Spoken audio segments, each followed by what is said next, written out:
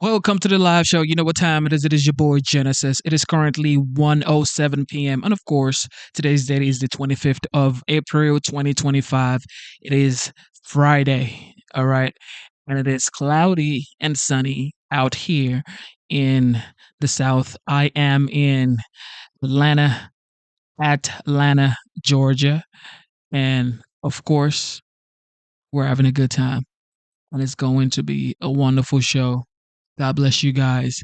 Thank you for tuning in. God bless you. God bless you. God bless you. God bless you.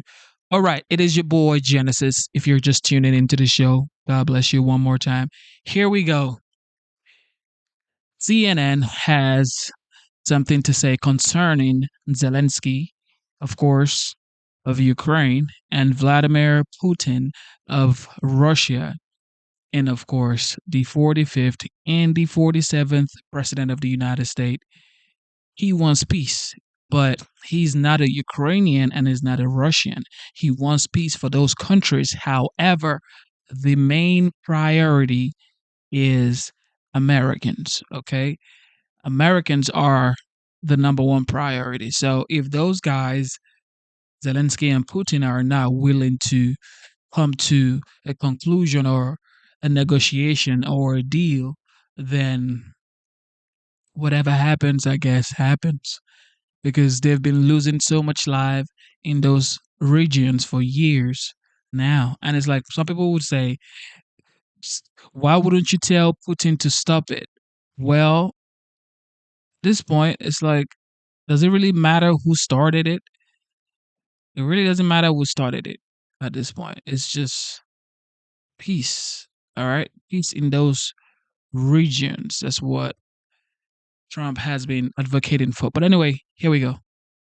Russia and Ukraine would include forcing Kyiv to recognize Russia's illegal seizure of Crimea in 2014.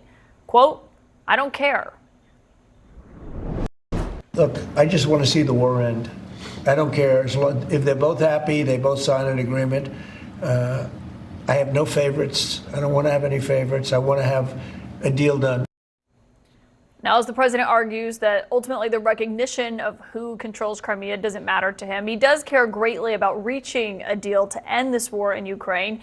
And we're told he's become increasingly frustrated that a peace agreement has proven so elusive so far, as he is now approaching his 100th day in office. The president told reporters today that he has no favorites when it comes to the outcome here, but he did also criticize President Zelensky for being what he said was more difficult to deal with than President Putin. I think we have a deal with Russia. We have to get a deal with Zelensky, and I hope that Zelensky, I thought it might be easier to deal with Zelensky. So far, it's been harder, but that's okay. The president's special envoy, Steve Witkoff, who you see here, is also expected to meet one-on-one with the Russian leader for a second time this Friday. This comes as Russian missiles are still striking Kyiv and Ukraine's second largest city, Kharkiv, tonight. As my source to start us off this hour is Trump's former national security advisor, Ambassador John Bolton. And Ambassador, when you hear what the president said about not having favorites here, obviously you served as his national security advisor. I just wonder what you make of that. Well, of course he's got favorites, and his favorite is not Russia. His favorite is Vladimir Putin, whom he thinks is his friend. Trump has already made major concessions to the Russians. He has said weeks and months ago that he would not support Ukraine being restored to its full sovereignty and territorial integrity, which is a rejection of the U.S. position and the NATO position going back to February 24th, 2022, when the Russians invaded. Trump has said that Ukraine will never become a member of NATO, which is a rejection of the U.S. position since 2008, when George W. Bush first advocated it. He said that there will be no NATO security guarantees. This basically lays down central elements of what Russia already wants, and that has affected the negotiations, which, by the way, have been more about a ceasefire than a permanent peace settlement. A permanent deal is a long way away. But what do you make of everything you just laid out there? Still hasn't resulted in a ceasefire. Why do you think that is? Because that amounts to surrender for Ukraine. these are the Russian positions that then give them the basis after they regroup and rebuild their army for the third invasion of Ukraine, to finish what Putin and the Kremlin began back in 2005, announcing it publicly to the world that they were about recreating the Russian Empire. And that includes, critically, getting control of Ukraine. This Trump approach to Russia, I think, is a critical mistake for the United States. This will be one of the biggest reversals of policy in history. It will have ramifications for American national security all over the world. And as Trump says, he doesn't really care about it. He just wants to do it to get the war behind him. That's all he really cares about. What do you make of how it seems he's very frustrated that he's approaching 100 days in office and still there is no agreement, nothing? Well, in part because he doesn't understand what this war is all about. He has said several times, including in the State of the Union message, he thinks the war is senseless. For very different reasons, neither the Russians nor the Ukrainians think that. The Ukrainians are fighting for their freedom and independence. The Russians are fighting to expand the Russian Empire. That's a hard position to compromise, whether Trump thinks it's senseless or not. Anybody who understands this history would appreciate that this is going to be more difficult than Trump and Steve Witkoff think. But if we see these reports turn out to be true, this, by the way, is Witkoff's fourth meeting with Putin on the subject of Ukraine. Witkoff has apparently been urging that sanctions against Russia, and particularly sanctions against the Nord Stream 2 pipeline, be revoked. This would be a huge further concession to Russia. Yeah, Politico is reporting that tonight. We haven't confirmed that yet, but as Steve Witkoff is on his way to meet with Putin on Friday in Russia, I want you to listen to what the vice president said about how ready the U.S. is basically to walk away from this.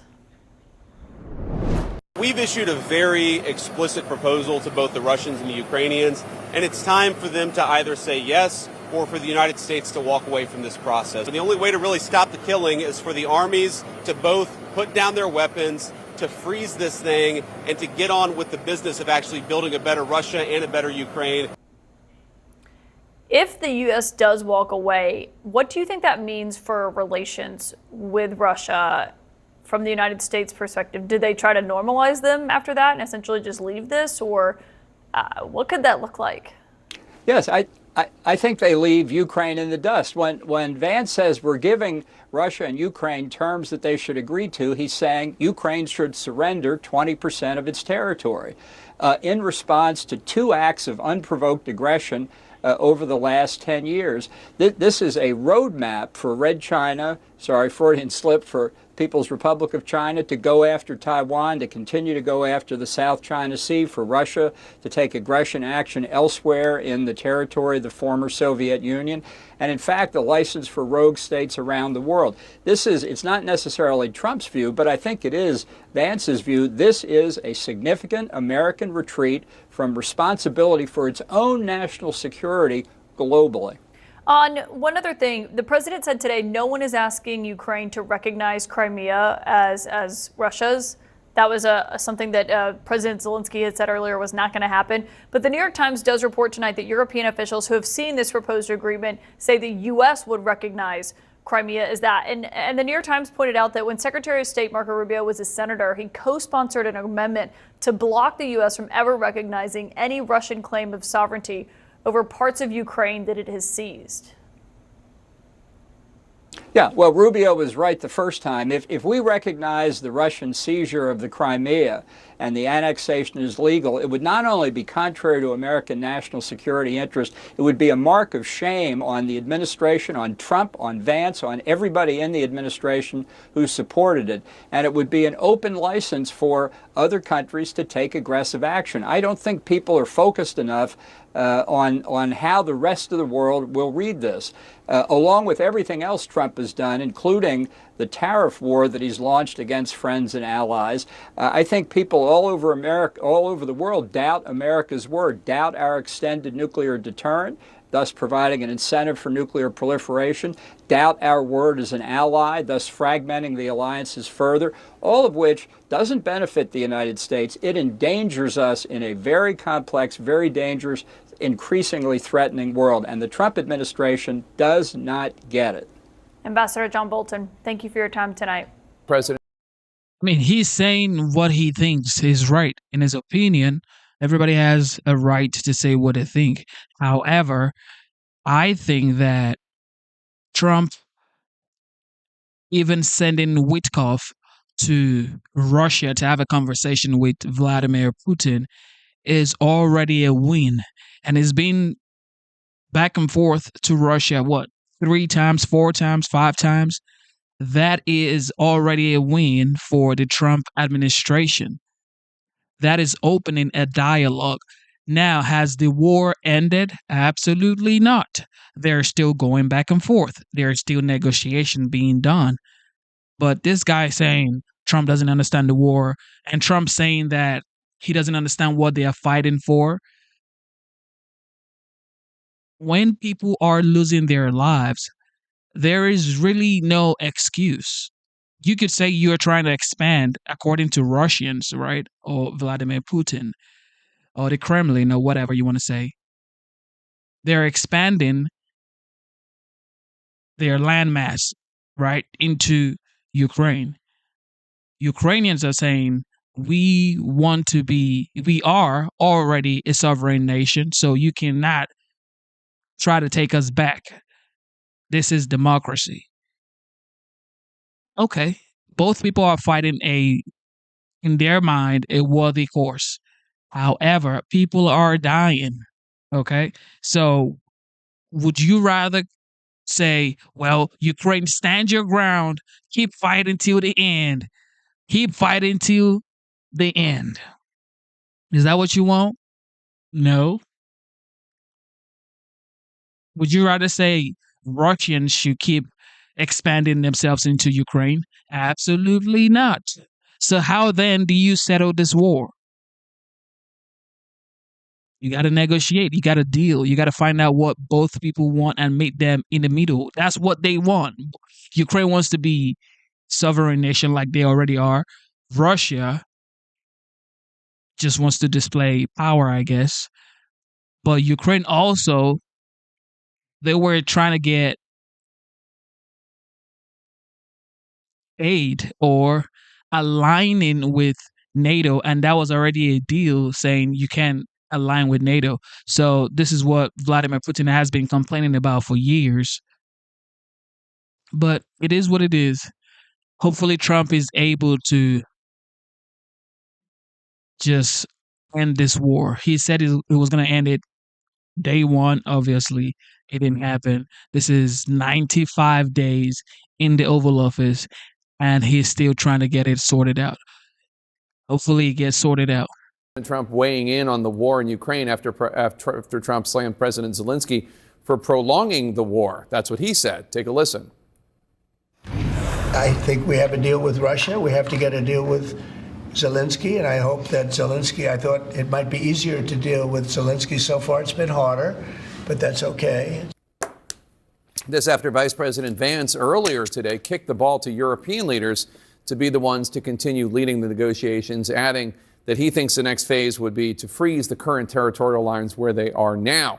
Now, back in Ukraine, the war has resumed in full force after that brief Easter respite. Today, a Russian drone struck a bus carrying people to work, killing 9, injuring 30, according to the Ukrainian government. Despite all this, British officials say Ukraine talks held in London were, quote, productive and successful, even after U.S. Secretary of State Marco Rubio backed out of attending the talks last minute.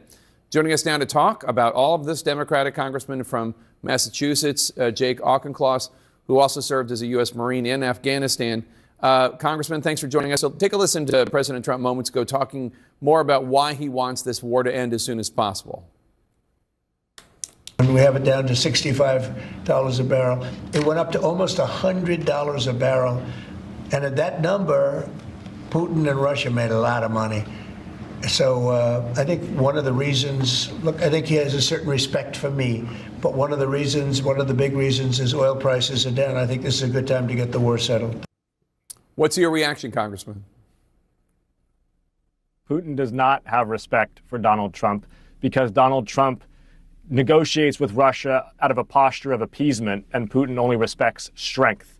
The way to conduct these negotiations is for the United States to state clearly, here is how we are going to ensure Ukraine's security. We are going to let it use the 300 billion euros in Russian frozen assets to field and equip a 1 million-man army. We are going to guarantee it freedom of navigation in the Black Sea. And it is going to enter the European Union so that it can have an EU rapid response force for security guarantees. That is how you negotiate with Russia, from strength, by declaring Ukraine's security and then seeing what Russia is willing to offer. You do not start the negotiations by giving them everything they asked. Well, one thing is for sure, that guy, he can say what he wants to say, but he's not the president of the United States. And the president of the United States was voted in with the assurance of over 70 million people knowing that he's capable because he's been president before, and they feel that he's capable of stopping the war, bringing back an economy that the people would triumph, that the people would essentially be successful in, a very secured border, low inflation. They trust him to do these things, and he's been doing it. So, I mean, first 95 days, and he's already done all of this stuff. I get it. Most people are just angry about the fact that he promised day one. Let's bring in retired four-star he General hasn't Jack Keane, delivered former on ending the Chief war. of Staff of the Army, now chairman of the Institute for the Study of War. He is also a Fox News senior strategic analyst. General, always great to have you on the show. The president appears to be remaining optimistic about this. It looks like there are hurdles in the way. Rich Edson was just saying that the president says he thinks the two sides want to make a deal. What about you, General? Do you think there is an appetite on both sides to get this deal done? Well, certainly, that's what makes this so difficult. I mean, largely there's always rhetoric to make a deal by both sides, but then when you really get down into the details of what that really means, sometimes the political will is not there. We're not at that point yet, but we do have a couple of indicators.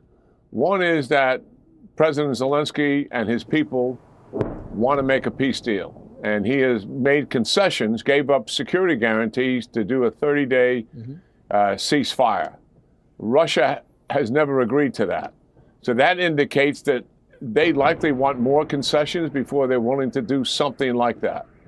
I do know that the talks in London that just occurred yesterday from a source involved and participating in that was Ukraine, United Kingdom, Britain, and France, and obviously the United States. They appeared to be very productive in the fact that they got to understand all of Ukraine's concerns going forward. And obviously they'll adapt some of those concerns as they expand what the strategic framework is for a deal. Russia was given the same piece of paper that laid out a strategic framework deal between Russia and Ukraine. We've yet to get the feedback on that. I think likely Wickoff has had the meeting with Putin, and the president probably has some feedback about all of that. So there's meetings upcoming in about a week. I think it'll be tough. This is the hardest part of any deal, is when you get down to the details. Look we had a stalemate in Korea, and we were never able to get a complete peace deal. We're in an armistice for all of these years.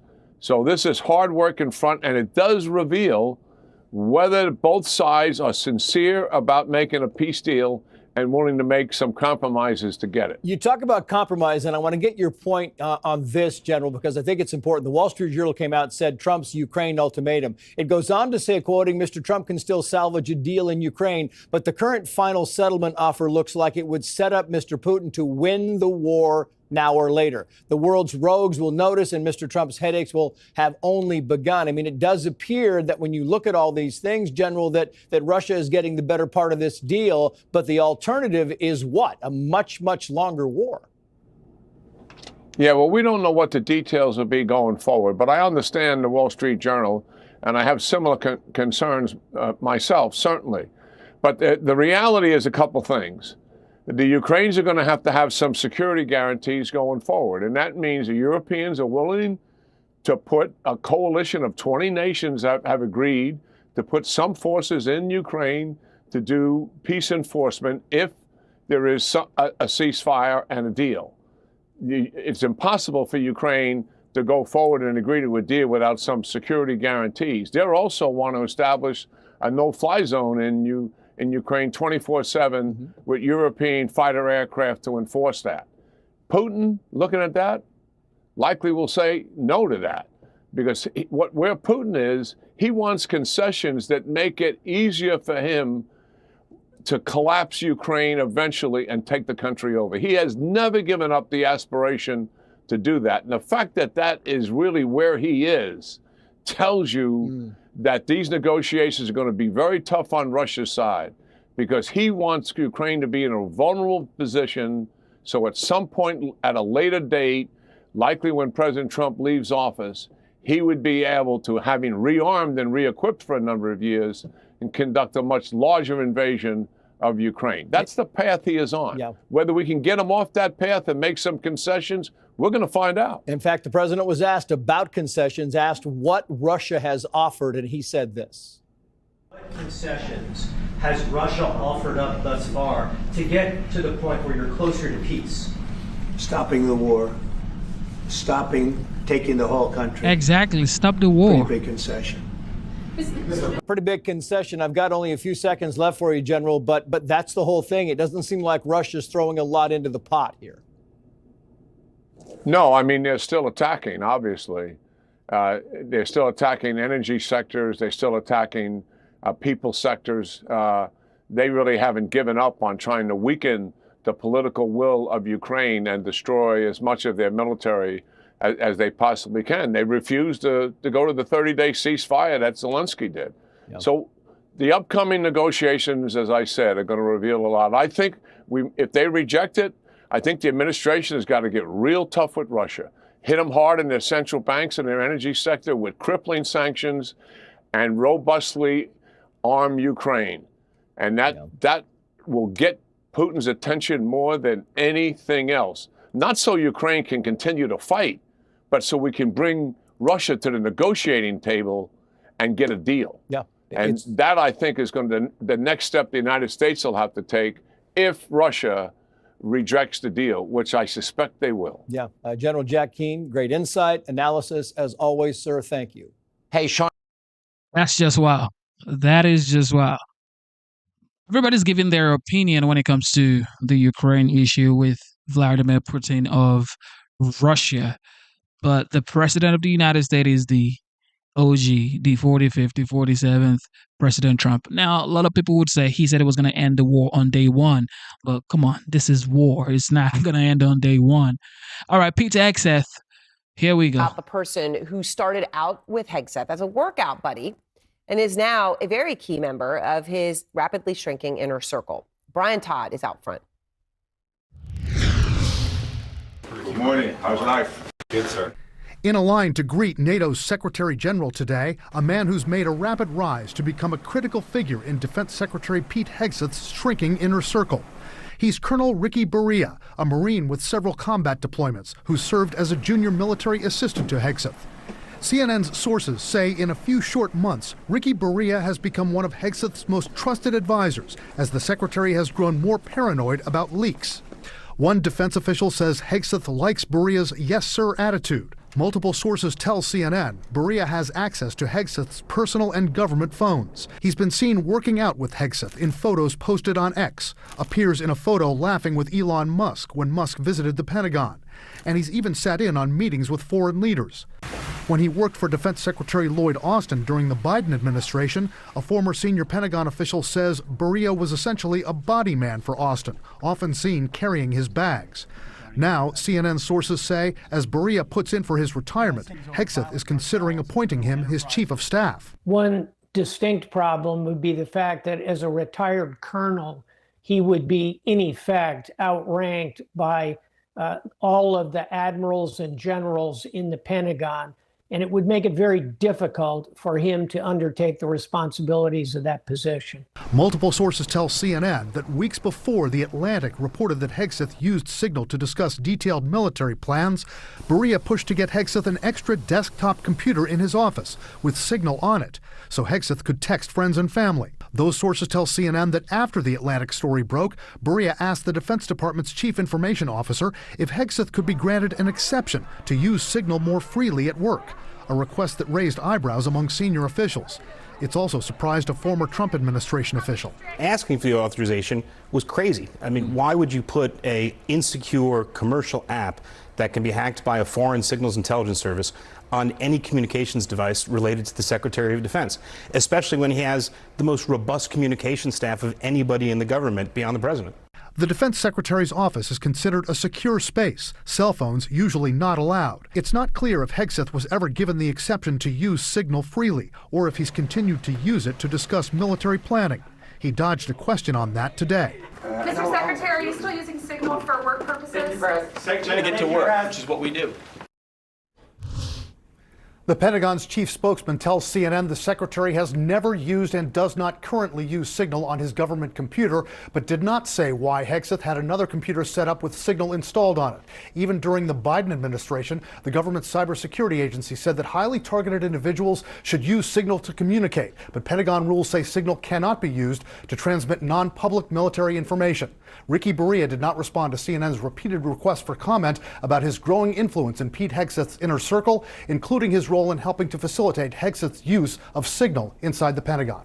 Aaron? Senior Pentagon officials tell me and Haley Britsky and Natasha Bertrand in our Pentagon reporting unit that Defense Secretary Pete Hegseth's new closest advisor helped set up Signal on a personal computer of his, Signal and text, on a personal computer of his at the Pentagon on his desk. And then that was before Signalgate broke. And then after Signalgate broke, they asked the Pentagon's chief information officer if he could still keep using Signal on this personal computer. What's your take on this? This is kind of just like flabbergasting. It's one story after another. I know how I actually help organize strikes against the Houthis. You're in your SCIF, which is a controlled compartmented facility. That's where our offices are. You're getting reports on something called SIPRNet. That's the secret system from CENTCOM. Of course, tell everybody. Times, what's happening. And you usually then report that on an even higher level system called JWICS to top secret system to others in the national security community. So the fact that it's on Signal, that type of information, is just wrong by any account. What about the second Signal chat where his wife and his brother and his lawyer are on it? Again, he should have come out in the beginning and said, you know, this job's maybe a little harder than I thought. I take full responsibility. It won't happen again. It's the constant dissembling and blame shifting that has been a huge problem here. Look, I know Trump does not want to make a change at the Pentagon. At some point, though, when he is expending political capital to defend his own Secretary of Defense, that's going to be a problem. And also, let's not lose sight here of the Houthi campaign. This has been going on now for 5 weeks. And I think there are real questions about the direction in which it's going. It's about a 6-month campaign. I know something about it because we helped develop it under the Biden administration. We handed it off in the transition. But, you know, is Hegseth paying attention to this? How's it going? I think those are questions that are worth asking because all these distractions, it's just so notable, Jake, that his own people have left the Pentagon and reported to the American people that the Pentagon is in a full-blown meltdown. Yeah, his former spokesman, John Uliad. That's that you need. The chain of command goes from the president to the Secretary of Defense, and then every military deployment around the world. That's how it works. That office is so critical. Discipline and professionalism in that office. It's about the protection of our country. President Trump took a lot of questions today in the Oval Office, quite a change from the previous occupant. But he also just finished an interview with the Atlantic's Jeffrey Goldberg, who was, of course, added to that infamous Signal group chat where sensitive military operations were discussed. Earlier today, President Trump wrote on Truth Social, quote, "I am doing this interview out of curiosity and as a competition with myself, just to see if it's possible for the Atlantic to be truthful. Are they capable of writing a fair story on Trump? The way I look at it, what can be so bad? I won." This, of course, comes as CNN is learning that a new advisor for Defense Secretary Pete Hegseth, quote, pushed to get Hegseth an extra desktop computer in his office that he could use Signal on, ostensibly for personal communication so he could more easily text friends and family from the Pentagon, the sources said. Let's go straight to the panel. Aaron McGuire, we'll start with you. So far, one House Republican, one congressional Republican, let's include the Senate too, Don Bacon was on the show. He called for He said if he was in charge, if he was the president, he would fire Hegseth because Of course they it would just fire upsets him so Hegseth. much, especially as a former Air Force general, that this information would be shared so irresponsibly. These folks could never support anybody that Trump supports. As long as he appoints them, he supports them, he speaks highly of them, they will already run the person's name to the ground, their reputation to the ground. Look what they're doing to Tesla. Look what they're doing to Elon Musk. They're literally vandalizing Tesla dealerships. And you expect us to think this is real? I don't know now. Do you think Hegseth should keep his job? What do you think? Yes. As of right now, all indications from the Trump administration and from Republicans in D.C. is Hegseth's still on good standing. Now, we all know that could change at literally any second and at any moment. But he's doing what Trump wants him to do. One, anytime a story comes out, he is fighting back. At the Easter egg roll, he went straight to camera and made his appeal to the president, pretty much, to be able to keep the job as this firestorm continues. They're using Twitter for rapid response right now, or X, about the story about the green room and whether or not he was adding lights to a makeup studio. Again, pushing back. They're being aggressive. That's what Donald Trump wants to see. But if you start to hear more whispers, more names come forward, because we're not even hearing it off the record, right? Because there is always times where in reporting it's, oh, one Republican's public, but behind the scenes, they're all saying the same thing. You're not hearing that yet. So Hegseth is still on solid ground across the board. And the White House continues to push back against that NPR reporting from earlier in the week that said that the White House was looking to replace him. So, Jonah, I mean, Hegseth did go out on the Easter egg roll day and give this defiant appeal, perhaps directly to President Trump. I mean, he said things that people in the know told me were just obfuscatory, just misleading, like the idea that that second Signal group chat was about media appearances and casual stuff. It was, until he started sharing war plans, and then it became something else. He wasn't war plans, if the question is, should he be fired? He shouldn't have been appointed in the first place. And if you just go by the standards that Pete Hegseth, my former Fox News colleague, said about Hillary Clinton and about national security and about maintaining secrets and stuff, by his own previous standards, he should be fired. The reason why I don't think you're going to see I agree with Aaron that there are not a lot of Republicans who are clamoring for him to go, is because first of all, who are you going to replace him with, and will he be better? And can you get anybody through the Senate right now? They just don't want to deal with it. So until Trump gets tired of him, they're just going to say, they're going to roll their eyes a lot. Today, the Atlantic's editor-in-chief sitting down with Trump for an interview 1 month after Goldberg wrote about the Signal group chat that he was inadvertently added to about all those war plans in Yemen. So why is President Trump doing it? Here is how Trump explains it. Quote, he's doing this interview out of curiosity and as a competition with myself, just to see if it's possible for the Atlantic to be truthful. Are they capable of writing a fair story on Trump? The way I look at it, what can be so bad? I won. But it also comes as we continue to learn more about the extent of Defense Secretary Pete Hegseth's use of the commercial messaging app Signal. Today, CNN reporting that after Goldberg's bombshell article, one of Hegseth's, quote, closest military aides made an unusual inquiry to the Defense Department's chief information officer. Would they grant an exception so that Hegseth could keep using freely? It is unclear if that request was ever approved. Joining our panel, CNN contributor, New York Times journalist, and podcast host Lulu Garcia. I mean, how do you even know if it wasn't approved? Along with the rest of our panelists. Lulu, how about I start with you on this one? I think, the bottom line is, as much as Donald Trump, aggressively trashes the quote-unquote mainstream media, legacy media, whatever you want to call it, he talks to all of them, right? Like all that time he was down kind of in exile at Mar-a-Lago, he was having book author after book author after book author through Mar-a-Lago. This is part of how he does business. Still, it is pretty remarkable. I mean, he obviously, he's going to be joined by two other journalists as well, Ashley Parker and Michael Scher, who he had openly trashed and said, absolutely not am I doing an interview with them. What's going on? Well, so first of all, the president's poll numbers are going south. So that's the first thing I would say. The second thing is that even though this president has been remarkably accessible when you think about compared to Biden, whom we never saw either in unscripted moments or certainly in sit-down interviews, President Trump hasn't done a lot of long sit-down interviews with the legacy media since he came into power. I'm actually struggling to think of one other than the Time magazine when he got the cover. So this is, first of all, remarkable. He doesn't need a long interview.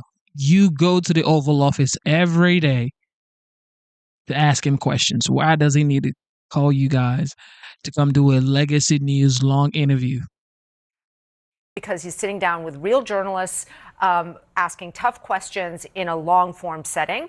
And so he did do it during the campaign with Time magazine. No, he didn't. No, right, during the campaign. But you're saying when he got the cover. When yeah. So, I think this is a moment for the president, to reach perhaps other audiences that aren't his traditional base. But also, it's grabby, right? He's not running for re-election, okay? He's solving issues. Came up with this incredible He's solving scoop problems about being now. put That's in what a he's signal doing. chat that had all these, secret war plans, and now he's getting, and now we're talking about it, and now we're talking about it, and he can't not want to take that and him mano a mano with Jeffrey Goldberg. It was almost the easiest scoop ever, I have to say, Ron. No discredit to Jeffrey Goldberg, who I obviously respect deeply. Trump is a creature of 80s tabloid New York, right? As Maggie Haberman pointed out in her book on him. I mean, he clearly believes there is no such thing as bad publicity. And he, as you're saying, he relishes the confrontation with my former colleagues at The Atlantic. But, in some ways, the fact that he is willing to sit down here is kind of less interesting to me than what he is making Republicans on the Hill do to defend. I mean, the pressure to defend the indefensible in Hegseth's behavior. That is, as students of authoritarianism will tell you, that is a hallmark of strongman leaders.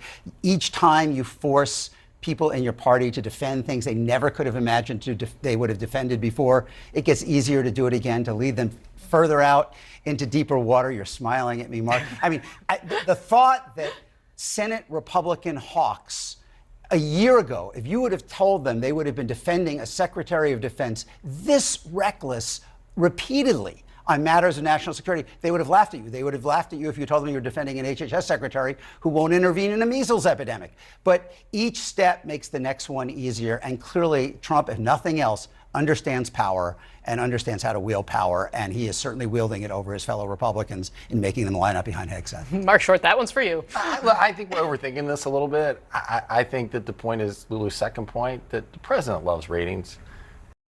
Isn't it just interesting that these folks can sit down for 25 minutes talking about how Pete Hegseth is so demeaning, is so incapable, is so bad, and is just a disgrace to the United States? Okay. But they would never talk about those people vandalizing Tesla dealerships. They would never talk about how secured the border is now. They would never talk about, inflation actually came down.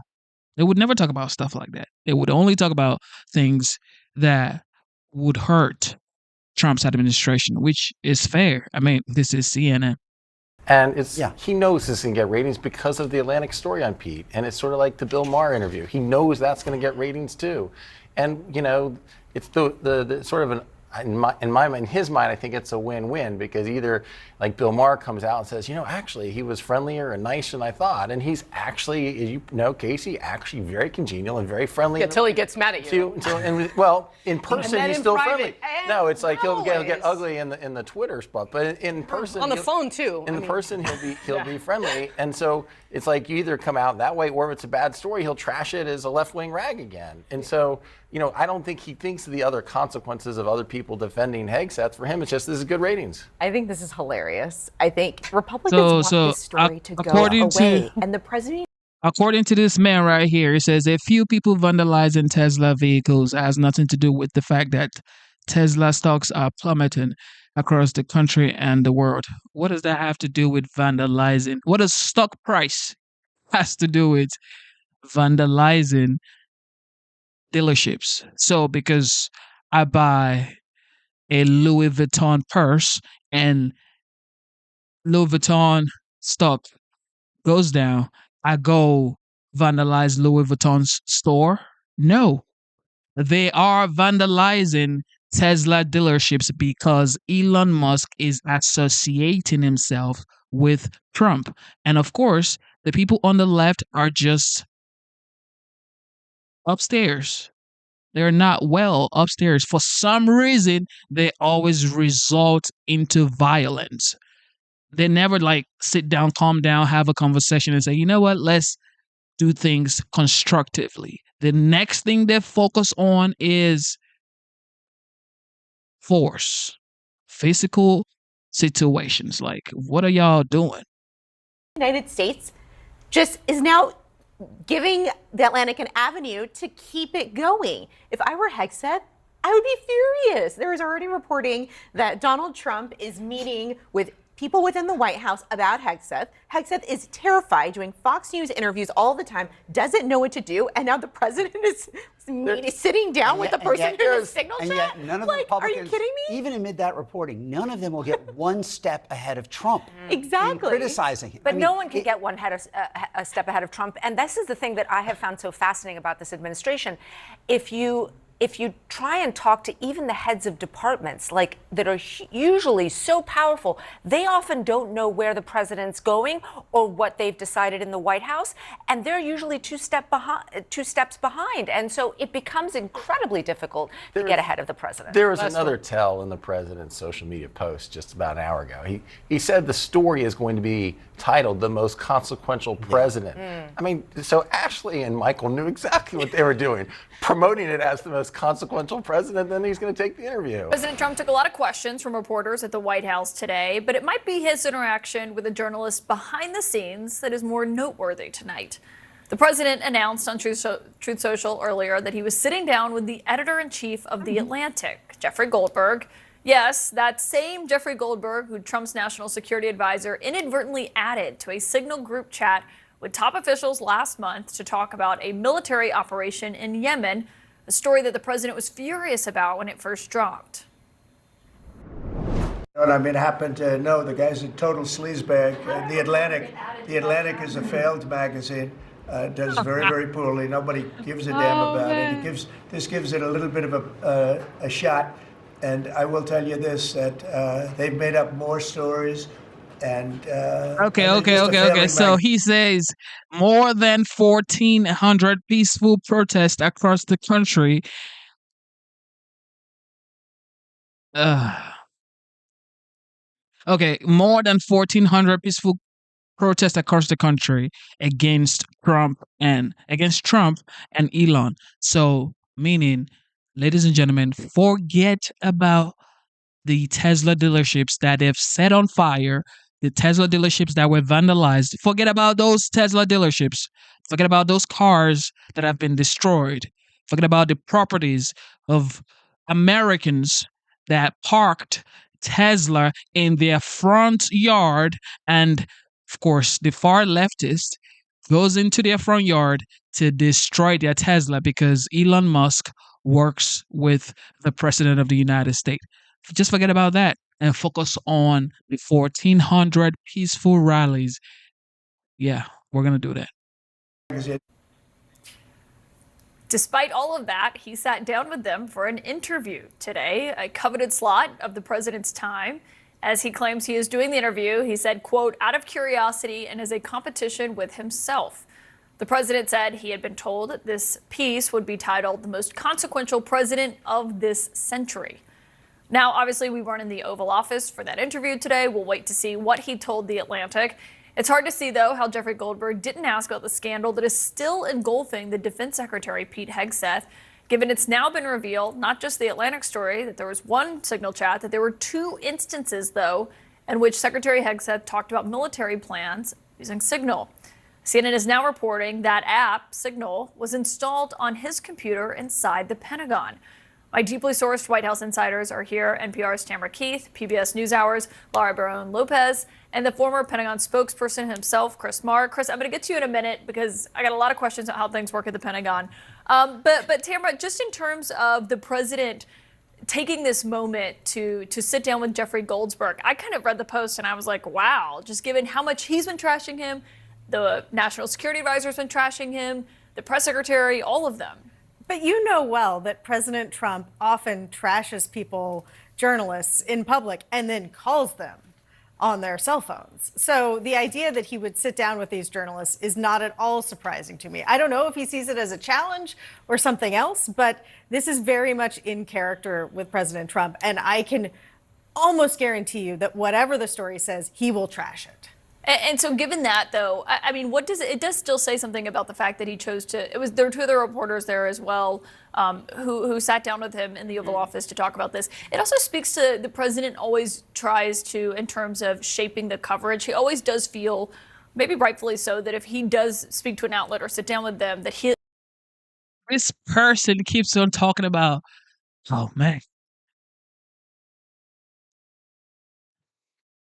his argument can at least get across in terms of what that looks like. That's true. And maybe he was enticed by what they said the article was going to be about, which is the consequences or a consequential presidency. And if it's consequential, can be positive or negative. It's not always necessarily positive, but at least if he's talking to them, the people that are writing this article, then you're right. He can get in what he wants to get in. And he enjoys, I think, a bit of the battle, which is what he forecasted in that tweet. Yeah, and he's obviously going to be asked about the Signal debacle that it has turned into. It has grown into this huge story now with the revelation of a second chat. It's also revealed so much of the infighting at the Pentagon that has come at the same time with this. I mean, does it have a chance to just continue that storyline in a way that maybe the White House doesn't want to? I don't think there's much they can do to stop this storyline from continuing. The leaks coming out of the Pentagon and all of pretty much every good Pentagon correspondent in this country has gotten a different little piece of a story about something involving Pete Hegseth and his inner circle. The knives are out, clearly, based on the stories that are coming out, the leaks, the CBS story about the makeup studio. Like these are stories that come out when you are in an agency that it's rejecting the host. Yeah, the makeup studio was less glamorous, I think, than maybe some people might believe. We saw the picture that the Pentagon posted. But Chris, you obviously worked there. I just wonder what you make of one, just this being revived, but the CNN reporting today that it was really becoming one of Pete Hegseth's most trusted advisors. His name is Colonel Ricky Buria, installing Signal on his computer so he could use it not just on his phone, which is, as you know, hard to use at the Pentagon for no service, but also on his work computer. Is that normal? No, it's not normal. This is fairly unprecedented. I didn't use Signal on any of my devices. We occasionally would use it to schedule meetings or something like that. We certainly did not use it to discuss classified sensitive information on operational details before those operations took place, as it sounds like Pete Hegseth did, not just with people that were part of the National Security Council, but on chains with his wife, with his lawyer, with people that have nothing to do with the Pentagon. So it's extremely concerning, and we're seeing a habit. He's a repeat offender. We don't even know how many of these chats are out there. But essentially, you had used it for mundane things, logistics, scheduling. So you had used it some, you just hadn't used it in the ways that we do know that where he was texting. Yeah, say it's the weekend and I'm out at the playground with my kid and I have my personal phone with me. I might get a Signal chat that says, hey, we're standing up a call to talk about Ukraine this afternoon. That's the sort of stuff I'm talking about, not, hey, the jets are about to take off to bomb Yemen, you know? What about this reporting from the Associated Press tonight that the secretary had an unsecured internet line set up in his office to be able to connect to Signal? How does that typically work in terms of using a government-secured internet line so people can't hack into it? I've never heard of anything like this. I think it exists in very limited circumstances where people have to do investigations or look at websites that would otherwise be blocked by the Pentagon servers. But it's really unprecedented. I would just say the Pentagon is a hard place to use your cell phone, and that's on purpose because cell phones are easy to hack. We've had 28 secretaries of defense who have had no issue communicating in the way that they need to. Literally, the Secretary of Defense has a guy walking right behind him with a backpack full of every communications device the secretary could need to reach anybody in the world at any time, day or night, up to and including the President of the United States. So the idea that he needed to have his personal computer, his personal cell phone in there to communicate is just like baffling to me, because it's not true. He literally has somebody there who can help him do that communicating.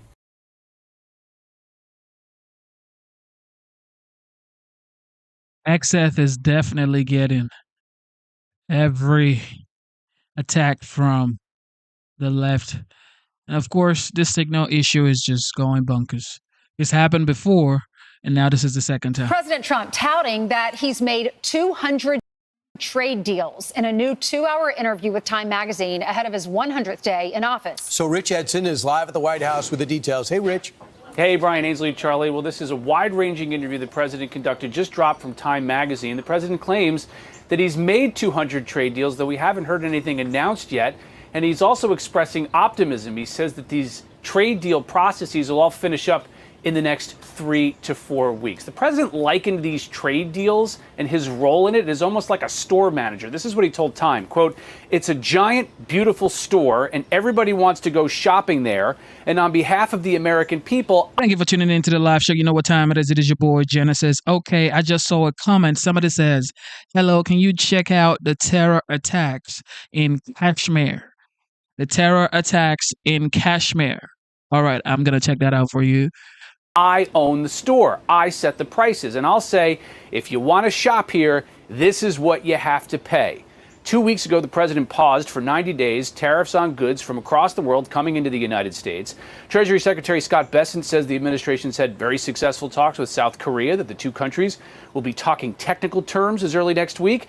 The president also says the U.S. and China are actively talking, though Chinese officials say there have been no productive negotiations. Now, this interview touched on a number of different subjects. The reporter asked President Trump if he'd be willing to meet with Iran's supreme leader. Trump said, sure. This as the two countries are in the middle of negotiations over Iran's nuclear program. They've had a couple of meetings so far. The next session is scheduled for tomorrow. Back to you. So, yeah, Thanks, that's Rich. Rich, a really long interview with Time Magazine, many of which are some of the questions that they ask. One of the questions about Doge, you have a godlike approach to So, the Kashmir situation, somebody said to look up.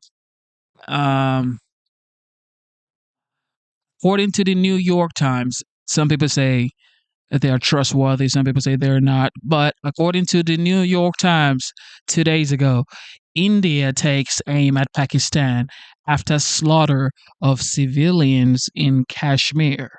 Is that what's going on in Kashmir right now? Is India going at it with the Pakistan people?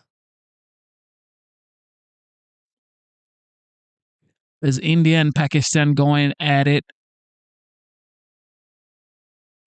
So, according to BBC a day ago, it says India will pursue Kashmir attackers to the end of the earth, says Prime Minister Modi.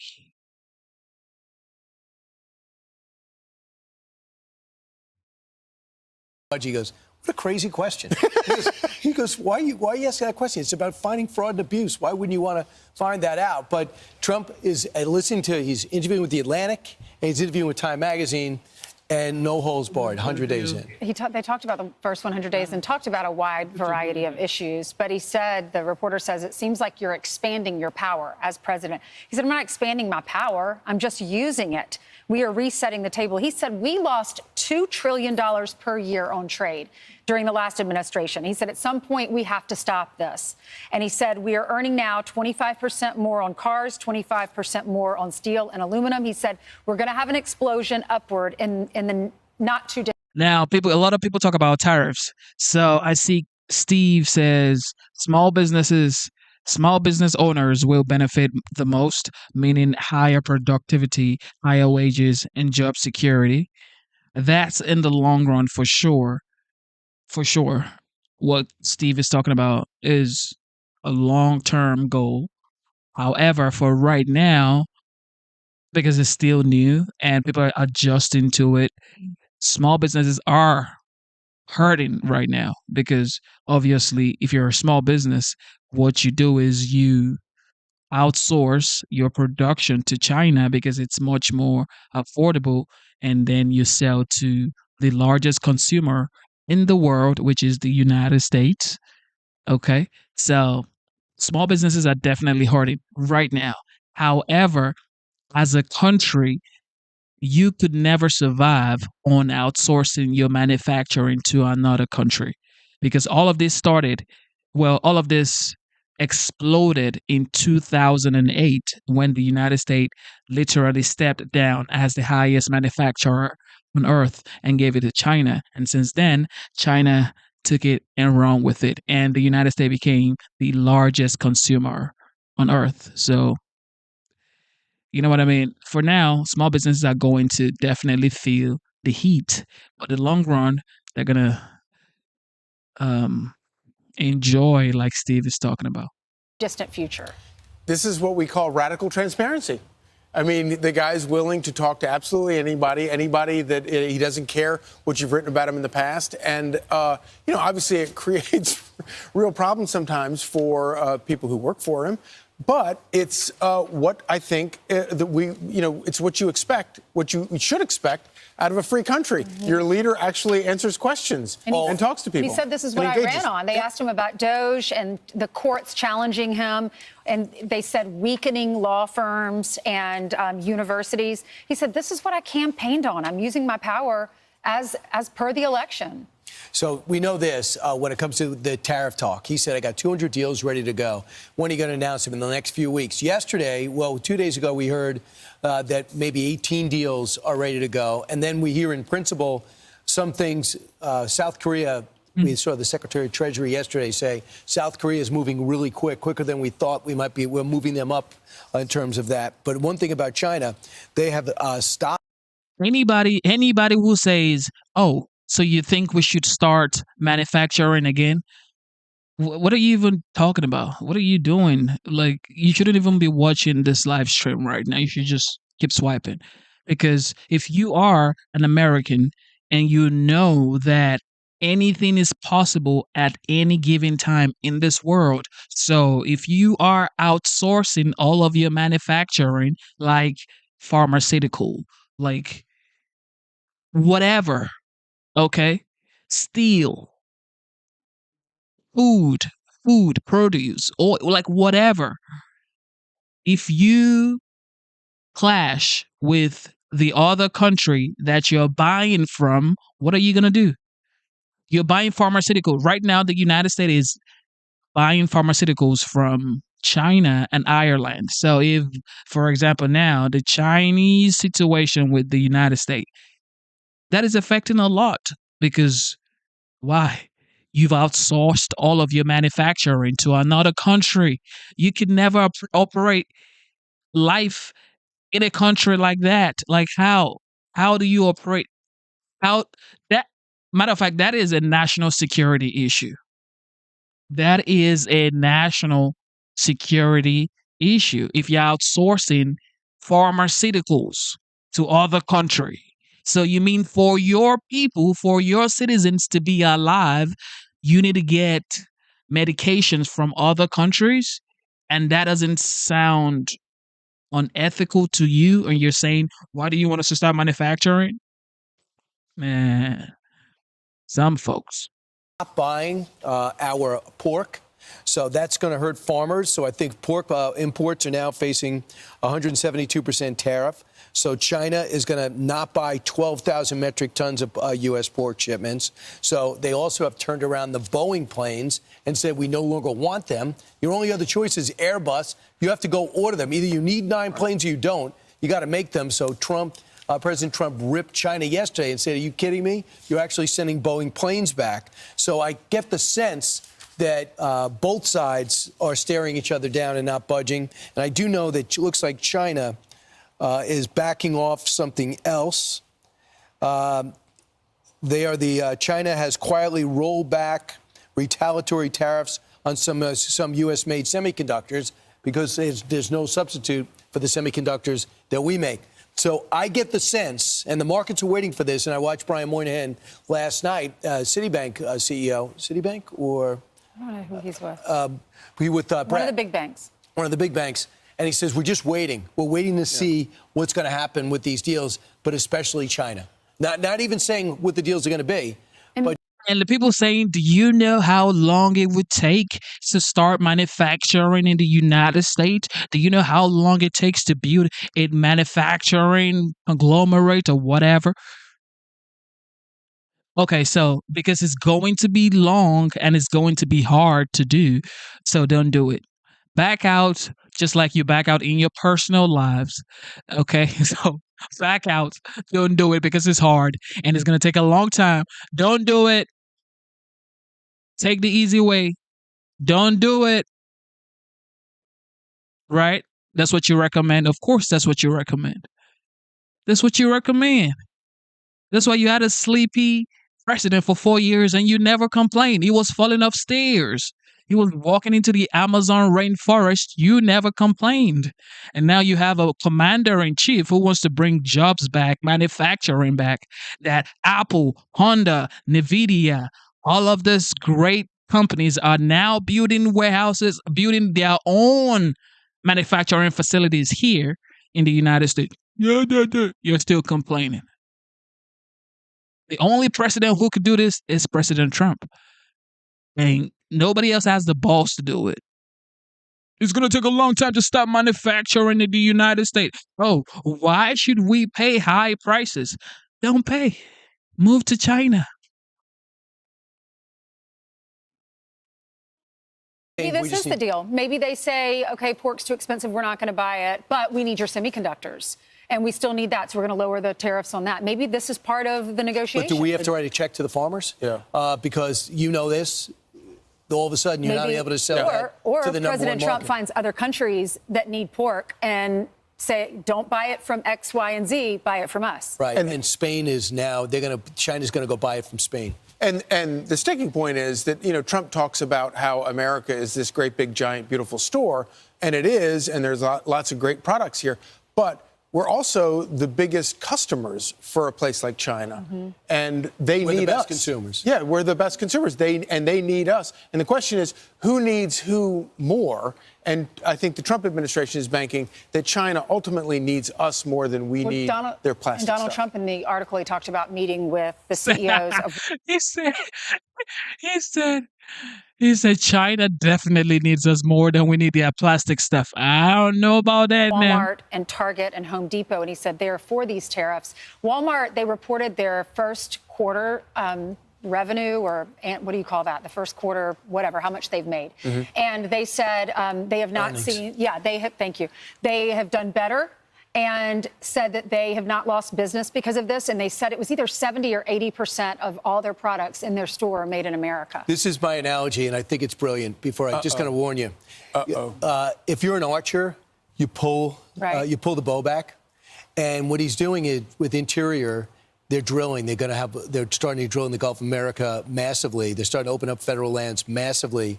At the same time, you have the big, beautiful bill. It's like, two months away. That's going to pull it back even further. And then as you pull in these deals, the easy ones, the Israels, the Vietnams, and then the bigger ones, the India, it goes back. And then when it's about to be let go, it's going to be the off-year elections.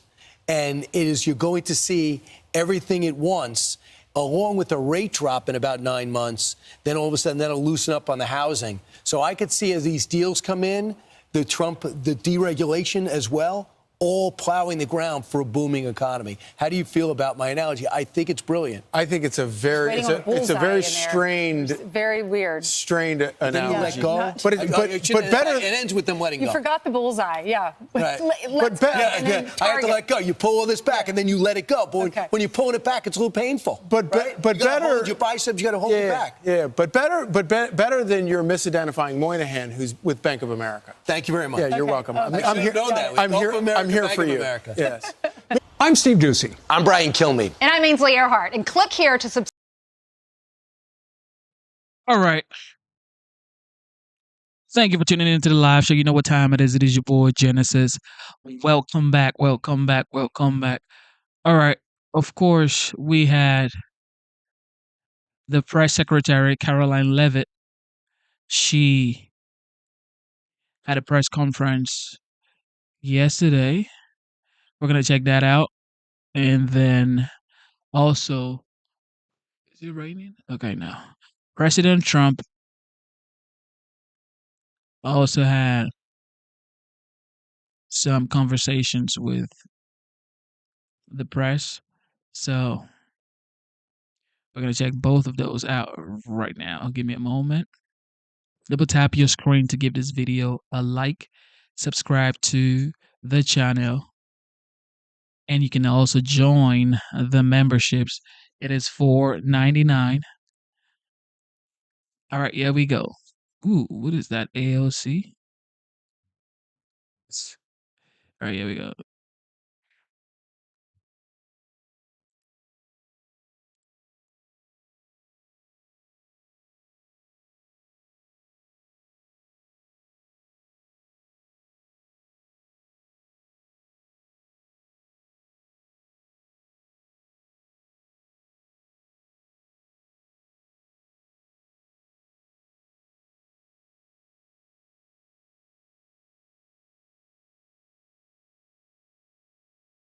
Good to see you all.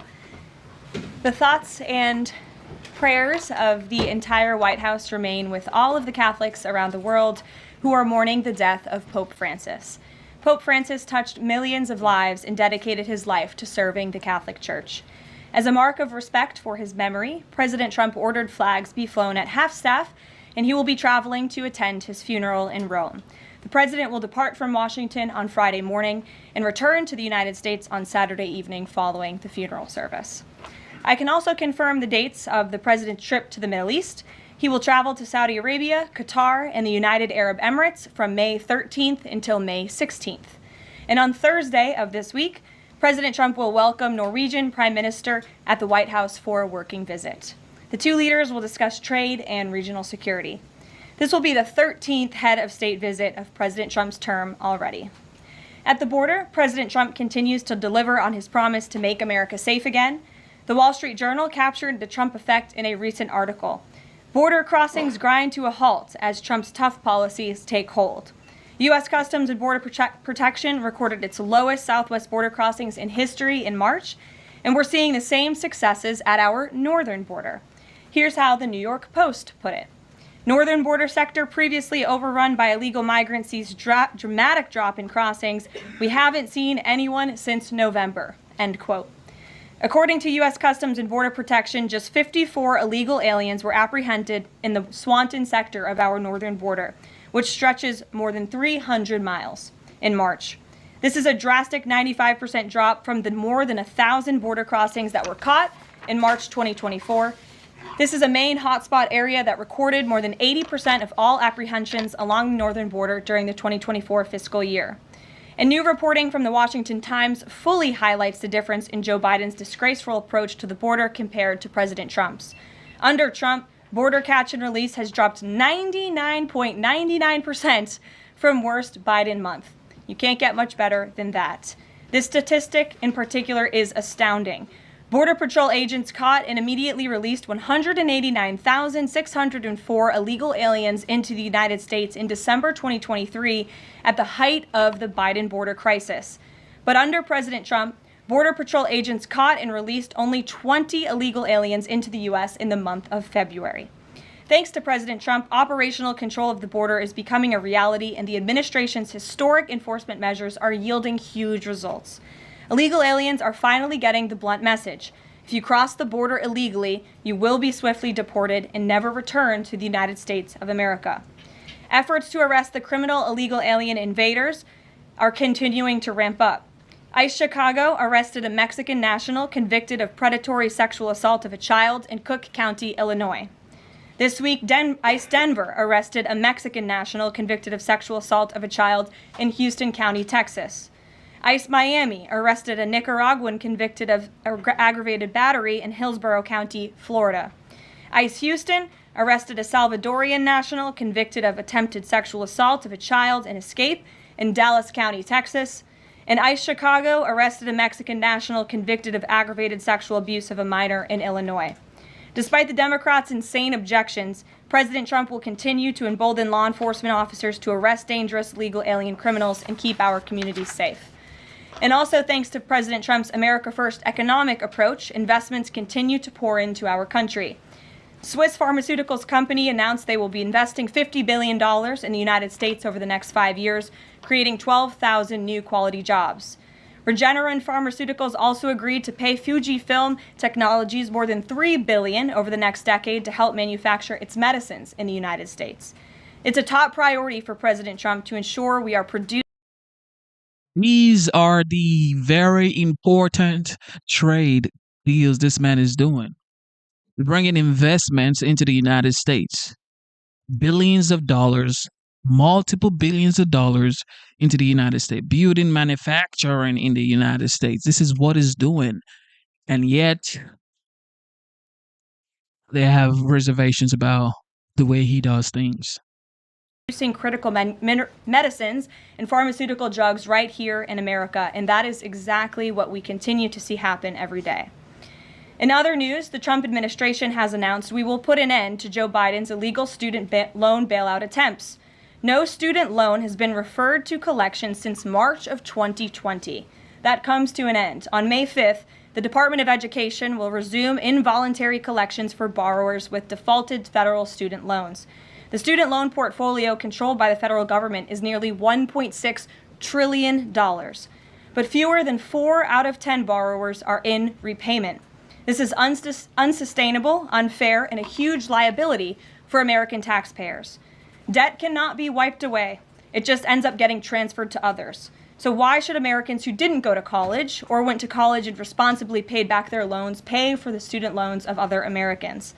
The Trump administration will never force taxpayers to pay student loan debts that don't belong to them. Student loan borrowers need clarity, and we're finally giving it to them. Borrowers will now be clearly expected to repay their loans, and those who default on their loan obligations will face involuntary collections. The government can and will collect defaulted federal student loan debt by withholding money from borrowers, tax refunds, federal pensions, and even their wages. America is $36 trillion in debt. We must get our fiscal house in order and restore common sense to our country. If you take out a loan, you have to pay it back. It's very simple. President Trump will not kick the can down the road anymore. Before we open it up to questions today, I want to commend our pool photographer who is in the room with us today. ABC News photojournalist Melissa Young is retiring after 44 incredible years on the job, covering here at the White House.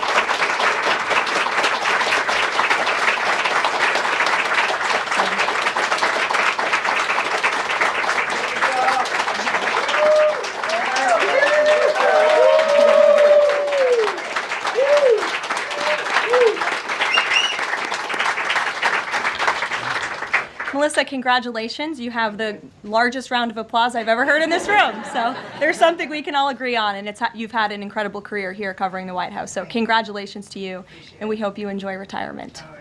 I'm sure you will. And everybody else in the room will be very jealous of you as you're enjoying your rest. All right, let's get to it. We have an individual in our new media seat today. His name is Tim Pool. He's a political commentator and a media entrepreneur with millions of followers, a very big platform. Currently hosts Timcast IRL, a daily news and discussions show, and The Culture War, a weekly podcast exploring cultural and political issues. His programs feature in-depth conversations on topics such as free speech, censorship, identity politics, and societal change, often engaging with a diverse range of guests. He's in Washington today because we are also hosting a local media row across the street in the Eisenhower Building, which is a testament to our commitment to bring new voices into the White House to cover the president and this administration. So, Tim, why don't you kick us off today? Yes. Many of the news organizations that are represented in this room have marched in lockstep on false narratives, such as the Very Fine People hoax, the Covington smear, and now what's being called the Maryland Man hoax, where an MS-13 gang member adjudicated by 2 different judges, I believe, is just simply being referred to as a Maryland Man over and over again. Now, in an effort from the White House to expand access to new companies, you've created this new media seat. So I'm wondering if you can comment on following this expansion, you've had numerous outlets disparage the companies that you've had sit here, as well as the reporters. I'm wondering if you could comment on the unprofessional behavior, as well as elaborate if there's any plans to expand access to new companies. Sure. Well, we certainly welcome diverse viewpoints in this room, which is one of the reasons we have you in here, and there's many new faces in this room in comparison to the previous administrations.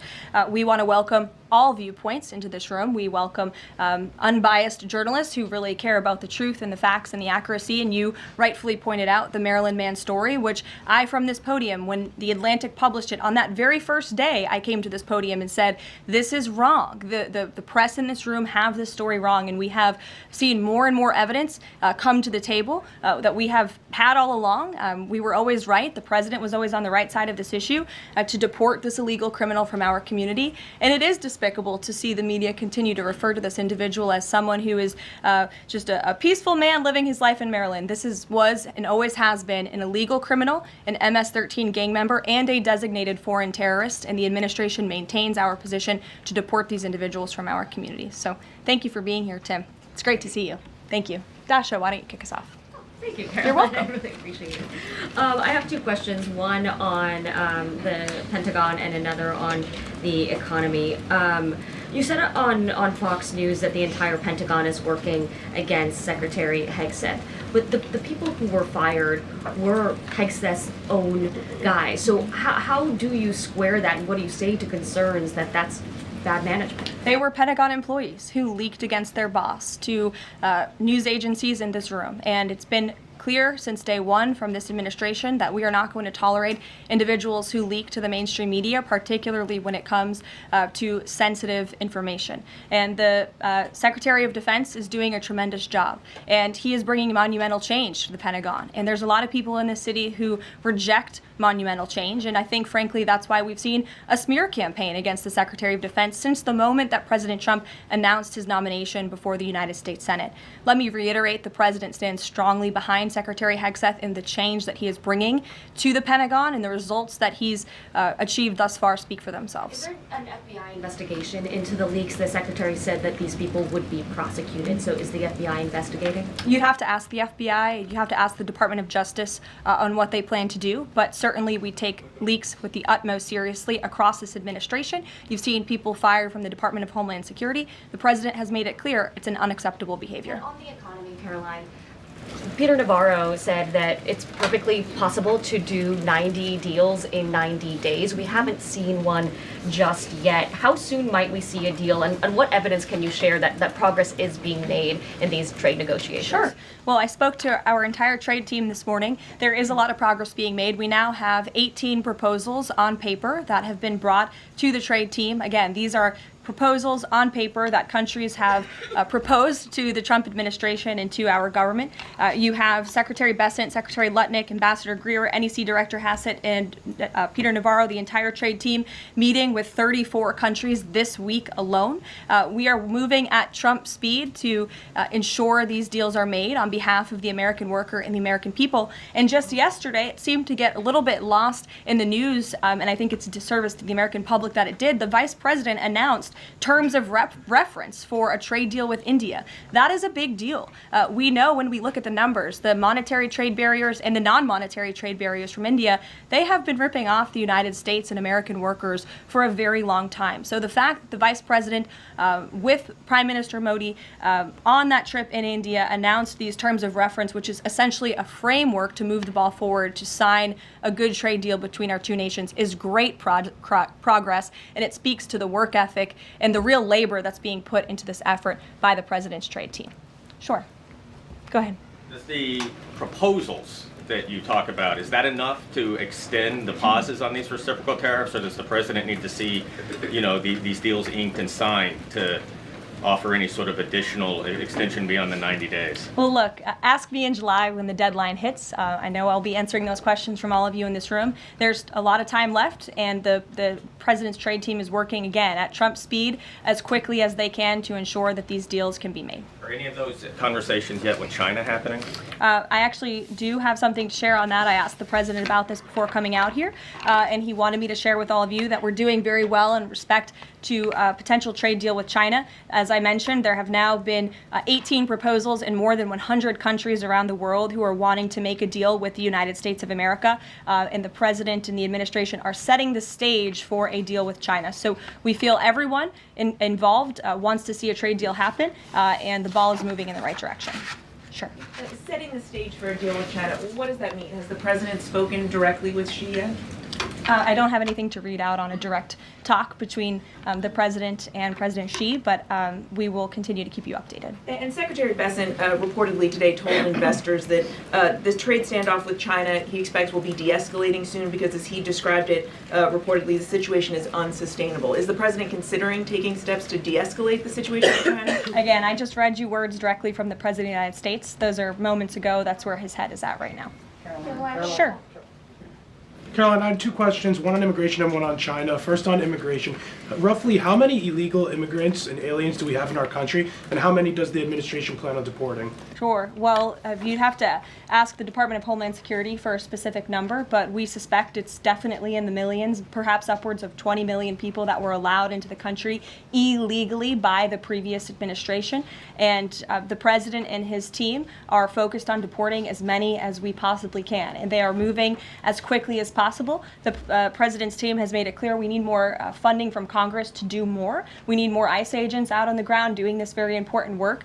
And we also need rogue district court judges to stop acting as judicial activists, trying to block the administration from deporting illegal criminals from our nation's interior. The American public elected the president to do this, and he's following through with that promise. And we have over 250,000 Chinese nationals in our country right now on student visas. Does the administration believe there's any national security concern when it comes to those over 250,000 Chinese nationals in our country? Well, as you know, when it comes to foreign visas, the Secretary of State has the right to revoke visas of those who we feel are acting in a adversarial way to our foreign policy interests here in the United States.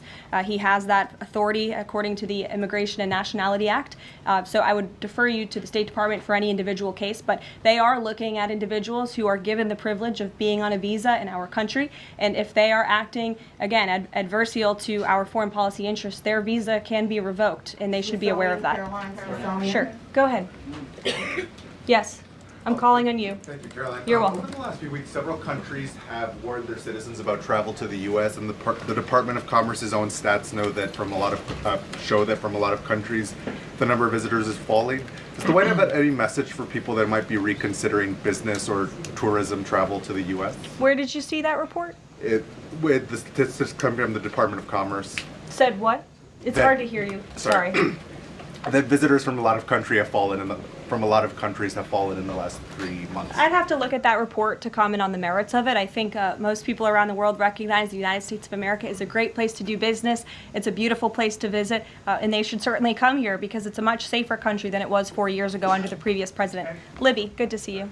Whoa. A question about this upcoming announcement from HHS to ban food dyes. During the first week of the administration, the FDA announced that it's pulling its plan to ban menthol cigarettes.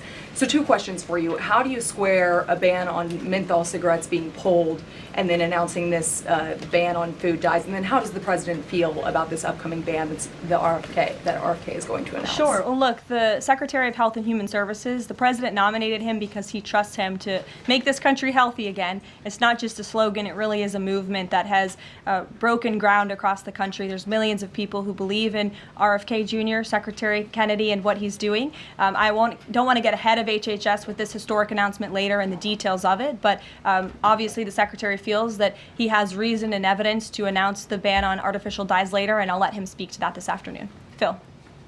The president started the process of reclassifying more than 50,000 federal employees as Schedule F. We've already seen him march through a number of government agencies. I'm curious, should we expect mass firings, or is this a case-by-case approach, a scalpel or a sledgehammer? Well, look, as you saw on Friday, the president put out a statement about it. The Office of Personnel Management reclassified workers. They're now called scheduled policy/career. And all the president is trying to do is ensure that federal workers are being held accountable for corrupt behavior. If they are engaging in corruption as a government worker, they should no longer have their job. I think that's pretty common sense.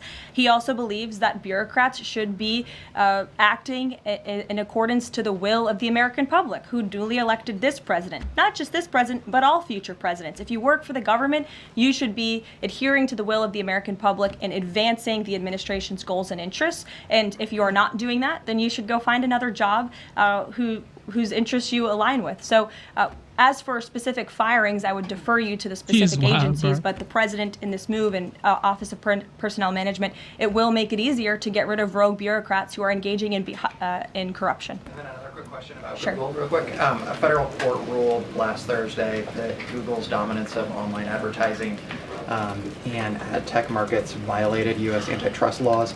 I know the president has spoken to a number of folks in big tech, and Google's CEO was even at his inauguration.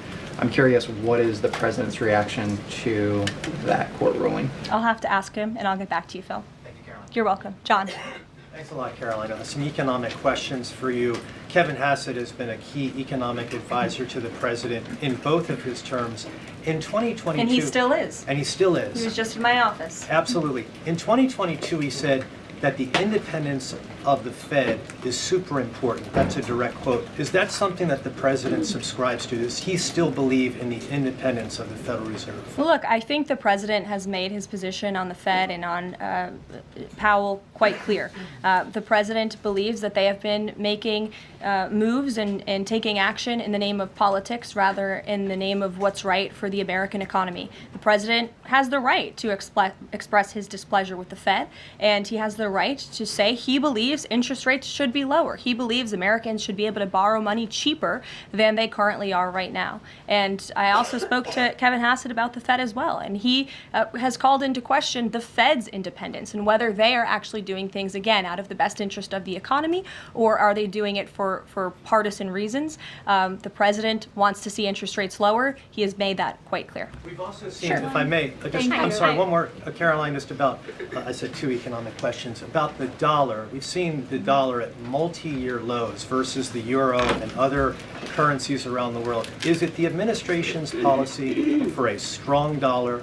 How does it view the dollar versus other currencies around the world? The president wants to see the dollar remain as the world's reserve currency for our long-term fiscal stability and our economic growth. He's been quite clear about that.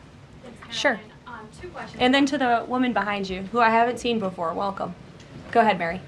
Earth Day and then the Supreme Court, if that's okay. That's right. It's Earth Day. Yes. Happy Earth Day, everyone. I saw the president truthing about the garbage pileup from China in the Pacific, and then I believe Lee Zeldin is headed to San Diego to investigate the pile of sewage from Mexico. Can you speak to what the White House has planned for Earth Day and anything in that arena? Sure.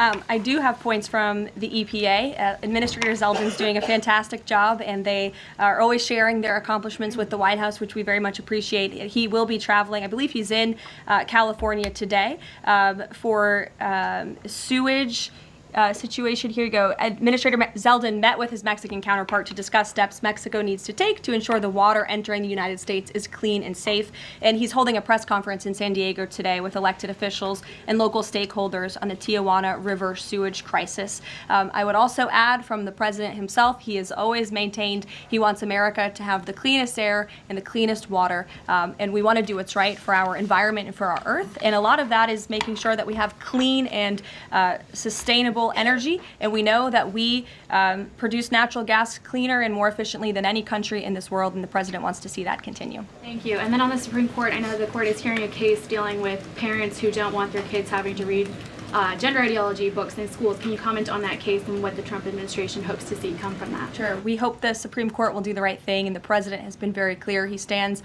on the side of parental rights, and he believes strongly that parents should have a greater say in their children's education and the content, if you will, that children are being exposed to in our public school system. Sure. Go ahead. Caroline, thank you. Hi. I'm Carolina Lumetta with World News Group. The administration ended some temporary protections for Afghans, including several hundred Christians who have been punished by the Taliban. Is the president considering any exceptions for Afghans who could face death or torture if they return to their home country? So let's just be clear about one thing. We didn't end that proactively. It expired, and it's because the previous administration illegally paroled millions of people, or hundreds of thousands of people, I'm sorry, into the country, and then gave them temporary protective status, which again is a temporary status. It's not a permanent status in this country. And if there are individuals here who came in through the Biden administration who want to claim asylum, there is a legal process to do that, and those cases will be adjudicated by a judge on a case-by-case basis. We have a legal immigration process in this country for a reason, and all this administration is trying to do is effectuate that. Reagan. Thank you, Caroline. I have 2 questions for you Sure. on immigration. March deportation numbers were down slightly from the same time period last year. SCOTUS recently ordered a pause on deporting Trinidad Tobago members with the Alien Enemies Act. I'm curious what other tools the administration is looking at to boost those deportation numbers. Sure. Well, we are obviously complying with the court's order. However, it was a temporary pause. The Supreme Court basically said, sit tight, and they will follow up with an order, and we're confident that the Supreme Court will rule on the side of law and recognize the president absolutely has the executive authority to deport foreign terrorists from our nation's interior under the Alien Enemies Act. We feel very strongly about that, and we're confident the courts will side with the president and his executive authority. As for deportations, we continue to deport illegal criminals under Title VIII, which is an immigration authority given to our Border Patrol agents and the Department of Homeland Security to deport illegal criminals from this country. And the administration continues to do that at record speed as quickly as they can with the resources that they have. The DOJ recently dropped charges against the MS-13 leader caught in Woodbridge, Virginia, with the idea that this will expedite the deportation process. Does the administration plan to drop charges against other criminal illegals to speed along the deportation process? You'd have to ask the Department of Justice. Obviously, that's within their purview, and I can't speak for them. However, it is our goal to deport as many illegal criminals and aliens from our country as we possibly can, as quickly as we can. Jackie. Thank you, Caroline. We've heard so much about this Saudi trip planning, and the president's mentioned it himself before, but I don't think we've ever heard on the record what he hopes to achieve in Saudi Arabia and what the purpose of the trip is. Sure. Well, the president looks forward to this. It was supposed to be his first foreign visit, but of course now he is going to Rome this weekend to honor the Pope and attend the funeral. The president looks to strengthen the ties between the United States and these countries in which he will be visiting. He'll be having many bilateral meetings and talks, and we look forward to the trip and hope to see many of you there. And the meetings in London this week, do they have any nexus with the plans in Saudi Arabia? I can't speak to that. However, I do have an update on meetings when it comes to the Russia-Ukraine war. I was just in the Oval Office with the President, Steve Witkoff, and they wanted everybody to know that the negotiations continue. We feel, again, we're hopefully moving in the right direction, and the special envoy, Steve Witkoff, will be heading to Russia again later this week to continue talks with Vladimir Putin. Is that why Rubio is not heading to London? Is he accompanying Witkoff to Moscow? I can't speak for the Secretary of State's travel schedule. I'd defer you to the Department of State. And more broadly, just about the peace agreement, the talks that are ongoing. Secretary Rubio had said that if things don't go the right way, that the U.S. might need to take a step back. What does stepping back look like? Is that a step back from brokering peace, or would that imply a broader withdrawal from U.S. support for Ukraine and the war? Look, I think it would be unwise for me to broadcast that from this podium. Ultimately, that's a decision for the president to make, but he's made it very clear he wants to see peace, he wants to see this war end, and he wants to stop the killing on both sides of this war, and he's been very clear about that for quite some time, and he has grown frustrated with both sides of this war, and he's made that very known. Brian. Thank you, Caroline. Last week, the president talked about nonprofit groups, specifically taking on Crew, and he hinted that there could be further actions taken against nonprofits. Does the White House have any plans for any sort of actions against NGOs, nonprofits, or other similar groups? Is any of that coming up? Is that being worked on at this time? I'll have to check in with our policy team and get back to you. Sure. Thank you, Caroline. Travis Gilmore with the Epoch Times. Are some colleges using taxpayer funds to further political agendas? And what is the administration's response to Harvard's lawsuit? Sure. Well, the president has made it quite clear that it's Harvard who has put themselves in the position to lose their own funding by not obeying federal law. And we expect all colleges and universities who are receiving taxpayer funds to abide by federal law. It's quite simple. And the president made it clear he's not going to tolerate violations of federal law. He's not going to tolerate illegal harassment and violence towards Jewish American students or students of any faith on our campuses across the country. And so we will be responding to the lawsuit in court. And again, it's quite simple. If you want federal dollars, obey federal law. And just to quickly follow up on China, any response to reports that China is targeting U.S. trade allies with potential retaliatory measures for supporting U.S. agendas? I think the numbers and the sheer number of countries that have reached out to the United States and reached out to this administration to cut good trade deals speak for themselves. The entire world knows that they need the United States of America and they want to do business here. And so we'll stay focused on cutting good trade deals on behalf of the American worker. Stephanie. Thank you, Carolyn. Can you give us any additional details from the president's call with Netanyahu today? I did speak to the president about it. It was a good call. They spoke particularly about Iran and the negotiations that are underway with Iran and the United States. And the president has made it very clear repeatedly, but I'll reiterate, there is no daylight between the United States of America and the state of Israel. He stands strongly behind our ally. He's made it quite clear when it comes to Iran that we want to see a deal, and Iran has a choice to make. But the president has also made it very clear, and he reiterated that in his call with Prime Minister Netanyahu today about the need for Iran to never obtain a nuclear weapon.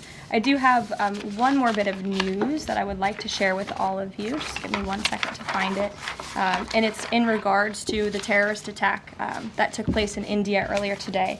The president has been briefed by the National Security Advisor, and he's being kept up to speed as more facts are learned. What we know already is dozens were killed and even more were injured in a brutal terrorist attack in a popular tourist location in South Kashmir.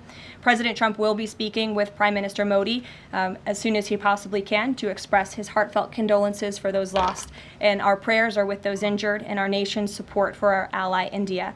These types of horrific events by terrorists are why those of us who work for peace and stability in the world continue our mission. So we'll give you a readout of that call later this afternoon. There's a lot of work to be had. You may hear from the president later this afternoon as well, and we'll see you all later. Thank you. Were any Americans? And thank you for tuning into the live show. You know what time it is. It is your boy Genesis. We just heard Caroline Levitt. She has been pretty much very brilliant with the words she chooses to use during her press conference inside the White House. And she's changing the press corps when it comes to asking questions here. She's bringing in podcasters and new, fresh ideas into the way questions are being asked in the White House. But with that being said, President Trump also met with the Prime Minister of Norway, the Norwegian Prime Minister, yesterday at the Oval Office. In the Oval Office, let's check that out. Thank you very much. We have Jonas Gahr Støre here, who is as you know, the Prime Minister of Norway. He's a great gentleman, highly respected, beloved in his country. And we've had talks on the war with Ukraine and Russia and trade. We're doing very well, I think, on both. We've had some pretty good movement in every respect. The war is very important that it ends with, I used to say, 2,500 people a week dying, young people, mostly soldiers from Russia and Ukraine. And we want to end that war. We want to end it quickly. And I think we've made a lot of progress. And we'll see what happens. This next few days is going to be very important. Meetings are taking place right now. Additionally, we talked about trade, and we get along very well on trade.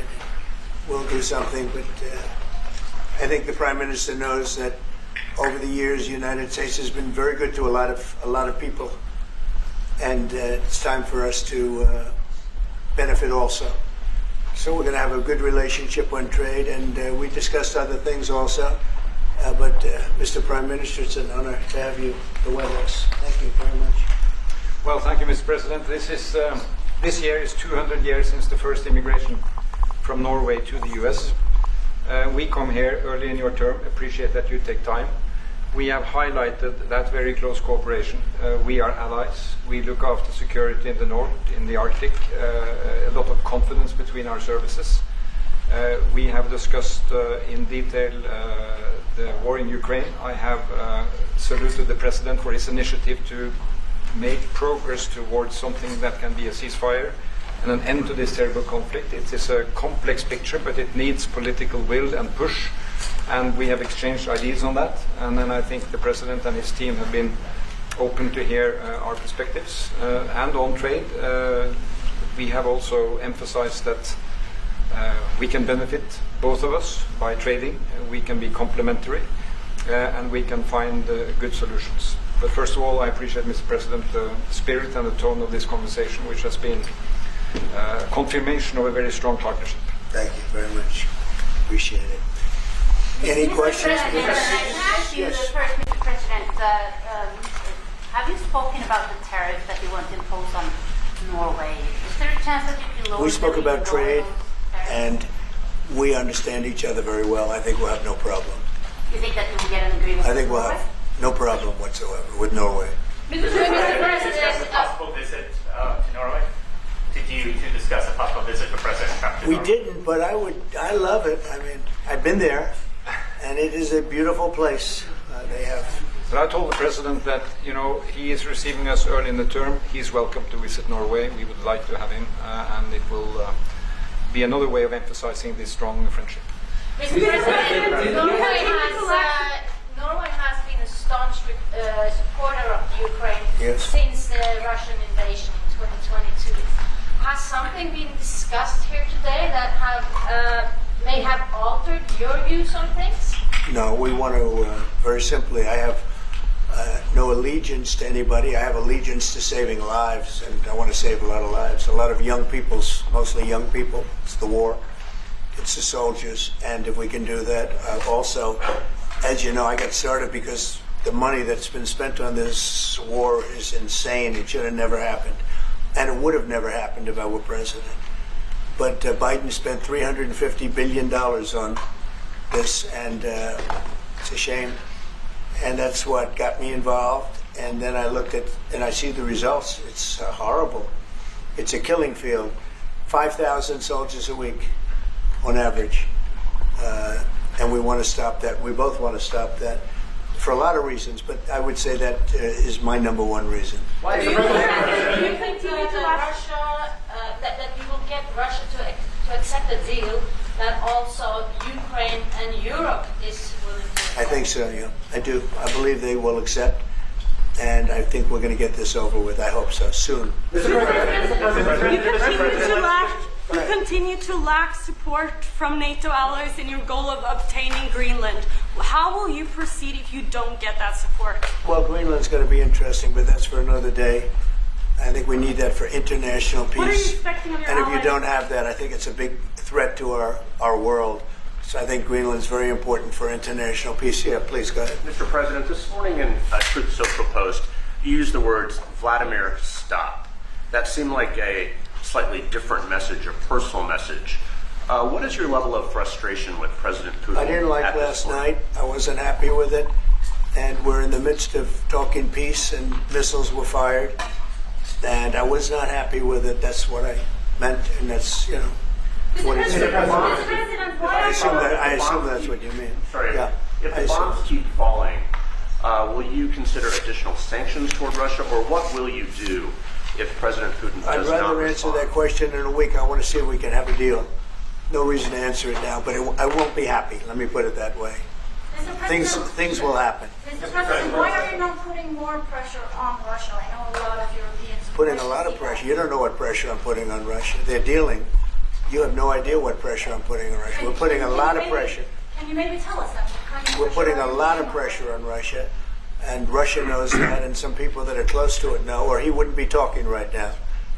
The Prime Minister understands that better than anybody. He wouldn't be talking right now. He's talking, and we're putting a lot of pressure. I think he wants to make a deal. We're going to find out very soon, but it takes two to tango.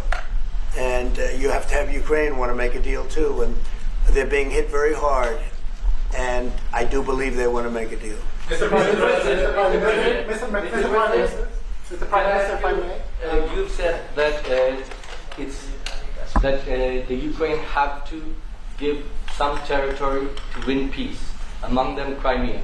Do you stand by that? And I know that the former NATO General Secretary today has told you that he does not agree and he believes in territorial integrity of the Ukraine. How will you deal with that with your allies? And do you stand by that Ukraine have to give? Former Secretary General happens to be right here, so they can't put words in his mouth. He's been a great general, frankly. It was because that's what you are. Really, you're a general. But he's been a great Secretary General. We had a tremendous relationship, very successful, and I think he could speak for himself. He's right here. But do you still agree that Ukraine have to give some territory away to win peace? Well, it depends what territory. They've been fighting. They've lost a lot of territory. We'll do the best we can. Working with Ukraine, we'll do the best we can. But they lost a lot of territory. When you say Crimea, that was handed over during a president named Barack Hussein Obama. That had nothing to do with me, Crimea. That was 11 years ago with Obama.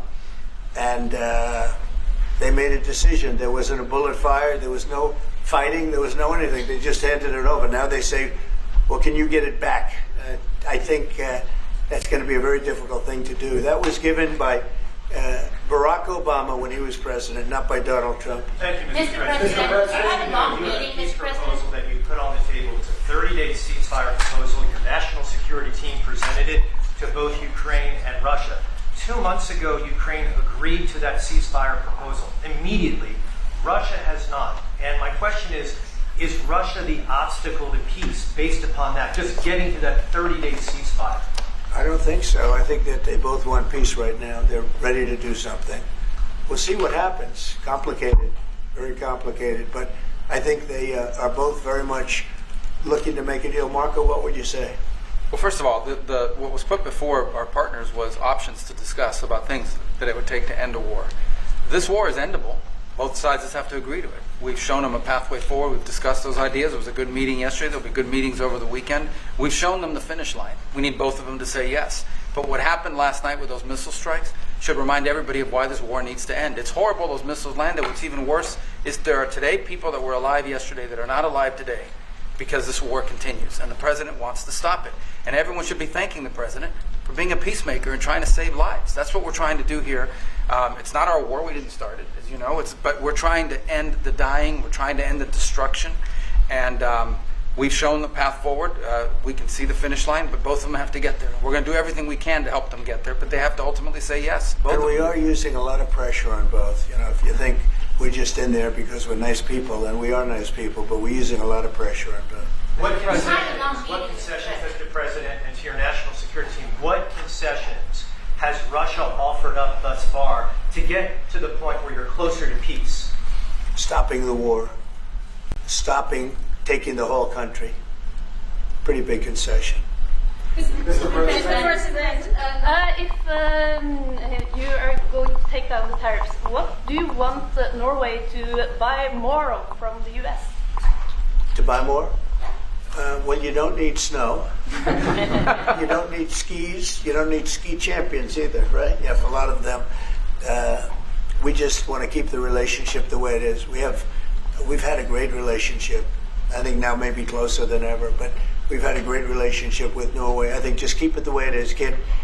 You can't do better. Really? Not even by, say, a fight? Well, if they want to give us some additional concessions, that's okay. You can't do much better. Yes, yes. Mr. President, you had a long meeting with Norway today. You said that Norway is doing a lot of things right, but on the Ukraine, if I can ask both you and the Prime Minister, did you find common ground today on Ukraine and the peace plan? Totally. It's totally common ground.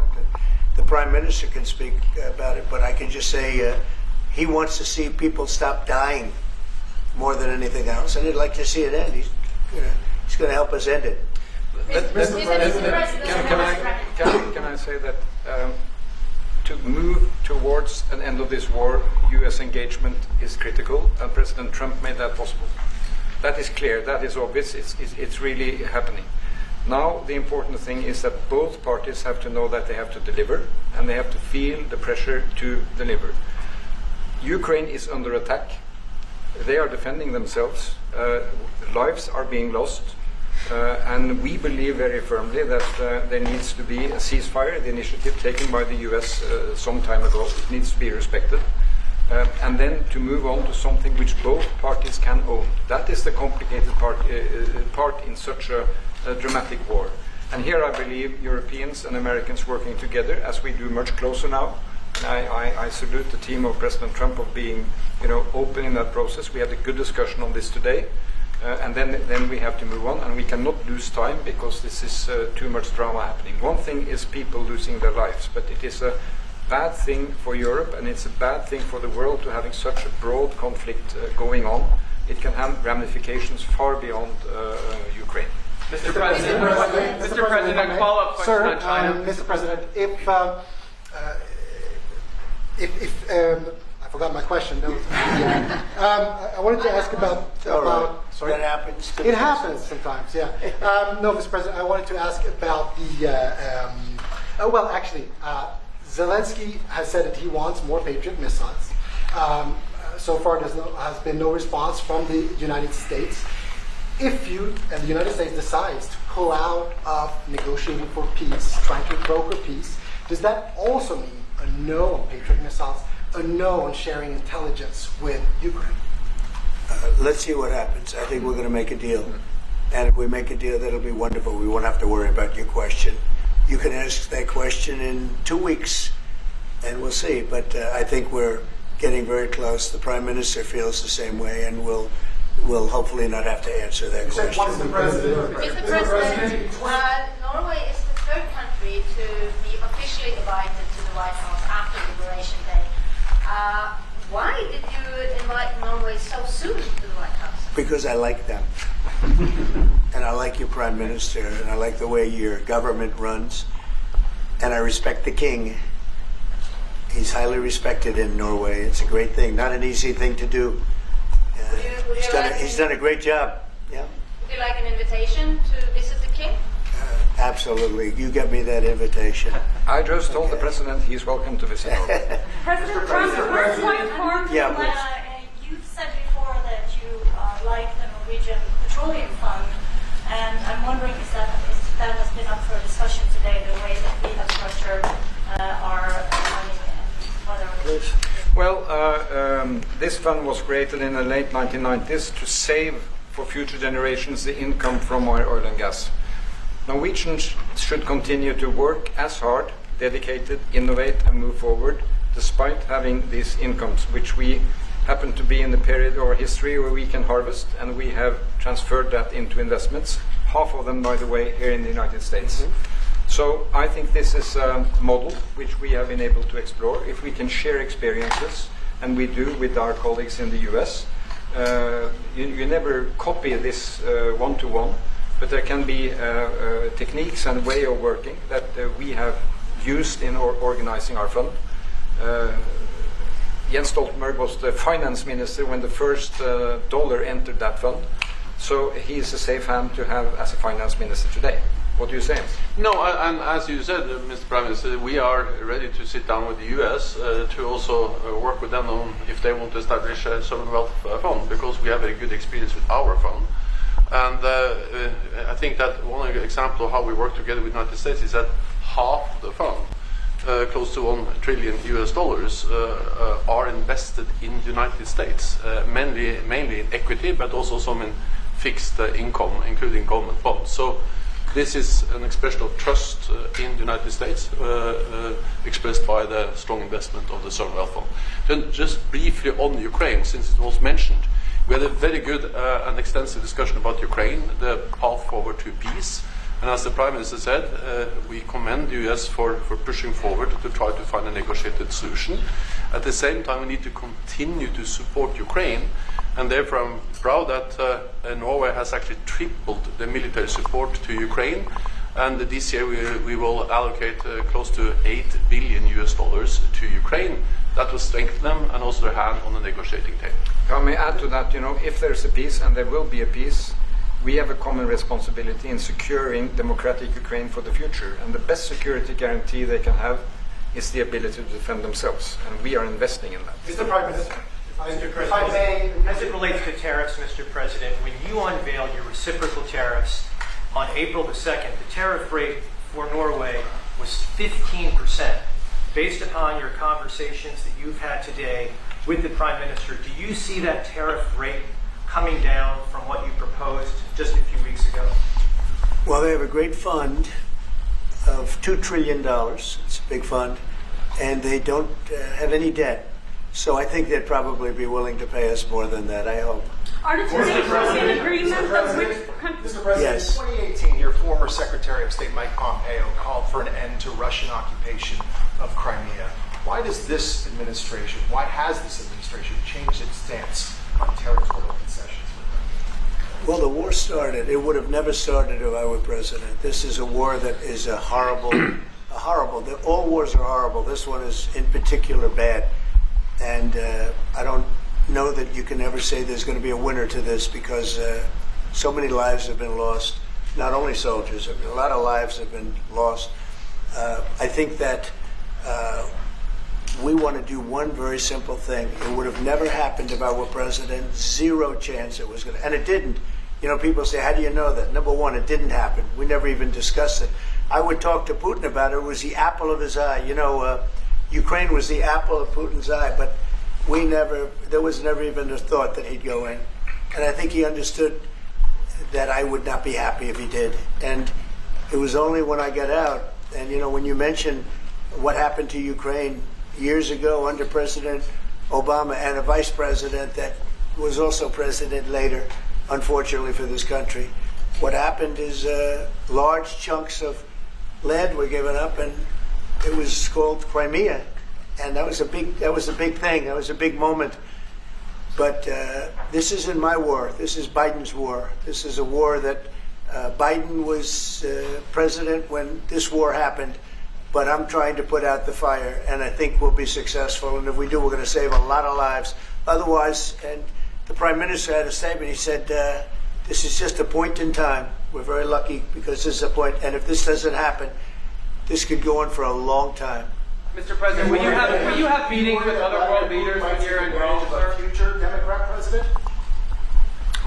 I don't think he will. I think he wants to make peace. I think he wants to end it, and I feel pretty confident of that. But we're gonna know pretty soon. Mr. President, will you have meetings with other world leaders when you're in Rome? Yes, I will. Which leaders do you want to meet, sir?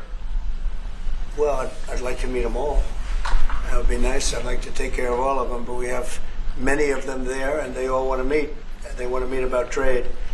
And we are making some great inroads and great deals. You might want to speak about that, Mr. Secretary. We had a very successful bilateral meeting with the Republic of South Korea today. We may be moving faster than I thought, and we will be talking technical terms as early as next week, as we reach an agreement on understanding as soon as next week. So South Koreans came early. They came with their A game, and we will see if they follow through on that. Do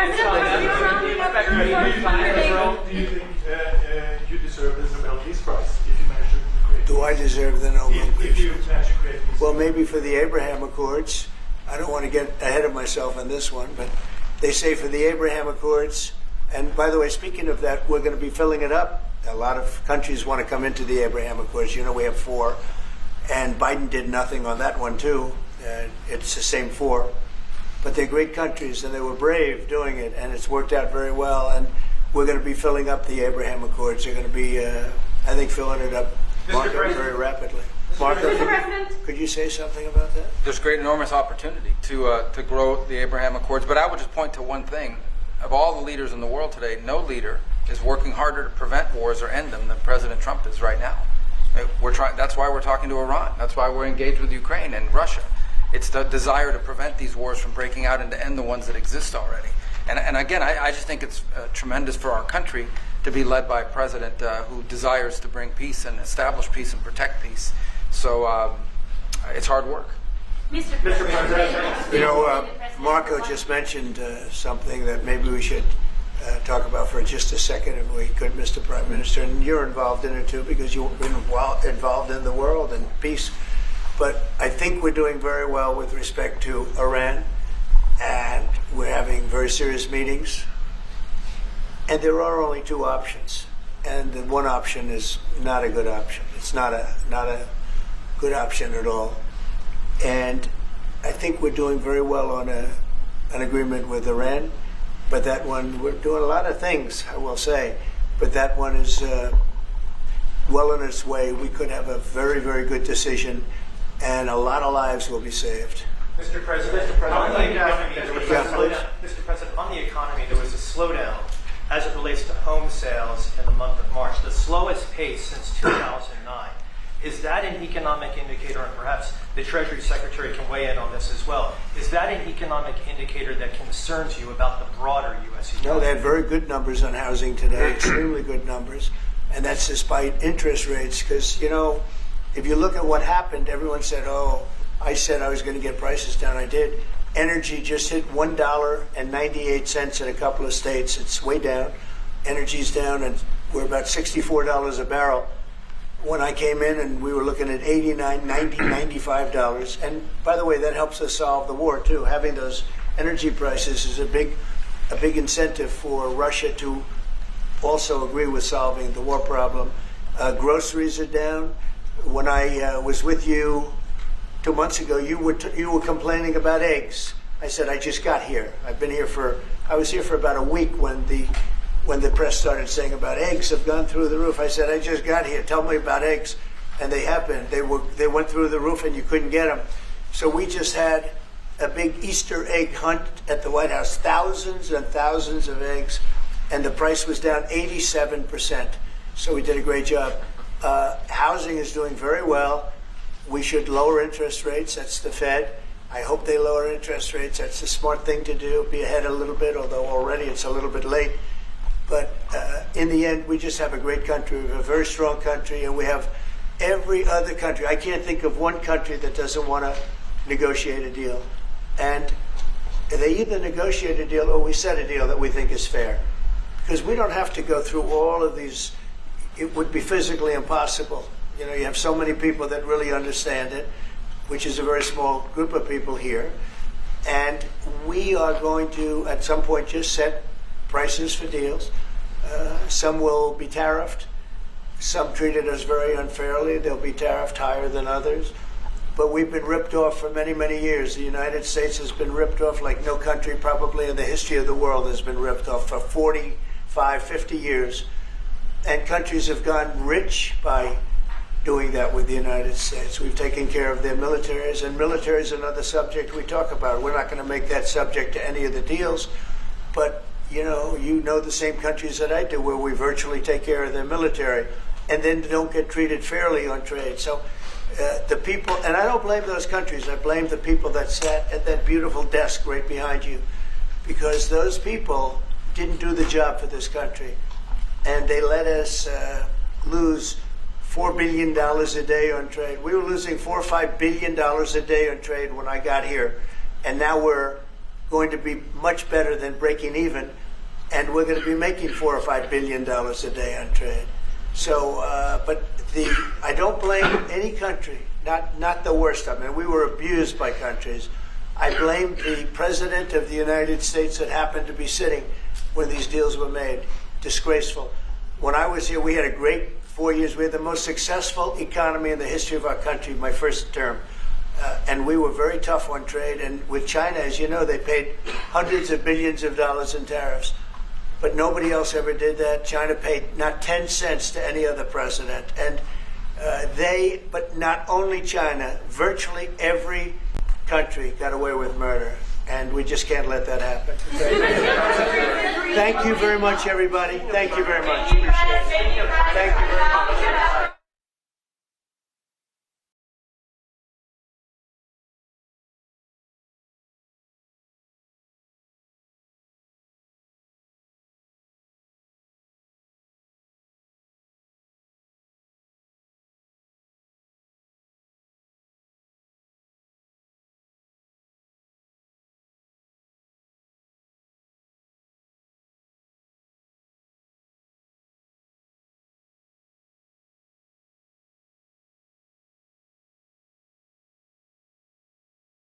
thank you very much. It's a great honor to be with Prime Minister Ishiba of Japan. He's a highly respected man, doing a fantastic job. The people of Japan like him a lot. That's good. And it's a real honor to have him in the Oval Office. This is the first time he's been into the Oval Office. And when people come in here the first time, they like to look for a little while, and he did. And it was this represents some of our best presidents, but it represents a lot of other things also. But up on the wall, we have some of our best presidents over the years. And people enjoy it very much, and they enjoy being here. And it's a great honor to have you. Thank you very much. Thank you. ありがとうございます。石破総理をお招きできることはとても私にとっても名誉であります。石破総理は日本でも皆様が非常に敬意を示している総理でありまして、素晴らしいお仕事をされており、国民から非常に好かれている総理でもあります。なので、この場にお招きできることは本当に私にとって光栄であります。執務室への訪問は初と聞いております。多くの方がここを訪問しますけども、この部屋に入った際に見渡して歴代大統領とかの写真を皆眺めて感銘を受ける場所であります。ですので改めまして石破総理にアメリカ訪問していただきありがとうございます。大統領閣下、本日お招きをいただきまして誠にありがとうございます。心から厚く御礼を申し上げます。The Honorable Mr. President, thank you very much for inviting me to the White House today. From the bottom of my heart, I would like to express my sincere appreciation for the invitation. 安倍元総理のご夫人、安倍昭恵さんを通じまして、大統領閣下の本を頂戴いたしました。そこにはピースと書かれてありました。非常に感銘を受けたところであります。Through Mrs. Akie Abe, you kindly delivered your photo book for me, and on that you gave me an autograph. You wrote peace for me, and I was really touched by your message. そこには大統領閣下の深い思いが込められているというふうに感じました。And I realized that the word peace represents what you care. 昨年の7月であったかと思います。大統領になられる前でしたが、狙撃をされた時にひるむことなく立ち上がられ、拳を天に突き上げて、その時の写真が非常に印象的でありました。And I vividly remember what you had to experience during the presidential election. I remember that was last July. There was an assassination attempt. And I was very touched by your undaunted presence, that you stood up and also you raised your fist high in the sky. そこの背後には星条旗がはためき、そして青い空が映っていた。あの写真はおそらく歴史に残る一枚だったと思います。And behind you, there was a star-spangled banner with the blue sky, and that specific photo will be remembered as was one of the most unforgettable scene in the photo. あの写真を見て私はおそらく大統領閣下あの時に自分はこうして神様から選ばれたんだ、必ず大統領に当選し再びアメリカを偉大な国に、そして世界を平和に、そのように確信されたに違いないと思ったことでした。 And as I looked at the photo, I realized that through that experience, you realized your mission, namely, you're going to win the election, and also you're going to pursue your signature initiative of Make America Great Again, and also you will redouble your efforts to bring peace to the world.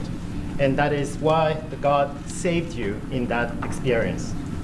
Thank you very much. 大統領閣下が Make America Great Again というふうにおっしゃっておられますが、それは忘れ去られた人々、Old Menですかね。忘れられた人々に対する深い思いやりに基づくものであったと思います。And I understand that you have been advocating the key signature initiative, Make America Great Again. And I understand that that actually reflects your deep compassion to the forgotten man and woman. 私も総理大臣に就任して以来、地方創生ということを掲げております。それは日本の中には地方を中心として忘れ去られている寂しい思いを持った人がたくさんいます。そういう人たちにもう一度夢と希望を持ってもらいたい、そういう思いに基づくものであります。And just like you, since I took office as Prime Minister of Japan, I have been advocating my goal of regional revitalization and also local revitalization in Japan as well. In many of the suburban areas and rural areas, we do see many forgotten men and women. And I do hope to bring dream and hope for them. 日本と合衆国は今非常に緊密な関係にありますが、それは全て第一次トランプ政権において大統領閣下と今は亡き安倍総理大臣、そのお二人によってその礎が築かれた、そのように私は承知いたしております。At this juncture, I am proud of the very good relationship between Japan and the United States. There is a very close partnership, and I do believe that it is Mr. President and late Prime Minister Shinzo Abe who laid the foundation for such robust relationship between our two countries. 今後も大統領閣下と私、そして合衆国と日本国、力を合わせてさらに世界が平和になるように、そしてさらに人々が夢と希望を持って生きていくことができるように努めてまいりたいと存じます。So as we move forward together with Mr. President and also together with the United States, Japan and myself are determined to work hand in hand to bring peace to the world and also enable people to have their dream and their hope. Thank you very much. That was beautiful. And I just want to say that Shinzo was a great friend of mine. So sad. I couldn't have felt worse when that happened to him, that horrible event. But he also was a friend of yours, and he had tremendous respect for you. And we would talk about the different people in Japan. He had tremendous respect for you, as does Mrs. Abe. And when she came and visited at Mar-a-Lago, she was terrifically impressed by the job you're doing. And I thought it was very nice. But Shinzo had tremendous regard for you. And I know that you were a good friend of his too. So it's just an honor on his behalf even to say it's just an honor to be with all of you. He was a good friend of mine. He was a wonderful man. 心臓は私の親しい友人であり、彼が亡くなったことは私にとっても非常に悲しい事態でありました。本当に最悪な、私にとって最悪な日で、また、ひどい悲劇でありました。私が、理解しているのは、私の知り合い、友人でもありましたけども、安倍元総理は石破総理のことをとても尊敬していたと私は聞いております。これは安倍元総理、そしてご夫人も言っておられたことですけども、非常に尊敬をしていて、今、総理が行っている業務等について感銘を受けていると聞いております。マーラーゴでご夫人に会った時もそのように聞いております。ですので、この私の親しい友人が尊敬されていた総理とこの場を過ごすことは私にとっても大きな光栄であります。政治家のみならず民間人にもトランプ大統領閣下がこうしてご就任になったということを喜んでいる者はたくさんおります。トヨタ自動車の会長、豊田章男氏は私の高校大学時代の同級生、友人でありますが、彼は本当にトランプ大統領が再び就任されることを心待ちにしていたとよく口にいたしております。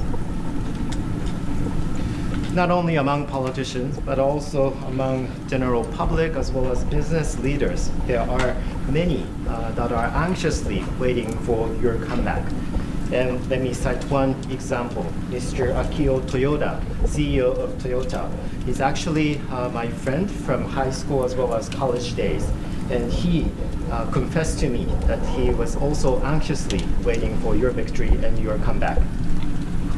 彼はこれからアメリカにさらに多くの投資をし、多くの雇用を作りたい、そういう発表をするということでございました。And when I talked to him, he shared with me his future plan to announce more investment to the United States and also to create more jobs in the United States.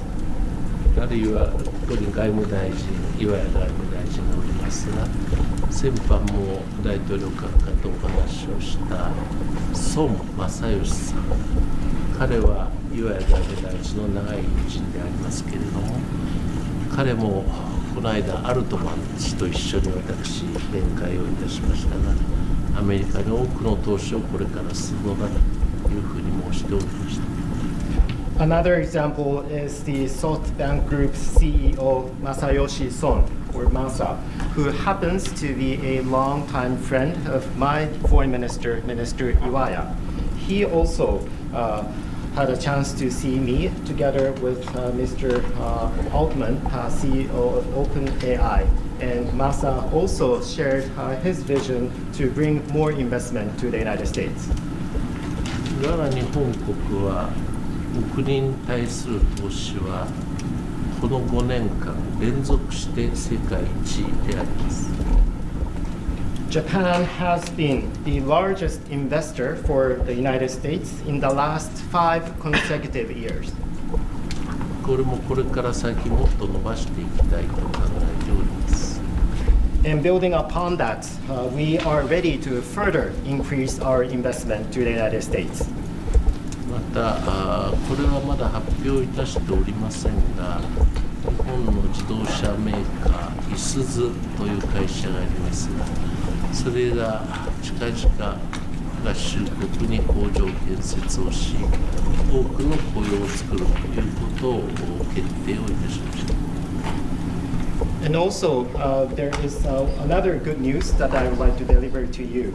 A Japanese automaker Isuzu has a plan to create a factory in the United States in the near future. あるいは先ほど申し上げましたが、トヨタ自動車は合衆国の工場を拡張する、あるいは新設をするという計画を持って近々実行いたします。工場はこの4月から本格的に稼働いたします。And as I touched upon the example of Toyota, they also have another plan to expand their factories as well as start to operate new factories in the near future. And as far as I understand, there is one factory to be fully operational starting the month of April this year. Well, thank you very much, and we're going to be working on that, and I think your auto factories are going to do very well. We have a lot of companies coming into the United States to build autos because of what we've done with taxation, and I know they're going to do very well. And say hello to Mr. Toyota, who's somebody I met over there and became friendly with. Terrific man. All of these people, so great, such a great country. We do want to work on a deficit. We have about $100 billion deficit with Japan, which I'm not surprised because you're very good negotiators, I will say. But we want to work on that and get that down to even equality, I call it. Let's be equal. So I think we'll be able to do that pretty easily. And that's pretty much what I want to do. I want to get other countries also to equality with the United States in terms of deficits. And I think we'll be able to do that very routinely. ありがとうございます。非常に、この件に関してもこれから私たちが取り組む、予定でありますけれども、特に、自動車工場というものは素晴らしいものになると思います。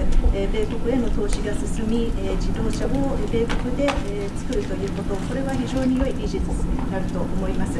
多くの、国々からこういった投資がありますけれども、これはひとえに、米国の税制があるからだと思います。ですので、こういった業務というものはこれからもどんどん進んでいくことを期待します。トヨタ氏ですけども、私は彼に会ったこともありますし、彼は私の友人でもあります。ぜひとも彼によろしくお伝えしていただければと思います。また、貿易赤字に関してなんですけども、今、日米の間で100億ドルほどの貿易赤字があります。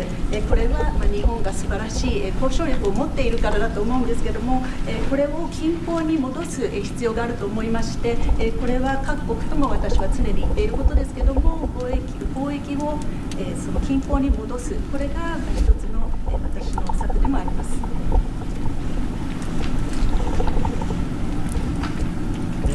To what extent will you discuss North Korea today, sir? That'll always be a topic, especially with Japan. We will be discussing North Korea and many other things. We'll be spending pretty much the day, but that's always a topic. Mr. President, have you changed your mind about the sale of U.S. steel? No, I think we're going to be discussing that today. No, I haven't, and I hear we'll have some pretty good information on that. You might want to go.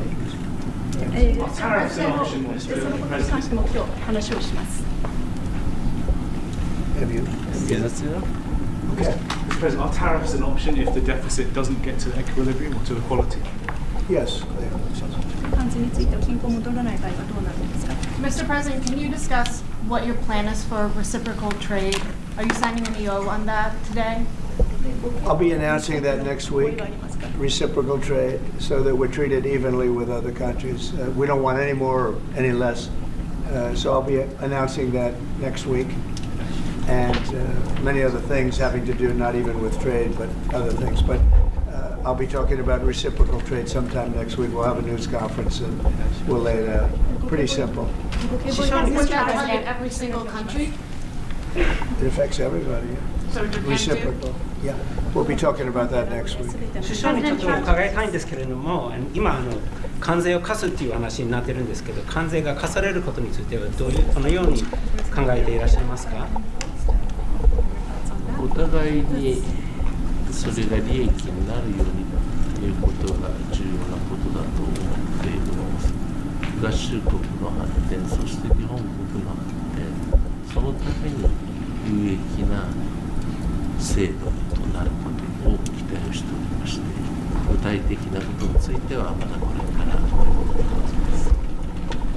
I understand that the key point in this regard is to make that for mutually beneficial.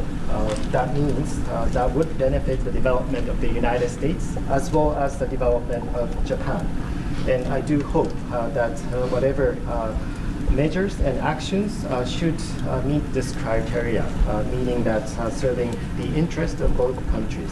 But as to specifics, I understand that we are going to have further discussion. Correct.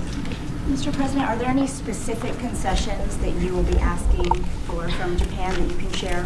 Oh, we'll be having, I think it'll be very easy for Japan. We have a fantastic relationship. I don't think we'll have any problem whatsoever. They want fairness also. それはうまく進むと思います。日本は素晴らしいパートナーですし、彼らもことがスムーズに進むことを期待していると思います。これは双方にとってです。Mr. President, do you have a reaction to the new Time magazine cover that has Elon Musk sitting behind your Resolute desk? タイムマガジンにイーロン・マスクが大統領の机の後ろで座っている写真がありますけれども、それに関するコメントは何かありますか？ Is Time Magazine still in business? I didn't even know that. タイムマガジンは廃刊じゃないんですか？ Elon is doing a great job. He's finding tremendous fraud and corruption and waste. You see it with the USAID, but you're going to see it even more so with other agencies and other parts of government. He's got a staff that's fantastic. He's wanted to be able to do this for a long time, but if everybody else knew it was existent, but I think never so much. When you look at USAID, that's a fraud. The whole thing is a fraud. Very little being put to good use. Every single line that I look at in terms of events and transactions is either corrupt or ridiculous. And we're going to be doing that throughout government. And I think we're going to be very close to balancing budgets for the first time in many years. I think we're going to be very close to, in addition to monies coming in from tariffs, et cetera, et cetera. But no, he's doing a very good job. I'm very happy with it. Will you put Elon Musk up on the podium for us to ask him some questions, Mr. President? Will you put Elon Musk up on the podium for us to ask him some questions? Oh, sure. He'll be. He's not shy. Elon's not shy. Any further deliberations on Gaza, sir? The timetable for a takeover? No deliberations. It's been very well received, where basically the United States would view it as a real estate transaction, where we'll be an investor in that part of the world, and no rush to do anything. We wouldn't need anybody there. It would be supplied and given to us by Israel. They'll watch it in terms of security. We're not talking about boots on the ground or anything, but I think the fact that we're there, that we have an investment there, I think would go a long way to creating peace. We don't want to see everybody move back and then move out in 10 years. This has been going on for 50 years, much more than that. We just want to see stability. That would be having us have that particular piece in that particular location, I think would show great stability and would lead to great stability in the area for very little money, very little price, and we wouldn't need soldiers at all. That will be taken care of by others. And the investments are taken care of by others also. So for no investment, I mean virtually no investment whatsoever, it would bring stability to the area, and others can invest in it later on. But we're in no rush on it. There's absolutely no rush. President Trump, do you believe DeepSeek is a national security threat, and how do you plan to collaborate on AI initiatives? On where? DeepSeek, do you believe it's a national security threat? No, I think it's happening. I mean, it's a technology that's happening. It's actually, I think we're going to benefit if it's correct what's going on now, that it'll be a lot less expensive. The AI we're talking about will be a lot less expensive than people originally thought. That's a good thing. I view that as a very good development, not a bad development. Mr. President, on autos specifically, in your first term, you tried to tariff autos. Is that on the table still? Are you trying to do that in your second administration? Auto tariff? Auto tariff? Oh, yeah, sure. That's on the table. That's always on the table. It's a very big deal. Because we are, we have cases where we don't supply autos and other countries do, and, we have to equalize it. We have to stabilize it and equalize it. Will you have Vice President Vance meet with President Zelensky next week while he's in Europe? I will probably be meeting with President Zelensky next week, and I will probably be talking to President Putin. I'd like to see that war end. For one primary reason, they're killing so many people. You're losing millions of people on a battlefield. In this case, mostly the battlefield. You have 800,000 or 900,000 Russian soldiers are dead and very badly wounded, and the same thing with Ukraine. You have probably 700,000 with Ukraine. The numbers they gave are a little bit lower than that, but I believe those numbers aren't correct. I'd like to see it end just on a human basis. It's terrible what's going on. They have open fields with no protection. The only thing a bullet can hit is a human body, and the human body dies as soon as it gets hit. Now, I'd like to see that end. It's a ridiculous war. It would have never started if I were president. That war would have never started. Putin would not have started that war if I were president. And by the way, you wouldn't have had October 7th if I was president either. That mess would not have started. But no, I would very much like to help out. One of the things we're looking at with President Zelensky is having the security of their assets. They have assets underground, rare earth and other things, but primarily rare earth. And we want to have security. Really, we want security because, as you know, Europe is putting up much less money than us. NATO, Europe, call it whatever you want. And we're at probably 300 billion plus, and they're at probably, the real number is 100 billion. That's a lot of money, but it's 200 billion less than us, and there's an ocean in between. And they need it more than us, so we're asking them to equalize and get even. But we're also asking President Zelensky for the security of, we're putting all this money up, and we're saying, where does it stop? And yet, we want to see it out to an end. We want to see it end. But we are going to be asking for the security, and we've already told him, of an equal amount of something where our money, I mean, the American taxpayer is in for $300 billion. Biden never negotiated. He never told Europe to put in more money, and it got out of hand. Just like NATO. NATO, we were paying almost 100% of NATO when I first came in. Everybody was taking advantage of the good old United States, but not anymore. So what, and now, if you speak to the Secretary General of NATO, who was very nice when he was here 2 weeks ago, he said what Trump did was amazing. He got everybody to pay. And to do that, you have to ask, and Biden never asked. So we're in for probably close to $200 billion more than Europe, and yet obviously it affects Europe much more than us. So we would like them to stay, to equalize. They have to go more. And from our standpoint, we do want security and all this money that we're putting up. You're speaking with him next week, sir? Is that what you said? You're going to speak on He may meet next week, yeah. Whenever he'd like. I'm here. I'm here. Could be Washington. Well, I'm not going there. Are you planning to meet with President Putin, or are you just planning a phone call? We've always had a good relationship. President Putin and I have always had a good relationship. That's why it's so sad that it happened. This would have never happened if I were president. It's so sad to see it happen. So many dead people. By the way, so many cities are demolished. They're like, you talk about Gaza? Well, take a look at Ukraine. So many of those cities are demolition sites, demolished. So sad. Should have never happened. All those beautiful golden domes, but much more importantly, all those beautiful people are dead. And it should have never happened. Thank you very much, everybody. All right, guys. Thank you, Press. Thank you for tuning into the live show. You know what time it is. It is your boy Genesis. It is currently 3:37 p.m. And of course, today's date is the 25th of April 2025. The legendary OG, 45th and 47th. He participated with Prime Minister of Japan. Right there, we just saw the Oval Office. All right, a lot is going on right now. A lot is going on right now. If you're just tuning in, thank you for tuning in. God bless you. Of course, Pete Hegseth has been getting attacked for another leak on Signal, and Tulsi Gabbard is saying there may be some sort of motivation when it comes to this intel leaks. Let's see what Tulsi Gabbard has to say. Let's hear what she has to say. Tulsi Gabbard is here, and she's saying this.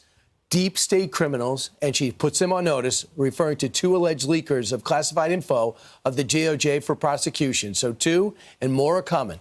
3rd referral is on the way. Here to explain is the Director of National Intelligence, Tulsi Gabbard.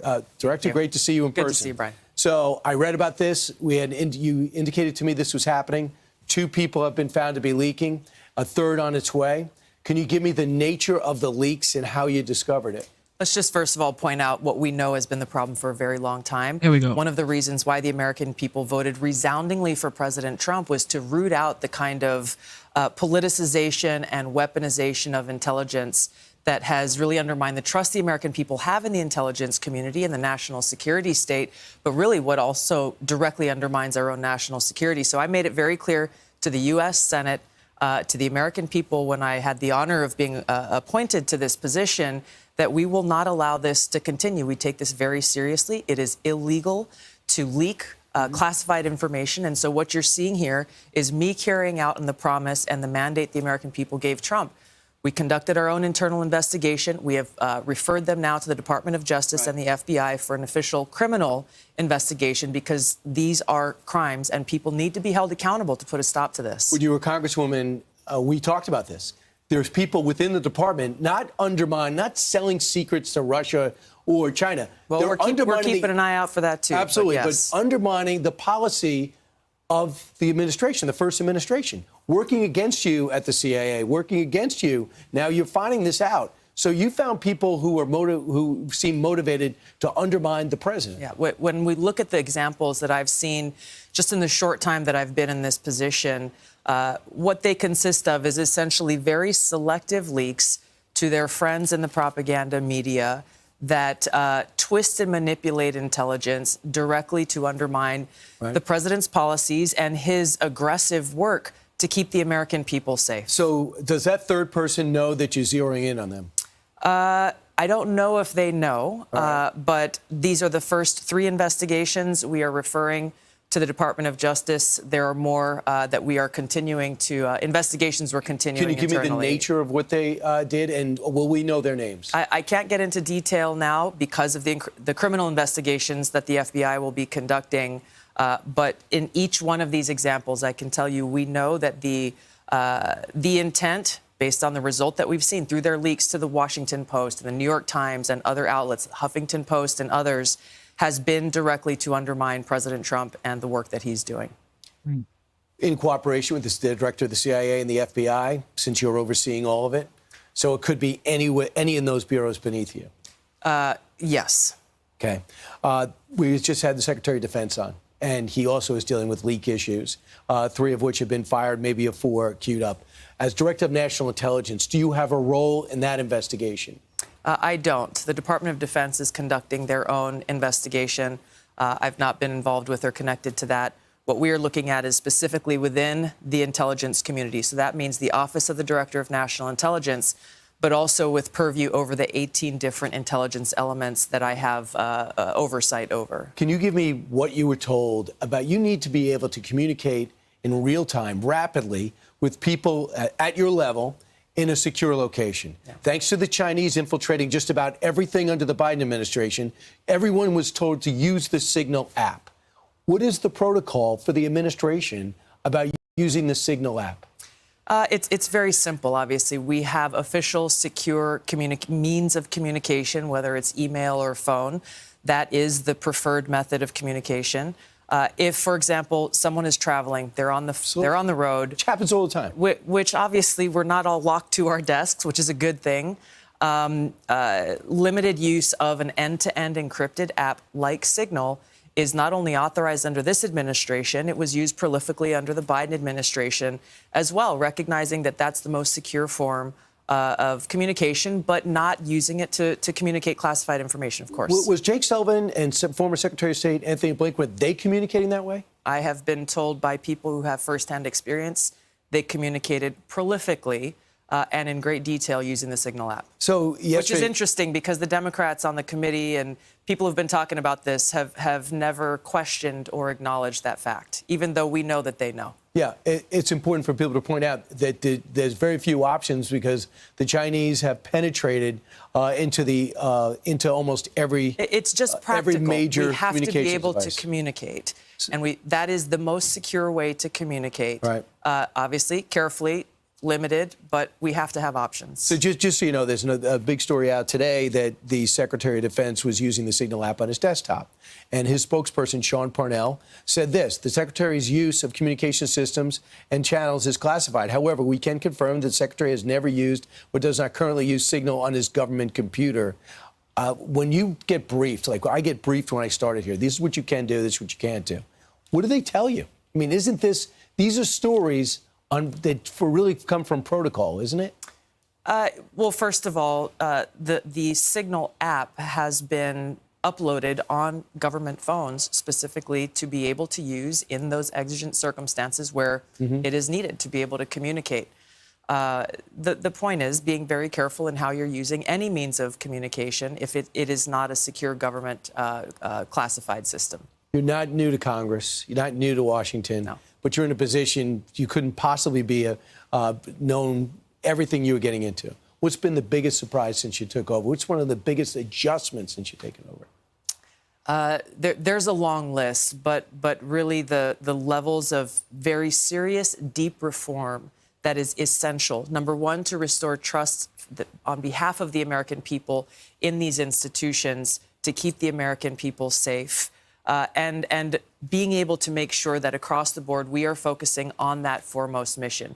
They're obviously the DEI stuff that has been a huge distraction. I've had employees come and talk to me and say they were expected to spend half of their day within the intelligence community focused on DEI work. So if you can imagine, when we have intelligence professionals and analysts whose mission it is to make sure that the president has relevant, timely, apolitical, objective intelligence to make his decisions by, but in the last administration, they're told, you got to spend half your day on DEI work, we can understand why the capabilities in some cases were so degraded. Well, you have, without DEI, you got free time to do what everyone's supposed to.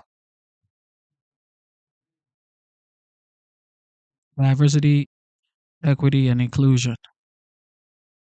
That played a big role, didn't it? All right, tariffs. Restaurant owner in Albany, New York. And Dominic, you own 2 restaurants, a fine dining spot. Everybody has been complaining about the tariffs. Oh, the tariff is so high. Trump is going to destroy the United States with tariffs. Well, he's negotiating, ladies and gentlemen.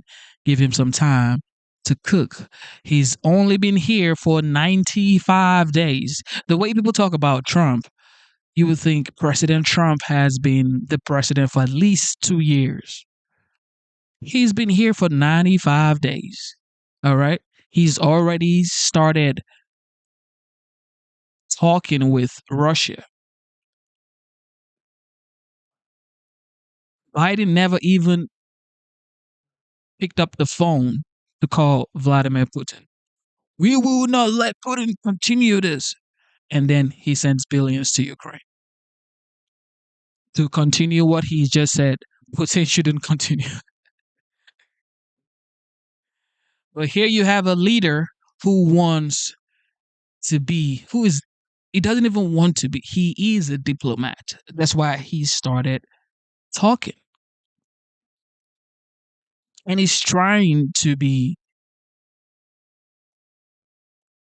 sort of friendly with Putin. And people are like, well, you shouldn't take the side of the enemy.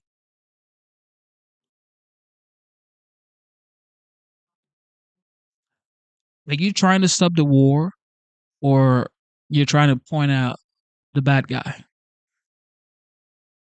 A lot of people already died. Thousands of people already died. So it's like,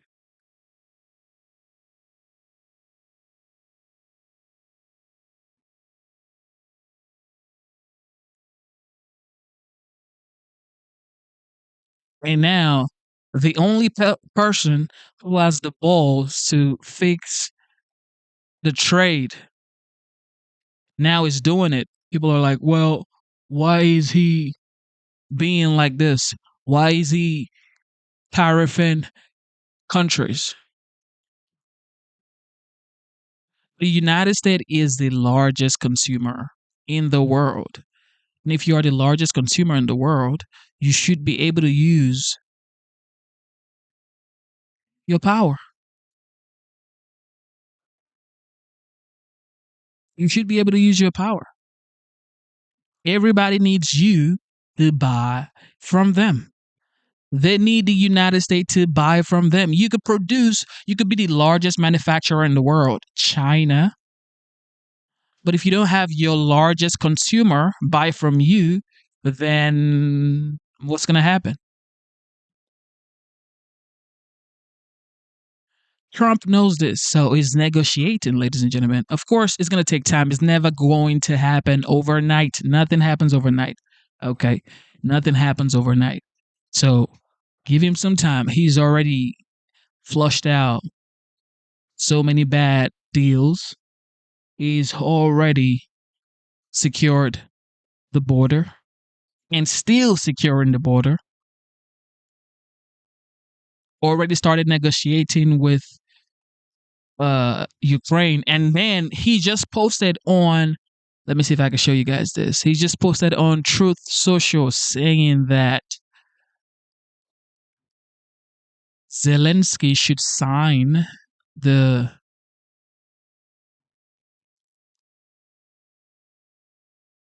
right here. Let me see. Let me see if I can get it to you. Copy link to truth. Boom. Here we go. So here we go. He says Ukraine, headed by Volodymyr Zelensky, has not signed the final papers on the very important rare earth deal with the United States. It is at least 3 weeks late. Hopefully, it will be signed immediately. Work on the overall peace deal between Russia and Ukraine is going smoothly. Success seems to be in the future. So, Zelensky has not even signed the rare earth deal.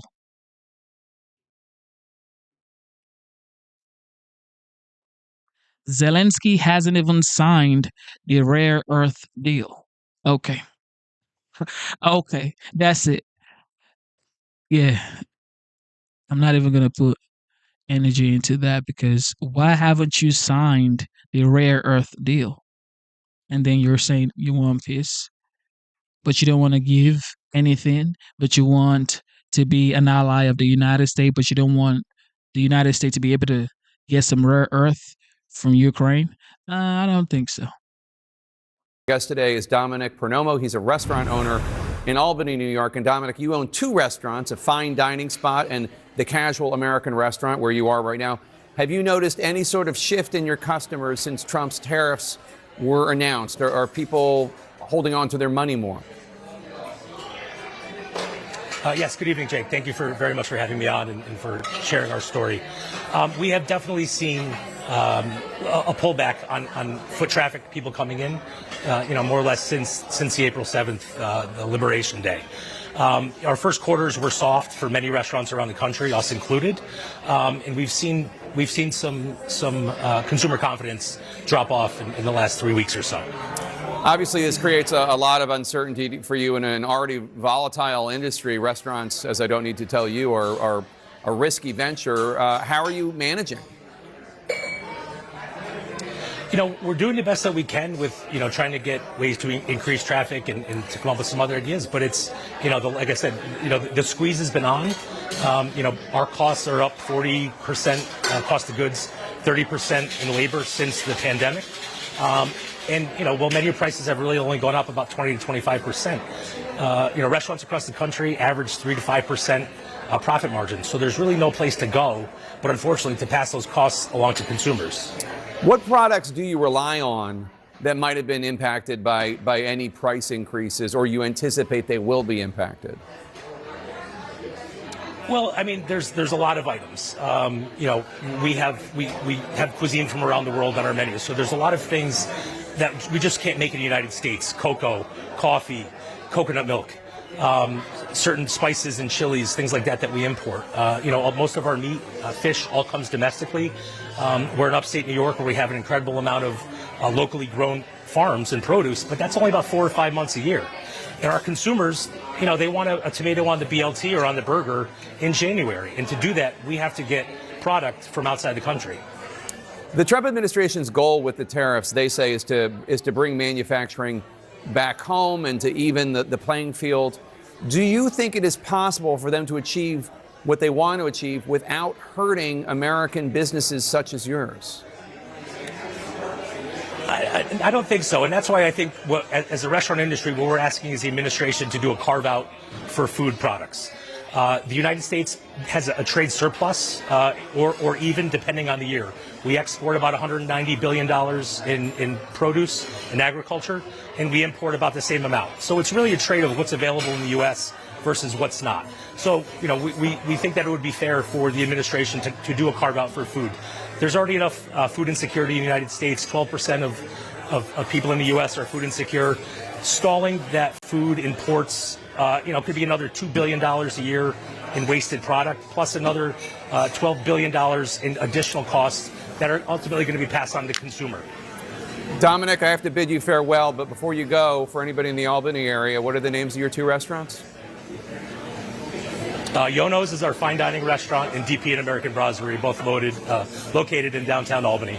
All right, I'll look you up if I'm ever up there. Dominic Pernomo, thank you so much. I really appreciate it. Many businesses are moving through their pre-tariffed inventory now, which means higher prices could be coming your way soon. So when might you actually feel the sticker shock on some of your favorite clothes or shoes or other products that come from overseas? Well, CNN's Vanessa Yurkevich is near the port of New York and New Jersey, which recently became the busiest port in the country, partly because of this. Vanessa, how are tariffs impacting retailers' inventories?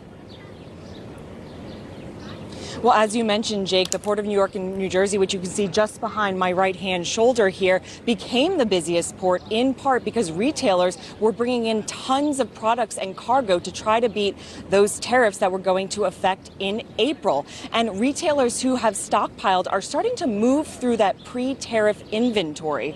According to Wells Fargo and the Federal Reserve of St. Louis, essentially, businesses have about 1.3 months of inventory. And once they move through that, they're going to have to bring new inventory in, and that will be at the tariffed rate. Now, at the Port of New York and New Jersey, about 25% of the volume that comes into the port behind me is from China. They say that they expect another surge to come in ahead of that 90-day pause on those reciprocal tariffs in case they go into effect. But after that, they expect a slowdown. They expect businesses to start to pull back because those prices will go up and it'll be a lot more expensive for businesses to get their goods into the country, Jake. Vanessa, when can shoppers expect to see this price hike? Well, a boat that is leaving from China today will take about 5 to 6 weeks to arrive here at the Port of New York and New Jersey. So it depends on the size of the business and how much they have stockpiled. A smaller business, we've heard that many of those businesses are going to have to start raising prices after Mother's Day. Other businesses who have more supply, they can start to push those prices off, but likely in the next couple months. According to Flexport, they're an ocean carrier broker, they say that back-to-school items and holiday items are going to see higher prices. They also note that key products that we get from China, like sneakers, footwear, toys, those are likely going to see higher prices sooner. Also to note from Flexport, they said that some ocean carriers are already canceling their routes to different ports in the United States because it is just becoming too expensive. Jake, ultimately then, that could lead to some shortages and then inflation for U.S. consumers. Jake? Vanessa Yurkevich near the Port of New York and New Jersey, thanks so much. I want to try to understand what's going through President Trump's mind. I'm not a psychologist, but we Definitely, for sure. I mean, small businesses are definitely going to feel the heat. That is for sure. As well as farmers. Okay? But this is necessary. It is necessary. We do have on tap here former Trump Communications Director Alyssa Farah Griffin, who understands him. Alyssa, to the extent you can, help us understand what you think President Trump's mindset is when it comes to the back and forth on the tariff policies, which are definitionally erratic. Is there a method to the madness?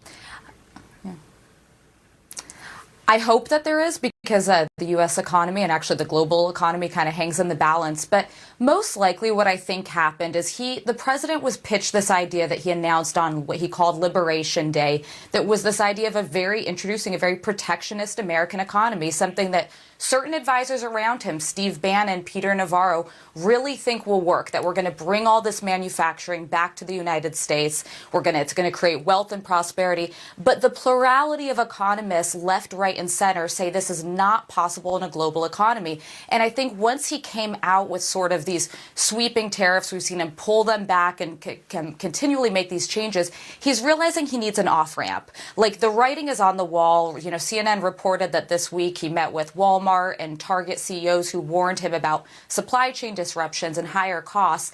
But the question is really who is going to present him some kind of an off-ramp that he's going to be able to present as a win to the public. And if that's going to happen kind of remains to be seen at this point. I know some people view Trump's tariffs as just a negotiating point, part of the art of the deal tactics. But some Trump supporters out there, including we heard from Citadel CEO Ken Griffin, huge Trump supporter, they're convinced that America's reputation is damaged I want you to take a listen to what Mr. Griffin had to say yesterday. Right? The United States was more than just a nation. It's a brand. It's a universal brand, whether it's our culture, our financial strength, our military strength. America rose beyond just being a country. It was like an aspiration for most of the world. And we're eroding that brand right now. Do comments like that bother President Trump, do you think? Because that's not some left-wing freak. That's, as he might say, that's a supporter. That's a big MAGA guy. Yeah, I do think it moves the needle. I think Jamie Dimon, we saw, he went on Fox Business and Donald Trump announced that he was going to pull back some of the tariffs. And something that I do think actually may influence him is there's been a lot of polls around this, but Fox News released a poll that showed his support on the economy is down to 38%. That's more than a 10-point drop on an issue the American public trusted him more on and elected him on. So I think when he sees his own allies and he sees a favorable news outlet reporting these numbers, he can't ignore it and shake it. So I think the next step is he's got to decide what the policy is actually going to be and then get out and explain to the American public and the world that's watching what he's going to do and how it's supposed to work.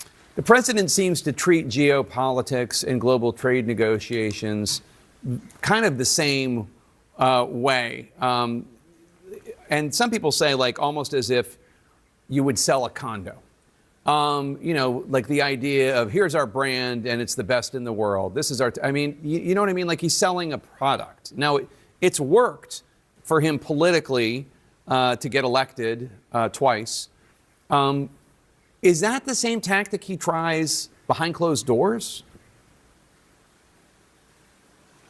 It is. I think he sees most things as a negotiation, and he looks for leverage and he uses it when he thinks that he has it. But I think what Ken Griffin said so wisely, and I hope resonates with advisors in the White House, is the brand of America is bigger than any one president, than any one industry, than any one, trade deficit we may have with a country. It's this aspiration. And I think that's what's kind of been missing from the policy rollout as we've seen them. Listen, this president, I would hope that there's advisors around him who are reminding him, whether it's geopolitics, whether it's the war in Ukraine or sweeping tariffs, doing things quickly and over social media is often not the best way to do it. It's often going to lead to a worse result. There's a reason many of us tried to keep him from tweeting at times when we could, but I don't anticipate that's going to end anytime. The truth is, you seem crazy until it's done. All right? It seems absolutely crazy until it's done. When he does strike a deal with China, then everybody's going to be like, well,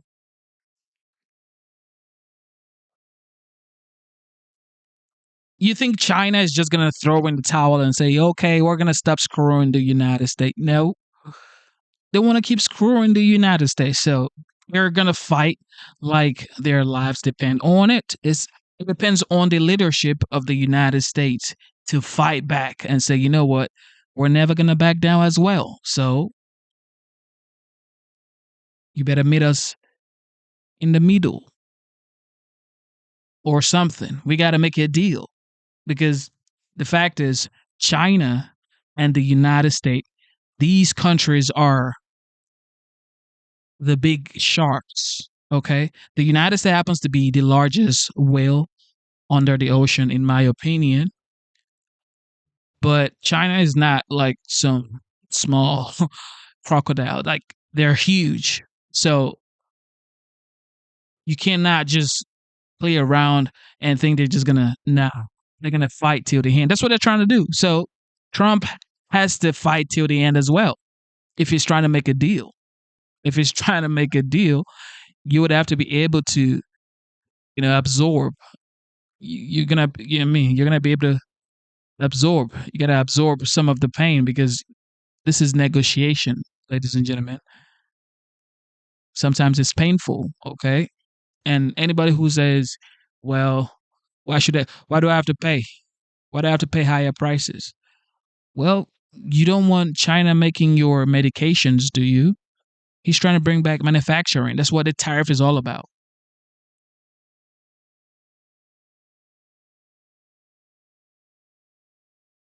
Because you cannot outsource every single thing that you need to survive in a country. Your pharmaceuticals, China, Ireland, like, So you can't live life without those countries. That's what Trump is trying to stop. And also, he wants fair trade deals. Fair trade deals. Like, China has every product that you buy expensively, they have it on a low. The same design, might be different quality, of course, but they have the same design, the same everything. They have the same replicas, and they sell it. And there's no infringement or whatever of rights because this is China. So he's trying to. That's not a fair trade deal. He's trying to stop all of this stuff too. So it's gonna take time. It's gonna take time. It's never gonna be easy, but we just gotta. China insinuating today that President Trump is lying. Just this moment, a spokesperson for China's foreign ministry saying that as far as he knows, China and the United States have not held any consultations or meetings or negotiations on tariffs. And the idea that China and the U.S. have been engaged in talks, which President Trump has been asserting, is, quote, fake news. But President Trump repeated his claim. Here's what he said when asked about it this morning. Clarify with whom the U.S. is speaking with China. They're saying it's fake news that trade talks are happening. Well, they had a meeting this morning, so I can't tell you. It doesn't matter who they is. We may reveal it later, but they had meetings this morning, and we've been meeting with China. And so I think you have, Jeff, as usual, I think you have your reporting wrong. We should note that the communist Chinese government has a long history of lying. Although, anyway, while the president continues to assert that negotiations are very active with China, it appears the U.S. is no closer to striking any sort of trade deal. What may be even more telling is that U.S. Treasury Secretary Scott Bessent said yesterday that it could take 2 to 3 years to fully rebalance trade with China, which they say is the goal, or at least one of the goals of this tariff situation. Let's start our coverage today with CNN's Caitlin Collins at the White House. And Caitlin, first of all Jeff was doing there was quoting what the Chinese were saying, and he was quoting them accurately. What is the Trump administration telling you about this back and forth between China and President Trump? Yeah, Jake, that wasn't some anonymously sourced report. It was the Foreign Ministry spokesperson and the Commerce Ministry. We're hearing from them on the record in this regard. Now, maybe there's some nuance here in who is doing the negotiating, because the president was saying that the teams were meeting today, the U.S. teams and Chinese officials. He declined to say which members of the team were going into that. He said maybe he would reveal that later, but did not ultimately say. And essentially what Chinese officials had been saying in response to the president saying that there were active negotiations happening every day is that that's not how they would describe it. No active negotiations, much less anywhere close to an agreement between the United States and China. And so that's really the question here in terms of what this looks like and whether they're actually making any real progress. We've seen Wall Street looking at the president's comments. Anytime he strikes even a little bit of a softer tone on China, the numbers go up. But there's a real question of what that looks like. And we're starting to see people warning about the longer this goes on, the more damaging it could potentially be. We saw that from Republican senators. We saw it from people like Ken Griffin, the billionaire, who is one of the Republican Party's biggest donors, if not the biggest donor. And so that's really the question here, is this seems to be getting to a situation where it's the United States and China seeing who is going to blink first. One thing that has been made clear at the White House is they would at least like them to blink at the same time. But obviously, Jake, that's still an open question at this point. You aware, Caitlin, of any trade deals that the White House has unquestionably made progress on? The only thing that we heard today that stood out was the Treasury Secretary Scott Bessent saying inside the Oval Office that he believes South Korea is actually moving a lot faster than he expected. As he described it, he said South Korean officials brought their A game to the negotiations, and he expects them to have a memorandum of understanding. Now, of course, Jake, getting to that point and having a top line is nowhere near the same thing as having an actual trade deal, which is incredibly complicated and layered, hammered out. And so that's a key area to watch. He seemed very hopeful and optimistic about that.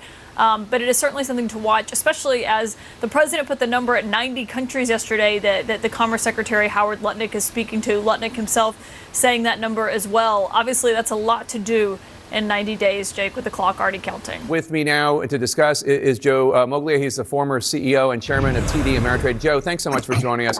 So turning back to the conversation we were having with Caitlin. Jake. Thank you so much.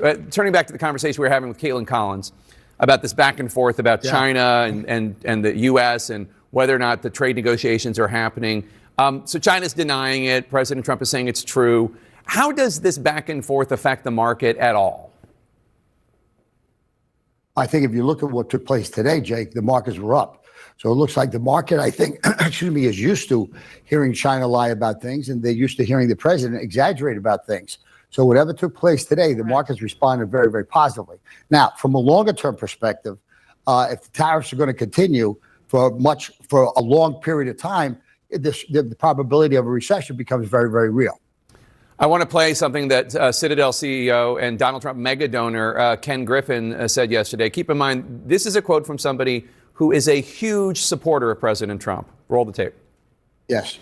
Right. The United States was more than just a nation. It's a brand. It's a universal brand, whether it's our culture, our financial strength, our military strength. America rose beyond just being a country. It was like an aspiration for most of the world. And we're eroding that brand right now. Bree, do you think President Trump is damaging the brand of the U.S. and the U.S. economy? No. And do you think that's signaling to the world that the U.S. is no longer a safe place to park investments, as we've seen with the bond market going down? I think I have a lot of respect for Ken. I think there's certainly some validity into that. I think that my perspective on this is that the president is a narcissist, and he wants to look good, and he wants to win. And I think he brags about being a great deal maker. And he looks at the stock market as, going back to 2016, as a very real indication of what his success has been. So that type of personality, I think there's a pretty good chance that he's using the tariffs as a negotiating ploy to be able to bring people to the table. And if he gets anything out of that, he will be able to claim a series of wins. If indeed he's able to do that, I think he backs off, and I think we're okay. If he's not able to do that, there's going to be an issue. I don't know if our brand is suffering, although I do think a lot of other countries are annoyed at us because of the president and because of the tariffs. So we've been talking to small business men and women all over the country since this tariff thing started, just to hear what they think. Some of them love Trump, some of them not so much. Some of them love the tariffs, some of them not so much. One thing that they all say is they're concerned about stability and the need for stability and predictability in the markets so that they can do long range and long-term planning. Do you share those concerns? Yeah, I do. I mean, we don't have that now, but kind of the point I was making a little while ago, I think there are a lot of reasons to be bullish, but it's long-term. You've got a great impact with regard to AI. You've got deregulation. You've got lower taxes. You've got an accommodative Fed. And you've got a business-oriented administration. But so therefore, if indeed my perspective on this is accurate and he's using these for negotiating ploys, then we could get this behind us over the span of the next 6, 12, 14, 16 weeks. If we do that, I think we're okay. If we don't do that, we're going to have a far more significant issue. But if we don't get it fixed, there's going to be a problem. So I believe we're going to get this fixed. Yeah, I guess the only concern is, having listened to President Trump quite a bit, it's my job. He seems to really believe in tariffs, not just as a short-term negotiating tool, but as a long-term economic strategy. He looks at the McKinley era as successful, not because of the Industrial Revolution and not because of mass migration and no regulations, no minimum wage, no OSHA standards, et cetera. He looks at that era as successful because of the tariffs. If that is his view, and the tariffs are here to stay as long as he's president, what do you think then? Then I think we're going to have a recession. I think if that's specifically his view, but the reason why again, I mentioned at the beginning of the segment, is that the guy's a narcissist and he wants to look good. And it wasn't an accident that a week ago, when everything, when the S&P was below 5,000, and we had the 10-year note, really, really significantly higher. You have Jamie Dimon complaining about what's going on. You have a couple of his friends come to the White House that were serious business leaders to kind of say, be careful here. He changed his mind. He changed his view on a lot of things, and we had a significant reaction the other way. I don't think he's going to allow himself for too long a period to look bad. And because of his personality, I think that there's a reason. There are good reasons for that to work out that way. He just said Trump is a good businessman. He just said because of the business-oriented administration that we have now. So meaning, okay, he admits that Trump is actually good when it comes to business negotiations and deals. So he hid it in personality because of his personality. So because of his personality, he's usually like 95% right every time. Oh, okay.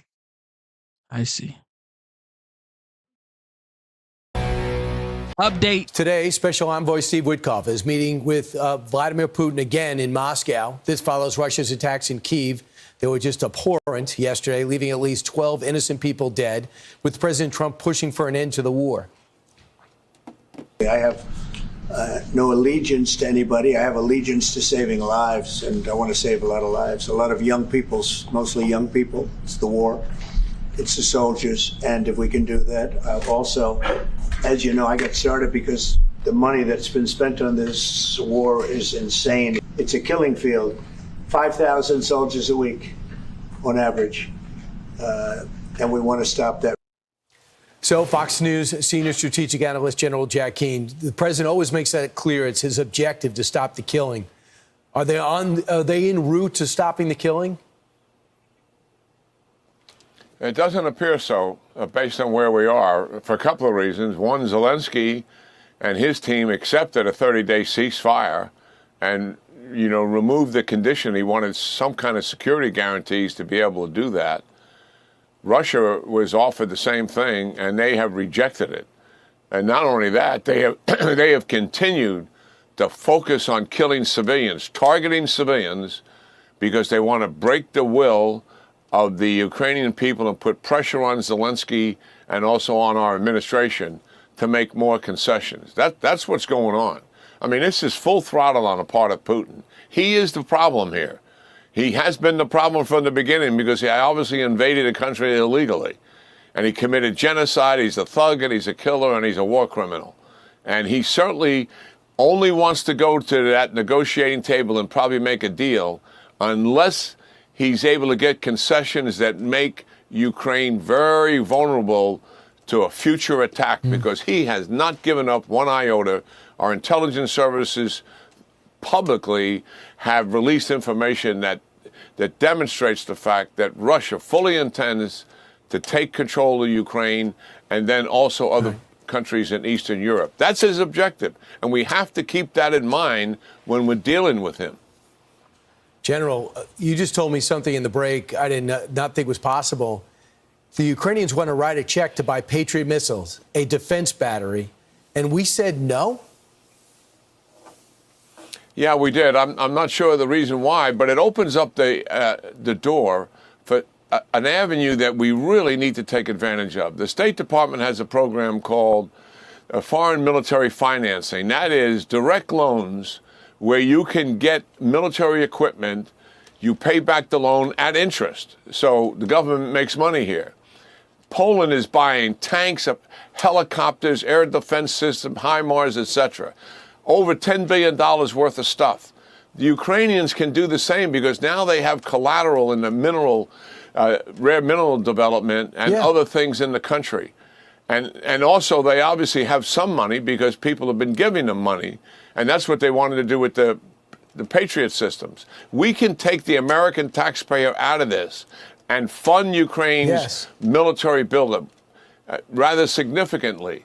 Look at, if Putin is going to reject, which I think he's going to do, the deal, what then do we do? One, crippling sanctions would be option one. And two, upgun Ukraine. Upgun Ukraine to bring Putin to the negotiating table, not so Ukraine can continue to fight, but Putin pays attention to that military equation and who has an advantage there more than anything else, actually more than sanctions. I just hope the president knows. These are levers that we can use these levers. I hope the president knows that this happens. Sometimes it happens beneath his level because this is defense. Who would not want to block a rocket from going into a city? Lavrov told Face the Nation that he says the President of the United States and I think rightly so that we are moving in the right direction and they are heading towards peace. They are ready to reach a deal. Do you believe the foreign minister of Russia? Thank you for tuning in to the live show. You know what time it is. It is your boy Genesis. It is currently 4:20 p.m. And of course, today's date is the 25th of April, 2025. Trump OG just posted today. He says, well, right now, about 60 seconds ago, he says, big news coming out of Africa, where I am also involved in settling violent wars and conflicts. I don't know why so many of these events have fallen to me and my administration, but they have, and we have done an unprecedented job in getting them settled or putting them in a position for peace. Stay tuned. And it's true, like during his first term, there was no turmoil like this. Now, he's here, now settling wars that started during Joe Biden. I'm not trying to go back to Joe Biden or whatnot. I'm just saying, like, we could have just been smooth sailing right now. But of course, here we are. Russia, just real quick, because I want to get to Iran too. No, he lies through his teeth. He's been lying for 25 years, just like the guy he works for. This is all the Russians' narrative, their playbook, their propaganda. Where's the evidence of that to date? They walked away from what was reasonable. The president offered them a 30-day ceasefire, not 6 months, not a year, not permanent, 30 days. Zelensky says yes, Russians say no. That's where they really are. By going this far, the president took political risk in giving Vladimir Putin a chance at peace. He better not embarrass the president, in my view, because he'll feel the backlash. He already got rebuked yesterday. So now tomorrow, third straight week of nuke talks with Iran. They named Michael Anton, senior State Department official, to lead the technical team on Iran's nuclear negotiations. How do you feel about where we're at right now? What do your sources tell you? What kind of progress is being made? Well, we'll have to see. I mean, we know a couple things. One, Iran's not going to dismantle the program as we asked them to do, by a date certain with inspections and verification. Obviously, that's not happening. That's the same thing that Obama did, by the way. When they began negotiations in 2013, they told Iran to dismantle your program, give up enrichment, give up the centrifuges, give up your ballistic missiles. They balked, and then we accepted civil nuclear power enrichment. They kept their centrifuges and they kept their ballistic missiles. They eventually got real close to a nuclear weapon, as we all know, which is the concern we have today. The Iranians are masters at working these negotiations to their favor.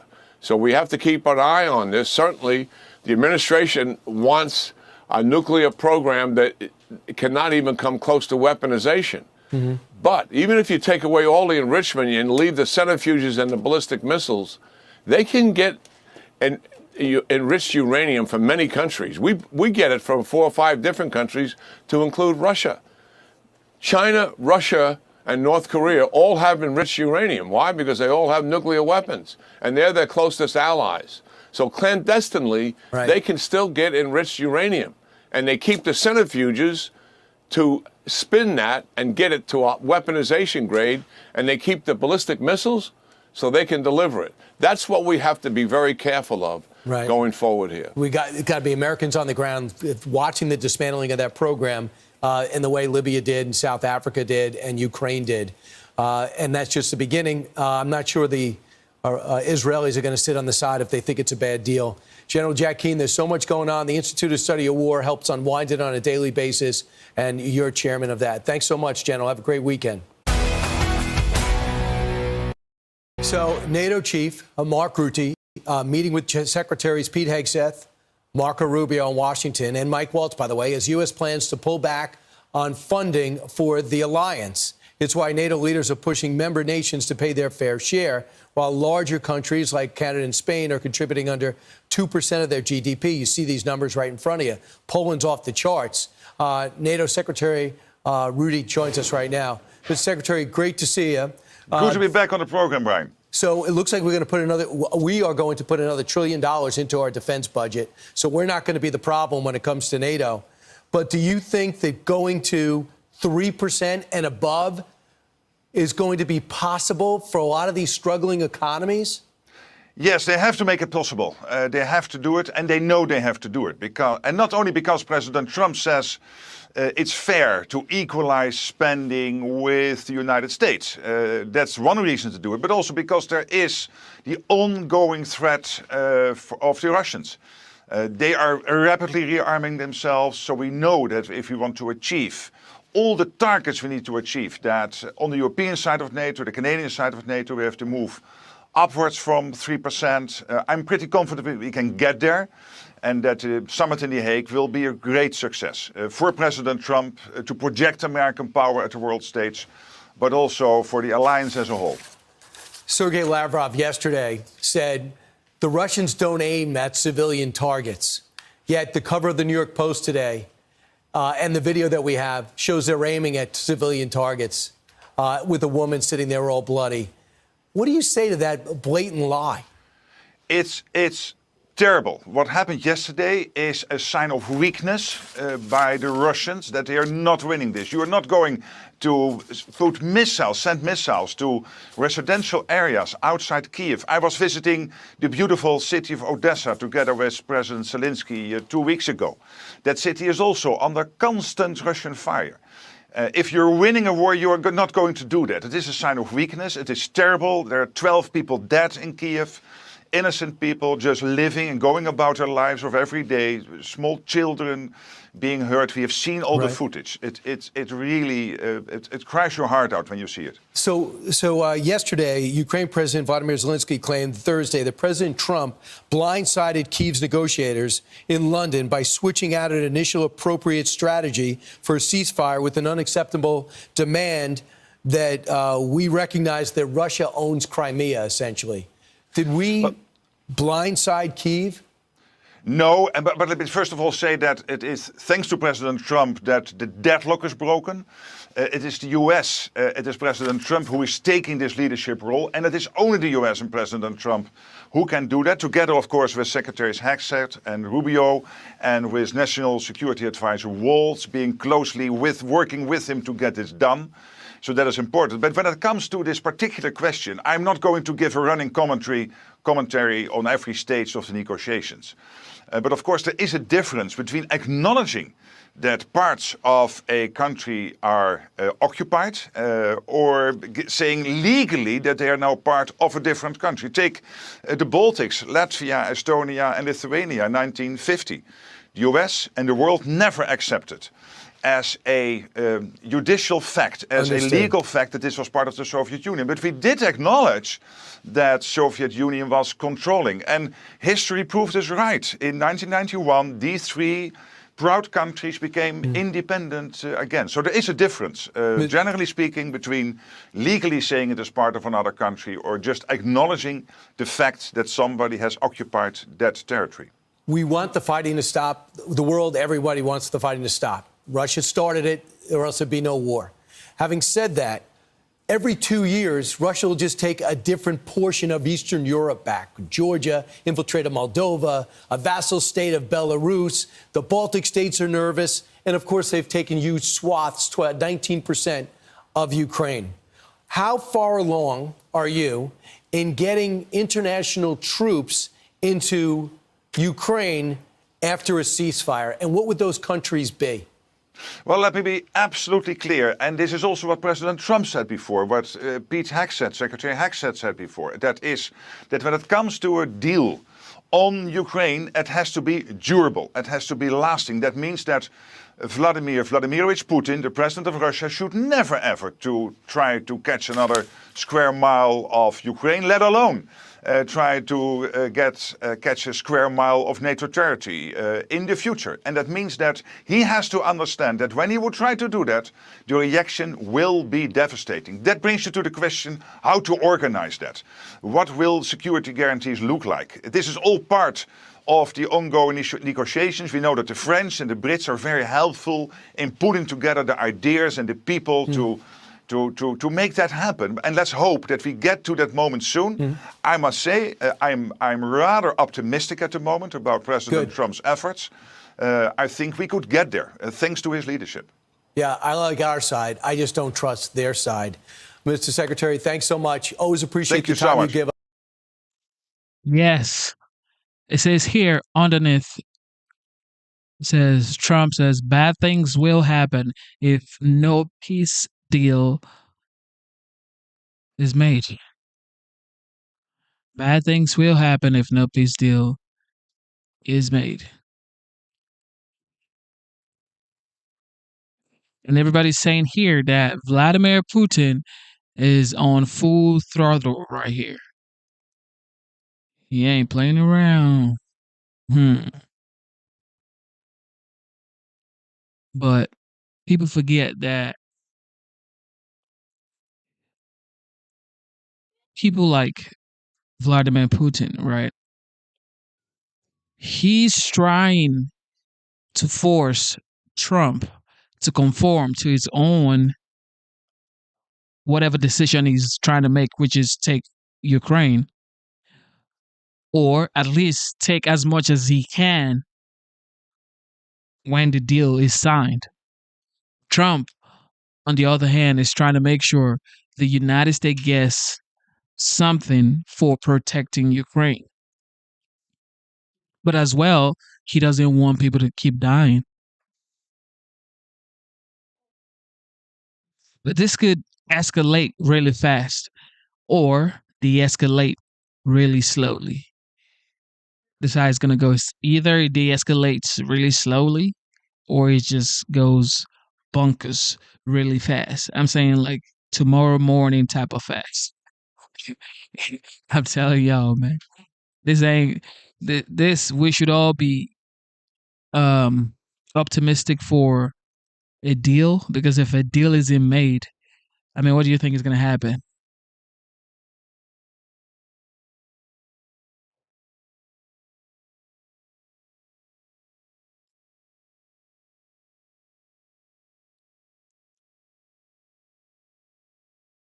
Here now with analysis, Fox News contributor and former House Speaker Newt Gingrich. Speaker, thank you so much for joining us. A lot to get to. I mean, what the president has accomplished in 100 days is, I mean, it's remarkable, his energy. We talk about that a lot, but it can't be stated enough.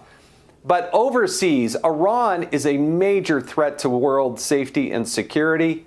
Yet the price of oil is coming down. The president's taking on the Houthis. With Israel, they've been taking out the other threats, the other proxies in the Middle East.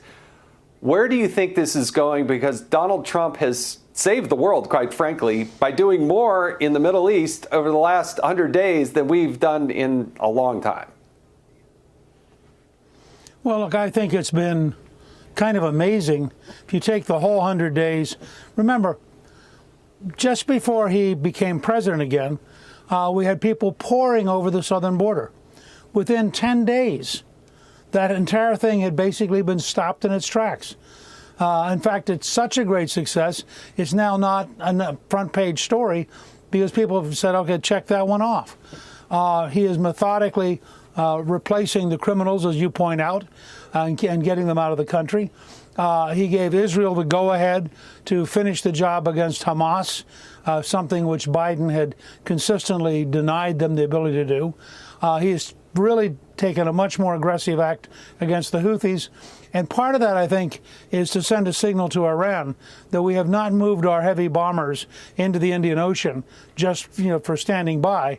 And I think the president, although he says it very softly, he's trying to make very clear, either the Iranians are going to give up their nuclear program or we are going to destroy their nuclear program. Obviously, the president very much prefers not to have to use force. He's trying to explain it directly. In the case of Ukraine, I think what's fascinating is, this is just my view, but I believe that Putin has totally misunderstood Donald Trump being patient.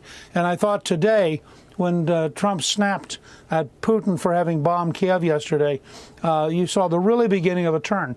For a long time, the Trump administration focused on getting Ukraine in line. Now they're starting to discover that actually doesn't matter what Ukraine says. Putin wants to continue the war. Putin lies every day. And we'll see what his conversation's like with Steve Witkoff when he's in Moscow. But frankly, I'm not very optimistic because I think Putin does not yet believe that we will actually get involved in helping the Ukrainians. And he believes he can talk and fight, and that we'll be dumb enough to let him do it. I thought today's statement by the president was a clear sign that that may be a major mistake by Vladimir Putin.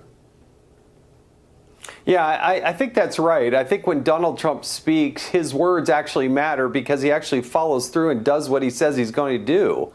And so going back to Iran, this is where I think the Iranians are getting the message, at least I hope they do, because it's not against the Iranian people, but the Iranian government has to understand that the president is going to make the United States energy independent. And when they drive down the cost of oil, guess what? They don't make as much money. They don't have the revenue, nor does Russia. And so when the president talks about drill, baby, drill, that is not just to help Americans, it's to help the world's safety, but it's also to get rid of the biggest threats that the world has against, using their nuclear bombs, whether they be Russia or Iran. Well, and as you note, the president now is going to be visiting Saudi Arabia, and I think that that's a clear indication. He and the Saudis are lockstep on this. The Saudis want to stop the Iranian nuclear program in its tracks. The Saudis see their future in alliance with the U.S. and, frankly, in recognition of Israel and working together with the Israelis. And I think you'll see an expansion of the Abraham Accords, which was one of the great achievements of Trump's first term. So in a lot of ways overseas, he is making progress. And we shouldn't underestimate, just because the news coverage is often so biased, there are things happening here at home that are amazing. If you were to look at the total number of investments that are being made here, it's astonishing. As you know, my wife Calista has been nominated to be the ambassador to Switzerland, and she's been studying in preparation for going to the Senate. And she pointed out to me yesterday there are two major Swiss pharmaceutical companies that between them have announced $90 billion in investments in new factories in the U.S. Wow. That's just two companies. I think there are a dozen or more auto companies that have announced it. We're seeing the leading chip maker in the world has announced a huge investment. I think probably there are $7 or $8 trillion already committed to build things in America, and I think you're going to see a lot more in the next 6 months. And that's the kind of thing that people are going to, a year from now, people are going to be talking about the Trump boom as opposed to the nervousness that we're getting out of all the speculators right now.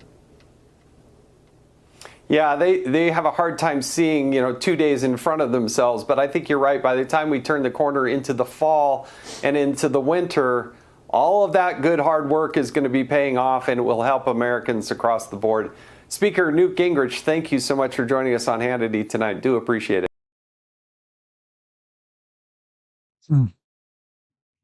It's definitely going to take time to get to the promised land. It's never going to happen in 95 days. Because that's how long President Donald J. Trump has been the president of the United States.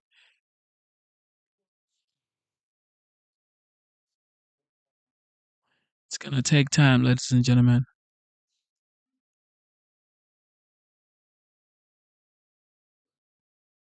It's been harder about and more prescient, I must say, about Donald Trump than me. I don't need to be lectured on who Donald Trump is. Just to use the Hitler thing, first of all, I just think it's kind of insulting to 6 million dead Jews, who, like, that should kind of be in its own place in history. And, I know people can say, well, we're just comparing it in this way. Well, it's an argument you kind of lost just to start it. Shout out to Bill, man. That's what you said a couple days ago, Dan. Exactly. Yeah, that just using the comparison, you lose people. Oh, for real? Batya, I want your take on how that comes across to you, as you are Jewish, and a Trump supporter at that. But what's your take? And a person who half my family was murdered by the actual Hitler. In addition to it being deeply offensive to Jews, to call Trump Hitler is to call over 80 million Americans, 35% of Jewish Americans, 56% of Hispanic men, and the majority of Americans who make under $100,000 a year, Nazis, because those are the people who gave Donald Trump his victory. And I just have a pro tip for any Democrats who are thinking about winning back the working class, those people who make under $100,000 a year, who a majority of whom voted for Trump. You should have a visceral disgust for someone like Larry David, who's worth $400 million, sitting there and sneering and smearing the hardest working Americans for refusing to co-sign their own disinheritance. That's effectively what they are doing when these millionaires come out here and call Trump Hitler. They are calling working class Americans Nazis because they chose the person they thought would give their children back the future they were promised by this country. And it just has to stop. And you know what? Honestly, I don't care if the Democrats get this or don't, but they should get this, because this is a big part of why they have lost, because they have these rich people. He is so wealthy. I mean, they're all wealthy. Donald Trump is a billionaire, and wealthy. Pardon the Camp Auschwitz guy. He had Nick Fuentes and Kanye West over for Thanksgiving dinner. He's not exactly Nazi averse. He's also the father-in-law and grandfather of Jewish children. Come on, Trump has done more for Jewish people. I'm Sicilian who grew up with Jewish people around me. He is fantastic. He's got a long record of it. You know what? Actions speak louder than words. He may have said some stupid stuff in the past. What he's been doing, cracking down on Harvard with their anti-Semitic policies. That is a lie. It's not you know it's not about anti-Semitism. Look at how Harvard has treated Alan Dershowitz, who was there for 50 years. Alan Dershowitz has punched his own ticket, my friend. If Donald Trump wants to root out anti-Semitism, he can go over to the Nazi chat room that Twitter has turned into. The fact is, Hitler did a lot of awful things that were unrelated to the Shoah, and it is not unfair or inappropriate to compare the policies of this government to the policies of the right if they measure up. No, it's not. Hitler banned abortion. Hitler persecuted LGBTQ. Hitler hated it. I agree with Dan and Boccia. Hitler goes in his own little category. I wish Hitler was more like Trump. Arthur and John, just give me 1 second, because I want to take what you're saying, because this is an important point, I think, that gets lost in all of the yelling, to be frank. I'm sorry for yelling. There was a lot of Hitler talk by Democrats in the campaign. Trump is going to, right? But I think what they're saying now, Democrats, is a little bit different. Listen to Larry Tribe saying not what Trump has promised to do, but what Trump is doing or has done has historical parallels. Nice little university you have there. Be a shame if something happened to it. That's what Hitler basically said, although it sounds different in the original German, when he said it to the university at Frankfurt and then took them over. That's what Orban has done in Hungary. That's what Erdogan has done in Turkey. It's a standard technique.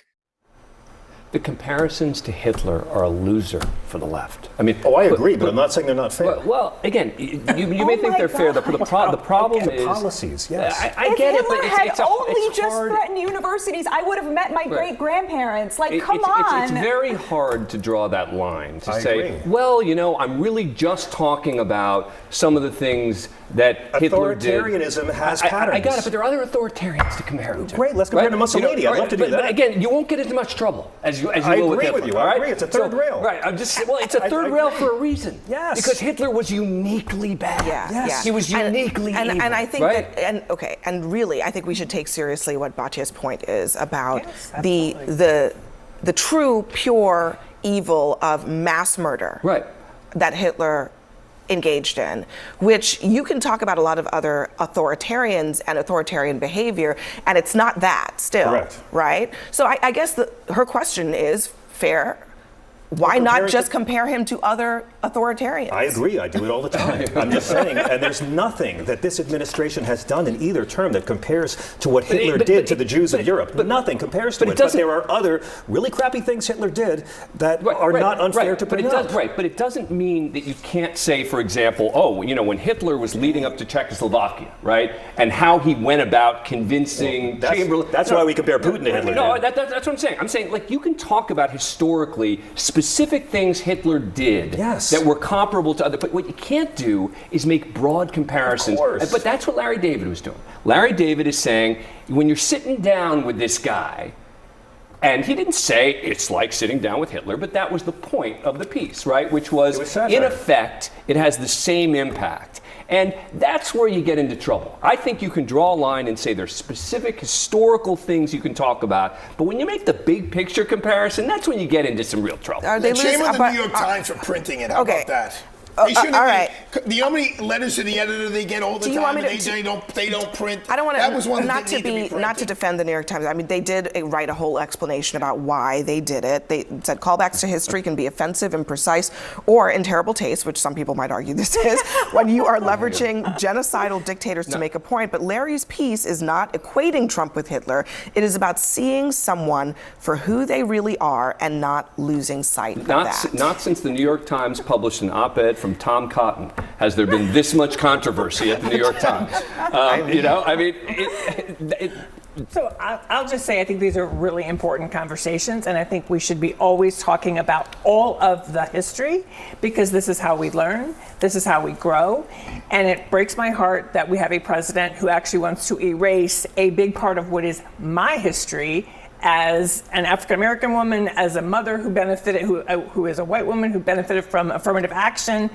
Again, if we're going to have these tough conversations, let's have all of them. We're not going to say we're going to have this one and not that one. And you get to be at the table and you don't. I should also point out that, yes, Larry David did not directly compare Bill Maher to Hitler, but J.D. Vance did. Donald Trump. I'm sorry, did not compare Donald Trump to Hitler. Yes, sorry, Bill. I love both of these guys, so I'm trying to walk it carefully. But J.D. Vance did. So let's not lose sight of it. J.D. Vance did, in fact, do that, yes, in He his, sure in his did. past life. In his past life. Look, ladies and gentlemen, this, folks, I don't know who to support, China or the United States. Today, we are learning some new details following reports of Defense Secretary Pete Hegseth sharing some detailed military plans in a second Signal group chat that included his wife, a lawyer, and his brother. Multiple sources telling CNN Hegseth revealed strike plans against Houthi targets in Yemen, similar to what was shared in that other group chat, which came to light after the editor of The Atlantic was mistakenly added to it. We've also learned that Hegseth directly addressed the matter with President Trump during a phone call last night. Earlier today, the president defended Hegseth. He's doing a great job. It's just fake news. They just bring up stories. I guess it sounds like disgruntled employees. You know, he was put there to get rid of a lot of bad people, and that's what he's doing. So you don't always have friends when you do that. The revelation of a second Signal chat emerging as some of Hegseth's closest advisors, several of whom were fired last week, are warning that the Pentagon has become dysfunctional under Hegseth's leadership. Both Hegseth and White House Press Secretary Carolyn Leavitt railed against those accusations. This is what the media does. They take anonymous sources from disgruntled former employees, and then they try to slash and burn people and ruin their reputations. The president stands strongly behind Secretary Hegseth, who is doing a phenomenal job leading the Pentagon. And this is what happens when the entire Pentagon is working against you and working against the monumental change that you are trying to implement. With us now to talk more about this is John Bolton. He served as National Security Advisor during President Trump's first term. How bad do you think this is, I wonder, having his wife, his brother, his lawyer included on what sources describe as military plans of these Houthi strikes, similar to what came to light during that first Signal chat scandal? Well, I think after people got over the disbelief at the first Signal chat group, it's no surprise there are others. What makes this one worse and different is that it's kind of a friends and family Signal chat group, none of whom have any need to know what's been conveyed about potential strikes in Yemen before they actually happen. I mean, it speaks to a lack of judgment on Hegseth's part. And when you look at the controversy over the people recently being fired, by the way, all of whom are people he hired within the past 90 days, it really gives the picture of a Secretary of Defense who's a lightweight, a dilettante. And that's not the kind of person you want as a Secretary of Defense under any circumstances, but particularly not in the challenging environment we find ourselves in today. Let's talk about some of those top aides who are gone. I think some of whom, were it not for Hegseth or someone like Hegseth being in the position he's in, would not have had the positions they had at the Pentagon. But Senior Advisor Dan Caldwell, Deputy Chief of Staff Darren Selnick, Chief of Staff to the Deputy Secretary of Defense Colin Carroll. What's the effect of departures at a high level like that? Well, as I say, I think he was responsible for hiring all of them. I mean, I think he had connections with them. He also lost his own chief of staff, who is either being fired or moved somewhere else in the Defense Department. I think what it says to the rest of that very big building and its partners around the world that they're just not serious in the Secretary of Defense's office. They don't have their act together managing a very small group of people. How's somebody like that ever going to lead the entire Pentagon? It's what you get when you don't really care about qualifications for jobs like that, when you're not picking people who are experienced, when your major qualification is personal fealty to Donald Trump. That's what he's got in Hegseth. That's why he's sticking with him. But it's not what you need to do the job. His chief of staff resigning from his position. We're waiting to see if he lands somewhere else at the Pentagon. But in a Politico op-ed, John Oliot, the former chief Pentagon spokesman who resigned last week, said that his function is now a major distraction and that it's hard to see how Hegseth remains in his role for much longer. Do you think that Hegseth should step down? Well, by the way, Oliot is the fifth person in his inner circle who's now resigned. I think Hegseth should resign. I don't think he's going to. He may leave at some point because I think he's used up his bank account with Donald Trump. Trump doesn't want to have to waste his resources defending his people, and that's now what he's doing on Hegseth. But I think Trump is bound and determined not to show weakness, which is what he's worried he would do if he fires Hegseth or anybody else. So I think Hegseth has a shelf life of undetermined length, but it's not going to be much longer, would be my guess. 3 months, 4 months, something like that, likely. You hear the talking point. We just heard it from Hegseth, Leavitt, and Trump himself, which is that they're blaming people who are just upset that he's trying to implement institutional change. What do you think of that argument? Well, again, these 5 people are all people he brought in and who have said they're in favor of the change that he's trying to make. They just don't think he's qualified to do it. I think it's a very weak response when Hegseth can't even manage and hold together the people he himself is responsible for hiring. It's sort of like the same problem his boss seems to have. John Bolton, always great to have you. Thanks so much for being with us. Glad to be with you. Joining us now, Democratic Senator Mark Warner of Virginia. He's the vice chairman of the Senate Intelligence Committee. Senator, thanks so much for joining us. What's your response to that defiant display from Secretary Hegseth? This is a guy that's in so far over his head that he didn't say anything there about denying that he did this gross, sloppy misuse of classified information, sharing now with his family members. We heard about the misuse earlier when this information was shared with other senior members of the administration. It is way past time that Hegseth should either quit or be fired. And I think the question is going to be, well, will my Republican Senate friends, who I know care about our national security, how many more examples of chaos at the Pentagon before they will find their voice and be willing to step up and speak out on the fact that this guy should no longer be Secretary of Defense? You know the intelligence community, you know intelligence. How serious, Senator, was this breach compared to other cases of highly classified information being mishandled? Well, let me give you the best example. I was down a couple of weeks ago down in Virginia Beach. I had a big town hall. Many of the people at the town hall knew people that were on the Truman, which is the aircraft carrier that launched these attacks, or the planes that were launched from the aircraft carrier against the Houthis. They knew members on the Truman. They were outraged because they knew if that information had got out, their loved ones could have been, frankly, put in harm's way in an awful, awful way. So this is such an obvious case of sloppiness, carelessness, not respect for classified information. And this is what is happening, I fear, all across the IC, is this group of individuals come in, try to politicize our intelligence, and frankly, in many cases, have put leadership in place that's incompetent. Is it that serious, you think, Senator, that Hegseth potentially should be charged with some sort of crime for violating top national security secrets? I'll leave that for lawyers to make that determination.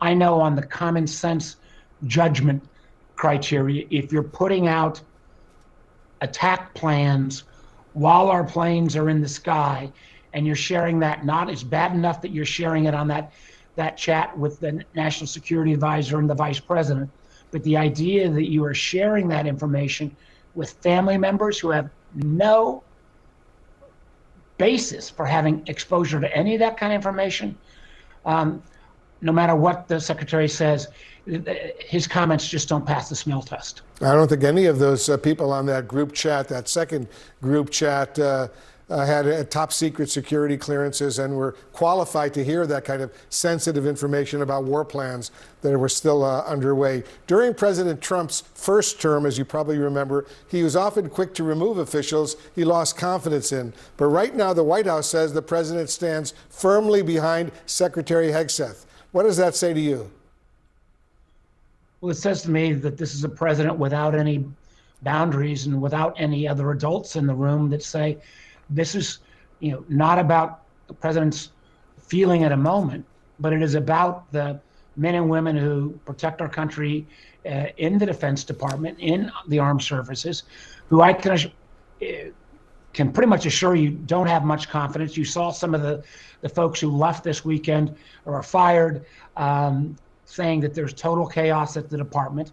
And that creeps through if our men and women in uniform start to lose confidence in their leadership. And I'm afraid that is happening real time. I think it's significant, Senator, that even Secretary Hegseth's closest advisors are sounding the alarm about his judgment and the turmoil inside the Pentagon right now, and it is severe. How do you think America's adversaries are reading all of this chaos? Well, it's a great opportunity for China. It's a great opportunity for Russia to continue to push against Ukraine. Since the president in less than 100 days has managed to alienate virtually every ally we have around the world, whether it's through his tariff policies or his kind of pettiness with Canada, threatening to throw them out of the Five Eyes. I worry that what had been our strength, Wolf, for literally decades was that we had friends and allies around the world that could count on us. They already had that trust, I think, undermined. Then you've got the economic travail with the tariffs, and now you've got what appears to be a kind of a Keystone Cops group of leadership over the Defense Department. None of that bodes well for the safety of our country. So is there evidence that close U.S. allies, NATO allies, are now reluctant to share very sensitive intelligence information with the U.S.? I am not going to comment on that other than the fact that we'll never fully know because you don't know what's not shared. I do know there have been concerns about how our country is going to treat classified information. I know people, within the intelligence community are aghast, not only at this mistreatment of intelligence, but also think about the random firing of General Hawk at the NSA and Cyber Command. He was extraordinarily well respected. There's still no explanation of that other than the fact that right-wing conspiracy theorist who denied 9/11 and said school shootings are made up, Laura Loomer, came in with this list, and suddenly a General Hawk who's well respected around the world is fired without cause. These are not great signals to send at this challenging time. Senator Mark Warner, the top Democrat on the Senate Intelligence Committee, thanks as usual for joining us. Thank you, Wolf. All right, I want to talk to you about some news here in Washington. Defense Secretary Pete Hegseth reportedly used a second Signal group chat to discuss sensitive military plans with members of his family, his lawyer. You called the first leaked Signal chat a, quote, huge mistake. Do you have confidence in Secretary Hegseth's judgment? Well, the question is this chat prior to the one that was leaked out? or did he continue to use the Signal chat group after that happened? And so I'm not sure the timing of it was. If it was something that he did prior to, okay, he should have learned his lesson now with what happened with the Mike Waltz incident. But if he did it afterwards, yeah, I would have concerns because it's already been burned by it once. I don't think you need to get burned by it twice. I think you should learn from your mistakes. And I understand your point about the timing, but the principles of the issue don't change in terms of discussing sensitive military details on Signal, particularly with people like his wife, who, as far as I know, doesn't have a security clearance. Right. I'm not sure, but I don't believe she does. Does that concern you? If in fact he did discuss what's called top secret or things that only need to be discussed inside a SCIF with his wife, if she doesn't have that kind of security briefing, yes, it would concern me. And it should be a lesson to everybody in the administration and everybody actually in the federal government. A lot of the federal agencies use Signal because it's supposed to be an encrypted, very secure application. The fact that these things are being leaked now call into question how secure Signal really is. Right, how secure Signal is, and we know that foreign hackers try to get into the phones of top officials. There's all kinds of concerns from intelligence officials. Congressman Carlos Jimenez, thank you for coming on the show. It's my pleasure. There is now another scandal involving Signal, the encrypted messaging app, and plans about military strikes. The New York Times first reported that Pete Hegseth, the defense secretary, revealed sensitive details about strikes on Yemen on the app, which included that text exchange included his wife and his personal lawyer. Plus, 3 senior aides to Hegseth who were put on leave last week have now been fired. And perhaps the most damning part of all of this is a former aide and close ally took to Politico and wrote a piece decrying that it was, quote, a month from hell inside the Pentagon. Here's what John Olliott, who's a former spokesman now former of the Pentagon, said. From leaks of sensitive operational plans to mass firings, the dysfunction is now a major distraction for the president, who deserves better from his senior leadership, given that it's hard to see Defense Secretary Pete Hegseth remaining in his role for much longer. Now, to be clear, the White House is saying that the president is sticking by the embattled Pentagon chief, and Hegseth went on the offense this morning. This is what the media does. They take anonymous sources from disgruntled former employees, and then they try to slash and burn people and ruin their reputations. Not going to work with me, because we're changing the Defense Department, putting the Pentagon back in the hands of warfighters, and anonymous smears from disgruntled former employees on old news doesn't matter. This group right here, full of hoaxsters that peddle anonymous sources from leakers with axes to grind. I have some very smart reporters here at the table with me to discuss this. CNN's Stephen Collinson and Natasha Bertrand, who covers the Pentagon for us. Let's just start where Pete Hegseth ended there, which is the people who were fired and presumably the people he is talking about. They're not just kind of employees that he inherited when he joined the Pentagon. These are people that he chose, the quote unquote disgruntled employees, and many of them have been very close friends with him. I'm told almost like brothers for a decade. This is a really, really important point here because Dan Caldwell, who was one of the employees who was fired last week, he's a senior advisor to Secretary Hegseth. He has known and worked with Hegseth for about a decade now. They date back to the years working together at Concerned Veterans for America, which is a veterans organization. Same with the other individual who was fired that was part of Hegseth's inner circle, Darren Selnick, who was the deputy chief of staff at the Pentagon, also worked with him at Concerned Veterans for America. And so these are people that Hegseth brought on. These are people that he hired and brought into the Defense Department. The same goes with John Olliott, the person who wrote that op-ed last night, that scathing op-ed saying that the last 5 weeks or so at the Pentagon have been absolute chaos. This is really a message that they are trying to send here, in addition to the statement that was released by Dan Caldwell, by Darren Selnick, and by the third official who was fired last week, Colin Carroll, essentially saying that their character and their reputations have been slandered here, and that any notion that they have done something wrong by leaking information to the press, which is one of the rationales that we were given last week when it came out that they were fired, is flat out untrue, something that John Olliott also wrote in his op-ed. And so I think that now we're seeing Hegseth respond in the only way that he knows how to do, which is to attack the media for reporting on something that he actually has not denied the substance of, which was the fact that he had the second Signal chat set up, that his wife, his lawyer, and his brother were in it, and there was no really rational explanation for why they should be read in on a very sensitive military operation. And I just, so there are so many sort of tentacles to this. One, of course, and perhaps the most important, is what was this document? How sensitive was it? And the people on the text chain, whether they should have had access to it.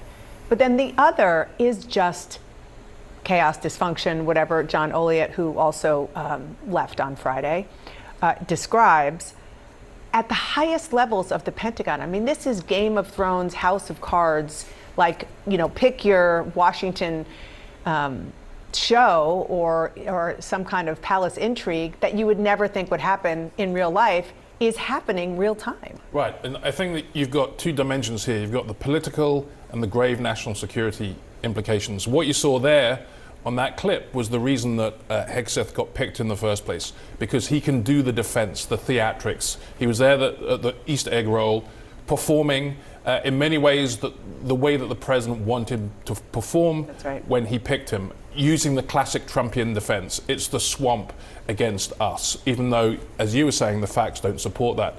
On the politics of this, Trump for now is standing by him, but as we know in the past, that the president stands by people until he doesn't.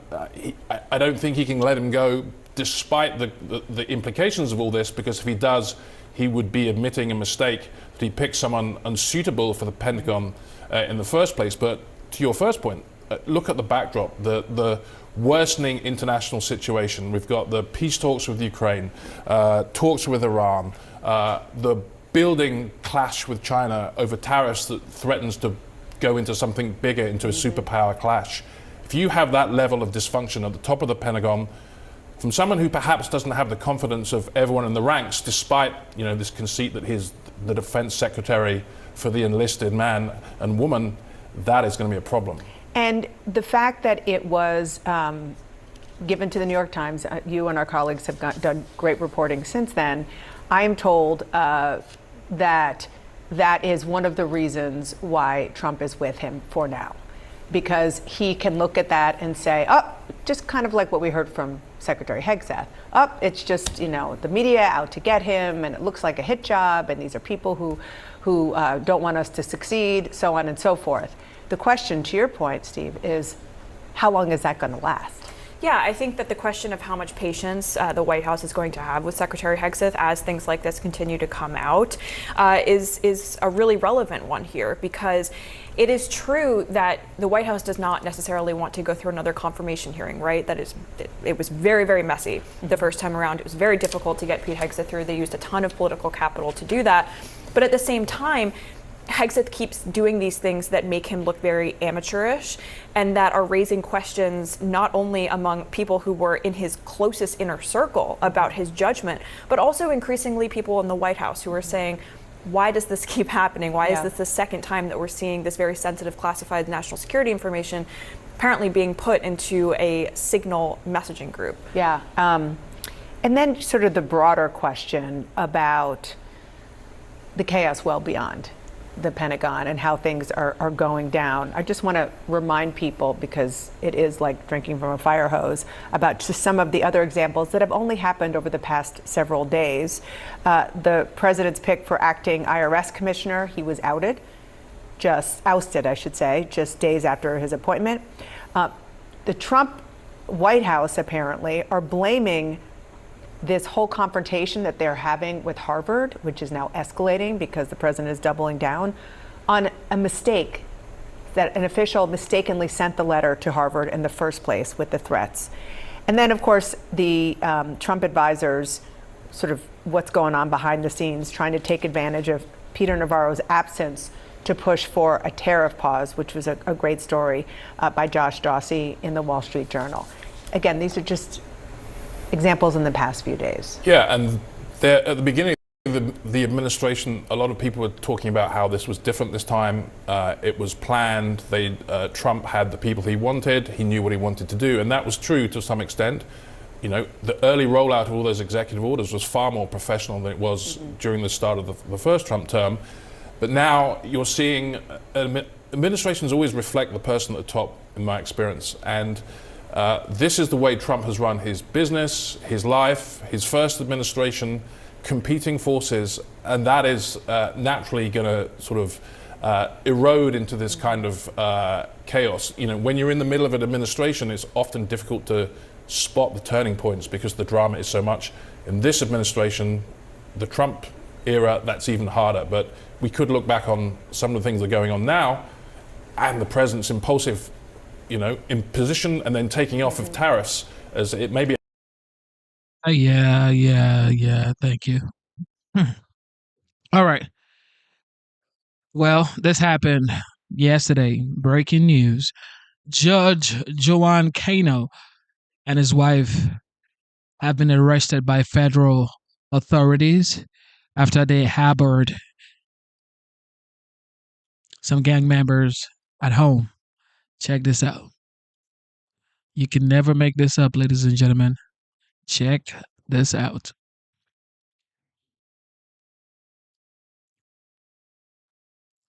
Trump is trying to clean up the United States.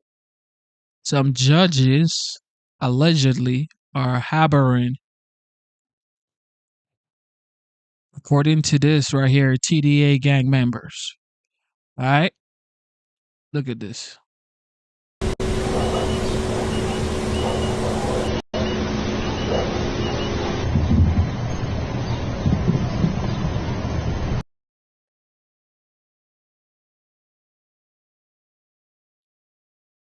All right, here we go.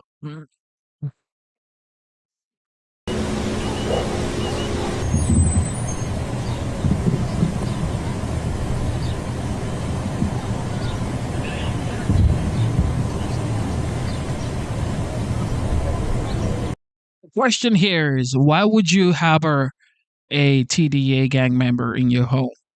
Because you don't like Trump? You think what he's doing is wrong? And then you're harboring a gang member in your home? Like in your actual home? You're not even like... Okay.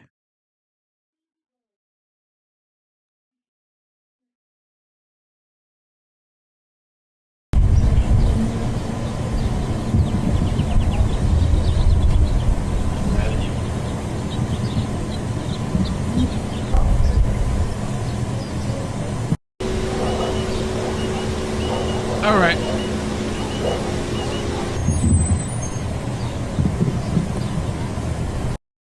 That is an example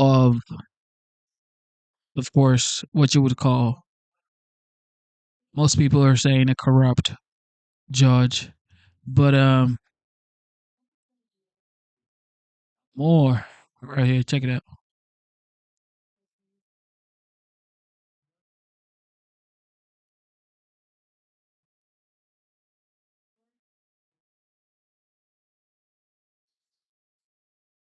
Samuel entered the United States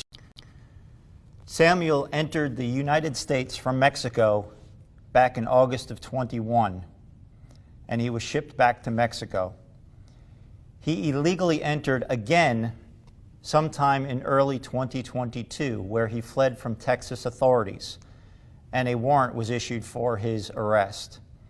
He was located in Sarasota, Florida in July of 2024, but because of the Biden-Harris catch and release policies, he was released back into our community. So now let's fast forward to April 13th, 2025, Charlotte County, Florida. This individual befriended a 13-year-old and an 8-year-old and decided to play a game of hide and seek. While in the woods with these two, he sexually battered a 13-year-old child, both orally and anally. The subject was later located and arrested by Charlotte County deputies, where he admitted to his crime.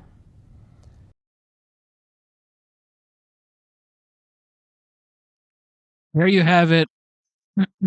I mean, this is real life, ladies and gentlemen.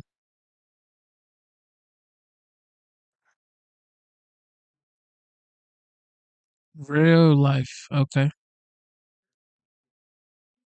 Check this out. Too funny. This is a funny segment, ladies and gentlemen. So enjoy the show. Enjoy the funny segment. Check this out.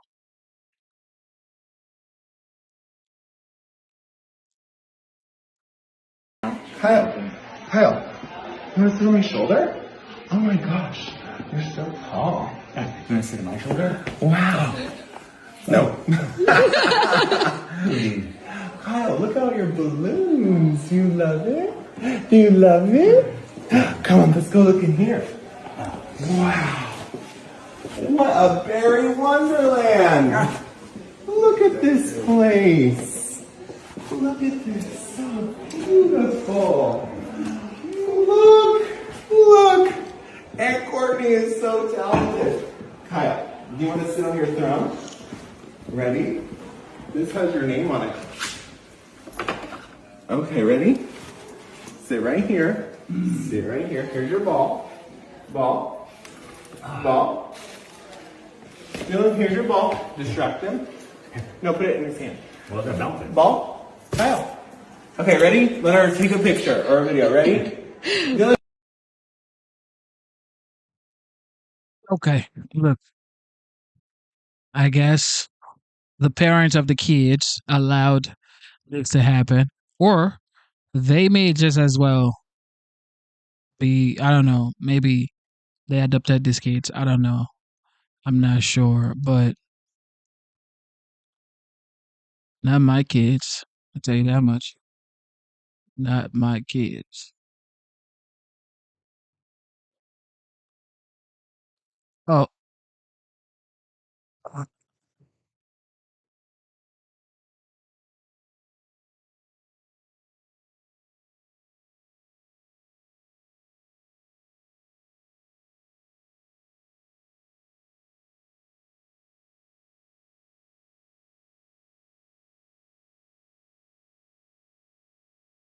Of course, they've started. Here we go. Dramatic escalation in the Trump administration's conflict with judges. A protest getting underway in Milwaukee, Wisconsin this hour after FBI agents arrested a county circuit judge this morning. The Justice Department accusing Judge Hannah Dugan of helping an undocumented immigrant avoid arrest after he appeared. This is another judge, ladies and gentlemen. I showed you a judge. I showed you another judge. This is another judge. So all of these judges are trying, allegedly, to harbor what? Undocumented migrant? Like, what are they doing? In her courtroom last week. This appears to be the first time the Trump administration has charged a sitting local official with obstructing immigration enforcement, at least that we know of. That's her picture up on the screen. Hannah Dugan, who is now in custody. You cannot obstruct a criminal case, and really shame on her. That, of course, the Attorney General, Pam Bondi, on Fox News touting the judge's arrest after the FBI director, Kash Patel, first broke the news in a post on the platform formerly known as Twitter. It was later deleted. Patel wrote this, quote, "We believe Judge Dugan intentionally misdirected federal agents away from the subject to be arrested in her courthouse, Eduardo Flores Ruiz, allowing the subject, an illegal alien, to evade arrest." Let's get straight to CNN's Whitney Wild. She is live outside the federal courthouse in Milwaukee. Whitney, what more are you learning about this arrest? These unsealed court documents give quite a bit of detail about what federal law enforcement thinks led up to this What they felt was their obligation to eventually arrest this judge. They say this all stemmed from an incident that happened April 18th when Flores Ruiz was due in court in front of Judge Hannah Dugan. He was there to appear on battery charges. Through the course of the morning, Judge Dugan learned that federal agents were there to arrest him. There were about 6 federal agents there from multiple agencies, the FBI, DEA, and ICE among them. I was just at the White House, when Lucas. Judge Dugan learned that they were there to arrest Flores Ruiz, she became very upset. She actually pulled some of those agents aside and had a phone call with the chief judge in which the chief judge insisted that any arrests would have to take place in the public area of the courthouse. And this is crucial, Casey, because what they say happened next was that Judge Dugan went into her courtroom and as Flores Ruiz and his attorney were set to leave through the public door, the door that would have led to the hallway, she, according to the complaint, said, "Wait, come with me," and then ushered them through the jury door, which took them to a private area of the courthouse. That made it obviously much more difficult for these agents to arrest Flores Ruiz. They were able eventually through the course of the morning to arrest him. But what the FBI makes clear in that complaint is that they believe that was an obstruction of justice. And so they've moved forward with this arrest. And while, as you point out, it is a major escalation, it is not altogether surprising given that they have said from the outset that they are prepared to bring the full force of the law against anyone. That includes elected state and local officials if they perceive them as blocking their duty to, as they say, enforce these immigration laws across the country, Casey. All right, Whitney Wild for us outside that courthouse in Milwaukee, where, of course, you can see and hear people gathering in reaction to what we have seen. Whitney, thank you very much. I want to go now to CNN law enforcement analyst, former FBI Deputy Director Andrew McCabe. Sir, thanks so much for being on the show today. This played out pretty unusually in that we first learned about it in a post from the FBI director himself that was later deleted. Can you just give us some insight and help us understand how unusual it is or isn't for federal officials to do something like this, and what your view is of the role that the FBI played in what we know happened here? Oh my God. Well, sure, Casey. And this is an absolutely bizarre situation on many levels, not the least of which has been the Department of Justice's crowing about this arrest in light of it, in the aftermath of its exposure today. A department that used to pride itself on letting the legal filings speak for themselves and not actively getting out on the media and essentially convicting someone in the court of public opinion. But nevertheless, the FBI's involvement here is also somewhat odd. And I think it's a reflection of the fact that the Bureau has been dragged into immigration and enforcement by this administration in a way that it has never seen, and in fact has avoided in administrations past. The FBI received authority to conduct immigration enforcement not long after September 11th, but there was a deliberate decision by FBI leadership not to authorize agents to actually use that authority, and instead officially deferred all immigration matters to DHS. FBI agents aren't trained on immigration law. They aren't used to executing arrests without federal court warrants, things like that. So it's something that is beyond their purview. Today, you see them doing it routinely and ending up in situations like this. And I should also add that by spending their time enforcing immigration laws, there's a lot of other things, FBI things, that agents are not doing because they've been drawn away from those priorities. Andy, will you stand by for me? I want to come back to you kind of throughout this broader panel conversation, because, of course, this all means that the political battleground state of Wisconsin is now the backdrop for this highly unusual and aggressive legal action against this judge from the Trump administration. Of course, the Trump administration led by a president who has been free to express his feelings, hostility towards the judiciary. Radical left judges, radical left lunatic judges. He's a nasty judge. Extreme far left judges. All right, joining our panel, CNN crime and justice correspondent Caitlin Polantz, CNN senior legal analyst Ellie Honig, CNN political commentator Jamal Simmons, and CNN senior political commentator and the Republican strategist David Urban. Welcome to all of you. Thank you very much for being here. Caitlin Polantz, I want to start with you on our latest reporting around this, because this, of course, a very sensitive area for state and local officials. Their interactions with the federal government, of course, always highly scrutinized as a general matter. Clearly, this judge is in a difficult position now. What do we know about what her plans are to try to fight back against this, and what the administration's next moves are? Well, they have a case, and that case is going to go on in court. She hasn't entered a pleading yet. She was released after appearance. But one of the things that I think should really be highlighted here is the case against the judge, it's unusual, but it's not unprecedented. There has been a case like this before in 2019 during the first Trump administration, charging a judge in Massachusetts who was accused of something very similar, trying to usher someone out of that courtroom as ICE officials were waiting for that defendant. In that case, that ended up being resolved. Those charges were dropped in the Biden administration against that judge in Massachusetts, but she ended up cutting a deal. So it was a legitimate case there as well. We don't know how this will go for Judge Dugan, but the thing I really want to highlight here is how this was done today. The Attorney General wants to make an example of this, and boy, are they, Casey. I mean, it's not just the Attorney General, Tom Homan, coming out and saying, doesn't matter who you are, we'll go after you, we'll charge you criminally with obstruction. They apprehended this judge on courthouse grounds at 8:30 this morning and then held her in a holding facility at the federal courthouse until her initial appearance, which happened mid-morning in Milwaukee on these federal charges. It's an obstruction charge, yes, but often people who are upstanding members of the community who aren't a risk of flight, who aren't a danger to the community, they're not put in a cell. They were contacted and said, come in later whenever you want to face your charges when you negotiate this.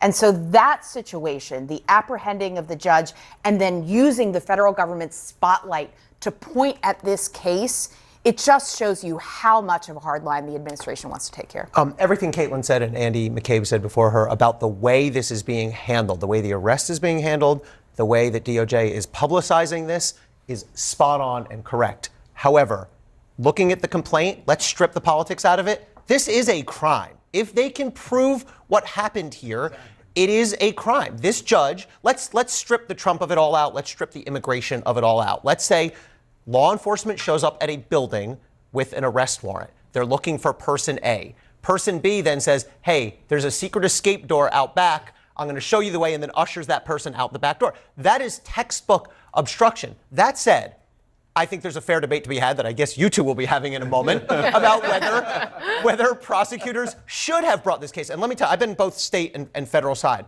If I was at DOJ and someone brought me this case on these facts, I would say, I get it. I get that robotically this is a crime, but I don't know that this is the right move here. Can't we just call up the state courthouse, see if there's some way we can work this out with the judiciary? How are we going to make arrests? I did this. Where are we going to make arrests? What are the protocols we're going to agree on? Jumping right, not everything that's a crime must be indicted or charged by complaint. And so I think this is a crime on paper, but there's a very fair debate about whether it should have been charged. Right. Well, prosecutors make choices, right? Exactly. An allocation of. It's a crime, but should it? I don't think he should have been charged. It's a crime on paper, though. It's a crime on paper, but we don't think it should have been. What? Okay. But Trump takes the phone call. Next in. Impeach him. Make sure he's impeached, ladies and gentlemen. But these people have our gang members. Oh, it's a crime on paper, ladies and gentlemen. All right, AOC 2028. Looks like New York Congresswoman Alexandria Ocasio-Cortez could be gearing up to be the new face of the Democratic Party. The self-proclaimed Democratic Socialist has been drawing tens of thousands to her rallies, pretty big crowds. She's breaking her own fundraising records, and she's surging in polls among Democrats. Now, Now, some are wondering if her latest post is a, quote, soft launch for a presidential run in 2028. To be welcomed here in this state, all of us together, seeing our common cause, this is what this country is all about. AOC versus Kamala. Man, AOC is gonna wipe, I don't want to say wipe the floor, but that's what she's gonna do with Kamala when it comes to primaries. Okay? There's no way Kamala is going to be AOC when it comes to primaries. Everybody can talk the talk and talk about Kamala as a, black woman or whatever. Look, AOC would wipe her during the primaries. Now, if the Democrat Party puts AOC forward for 2028, then it's over for the Democrat Party. Like AOC. But she's going to definitely win Kamala Harris for sure. Don't let them trick us into thinking we are enemies. Don't let them trick us into thinking That's right, of course. Put the motivational tune under the voice. Look at it. Be separated into rural and urban, black and white and Latino. We are one. And from the waitress who is now speaking to you today from this podium, I can tell you, impossible is nothing. Miracles start with mustard seeds. And that is all right, Obama. What each and every one of you represent today. Yeah, she's running 2028. Kennedy, she's looks like a launch to me. yeah. She's running 2028. Yeah, AOC's running 2028. That's it. That right there shows you that she's running 2028. But get me a beer, says C. Shelley. And let me start with just her role in the Democratic Party. So aside from her general approvals in the population, 61%, according to YouGov, of Democrats view her favorably. This means she has the highest favorability of any Democrat who has not run for president. A Yale University survey found her at number 2 in a hypothetical matchup in a Democratic primary. So she's no one to scoff at. She's certainly someone who could potentially win a nomination. Yes, so here's what happened. The 4 years of the Biden administration created a power vacuum because you had a president who wasn't really leading. You also had an administration that didn't have very solid ideas for the Democrat Party. People felt like the party had moved away from them and was being run by old snobs. So when that power vacuum was created, they didn't come up with great ideas in order to defeat Trump and look into the future, but the socialists have been doing that the entire time. So their agenda is based on statism, making government bigger, more oppressive, but also populism. And that's where Democrats ceded the most support to the Republican Party, to President Trump, and to Vice President Vance. So AOC has put herself in the position to fill up that vacuum, and she's doing that with name recognition, social media. But Tomi Lahren made the best point. I think it was about a week ago, and I'm going to let her go off on this because it changed my mind about AOC, because I was like, well, maybe she is a big threat. She's certainly a big threat to economic freedom, but Tomi sort of laid it all out why she could face such a challenge if she's actually faced with other presidential candidates. Well, you teed Tomi up perfectly to make that case. Yeah, so my question last week, and I have the same question, is can we imagine AOC in a debate situation? And I'm not even talking about a presidential debate between a Republican candidate and AOC. I'm talking about a primary. I'm talking about, can she hold her own when actually challenged about policy positions? Even what are her own policy positions? And if you look at her policy positions, if she were to go on stage and talk about those, she might still be able to get a crowd. But could she even get Democrats on her side? Because Democrats are saying, we want you to moderate. And she is the most extreme. The Green New Deal, universal health care, wide open borders, lawlessness, cashless bail. Those are all AOC policy positions that she's never actually articulated well, by the way. You can go on stage and talk about a mustard seed, and you can talk about we don't separate between this. That sounds great if you are a rock star or a motivational speaker. Her policy positions are not popular within her own party. I don't even think she could unseat Chuck Schumer. And I certainly don't think she could be the Democrat nominee. We got Joe Biden in 2020 because he was the most moderate on that stage, not because he was some shining star. So the Democrat Party would be well to understand that.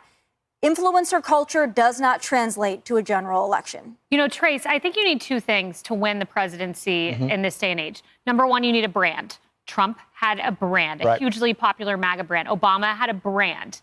AOC has a brand. She has 35 million followers. She comes across very authentic, despite the first-class seats and the private flights she's taking.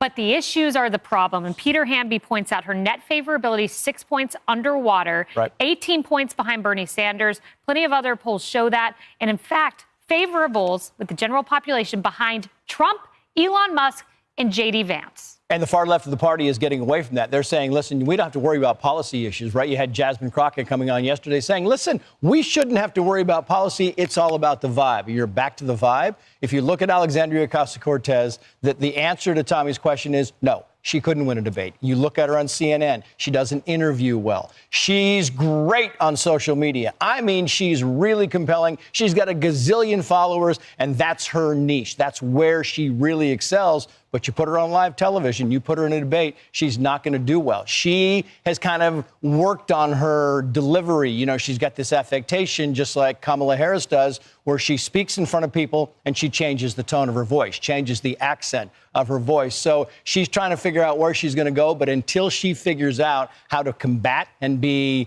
really good at debates and really good on policy, she's nothing but a social media candidate. Lydia, this is, I think, the best point I have seen made about AOC. And it was made by a progressive activist to Peter Hamby at Puck News. And, you know, it's easy to say, oh, let's put all the progressives in one bucket. But you can't do that. And this is the point the activist made, that the key distinction between her and Bernie Sanders is the core question swirling around whether she can appeal beyond a lefty New York congressional district. Bernie is a class first, class only guy, where she is preoccupied by race and identity. He has had one focus, the billionaires, the millionaires, the working class. We can all do his little accent. But she has focused on race and identity, which puts her in a separate bucket, maybe more the woke bucket than Bernie Sanders has been in. And I think that's going to come back to bite her. I don't think that's going to work well in her favor. And I think she probably knows that, because if you look at that video that she just posted on her social media, it seems like she's trying to step back. She's talking about how don't let them divide us. We're all one. That is very different than what she's talked about in the past. But I think Tommy is absolutely right, especially when you talk about her track record and her ability to stand on her own 2 feet and debate some of the issues, particularly the ones that she has waded in on. At Fox Business, which is where you can usually find me, you know, we spend a lot of time talking about economic and policy issues. And we know, Trace, to your point, how important the economy was during this last election. So I think Americans really want to know moving forward where our candidates stand on economics. She does not have a good track record. Self-professed socialist, wants to tax the rich. And let's be clear, when you talk about taxing the rich, you're talking about taxing small business owners. And whether you're a small business owner or you're one of the nearly 1 out of 2 Americans in this country that are employed by a small business, that should alone concern you. You know, years ago when she first was elected to Congress, I was a local news reporter here in the city, and I will never forget how she is responsible for running Amazon out of this city and how many of her constituents will never forgive her for that. I'm Steve Doocy. That's true. I think that was in 2018, 2019, something like that. She definitely ran Amazon out of New York. But with that being said, ladies and gentlemen, you guys are the best. Thank you for being here. Thank you for being a part of the show. It is currently 5:37 p.m. And let me see.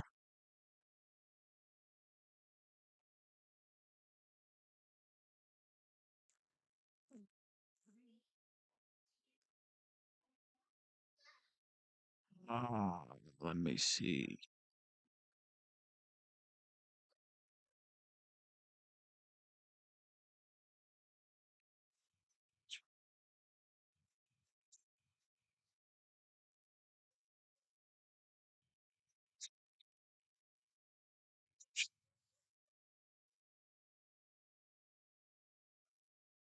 We begin with a federal judge putting the brakes on another key part of President Trump's agenda. It's somewhat of a trend these days. This time, the issue is requiring proof of citizenship before registering to vote.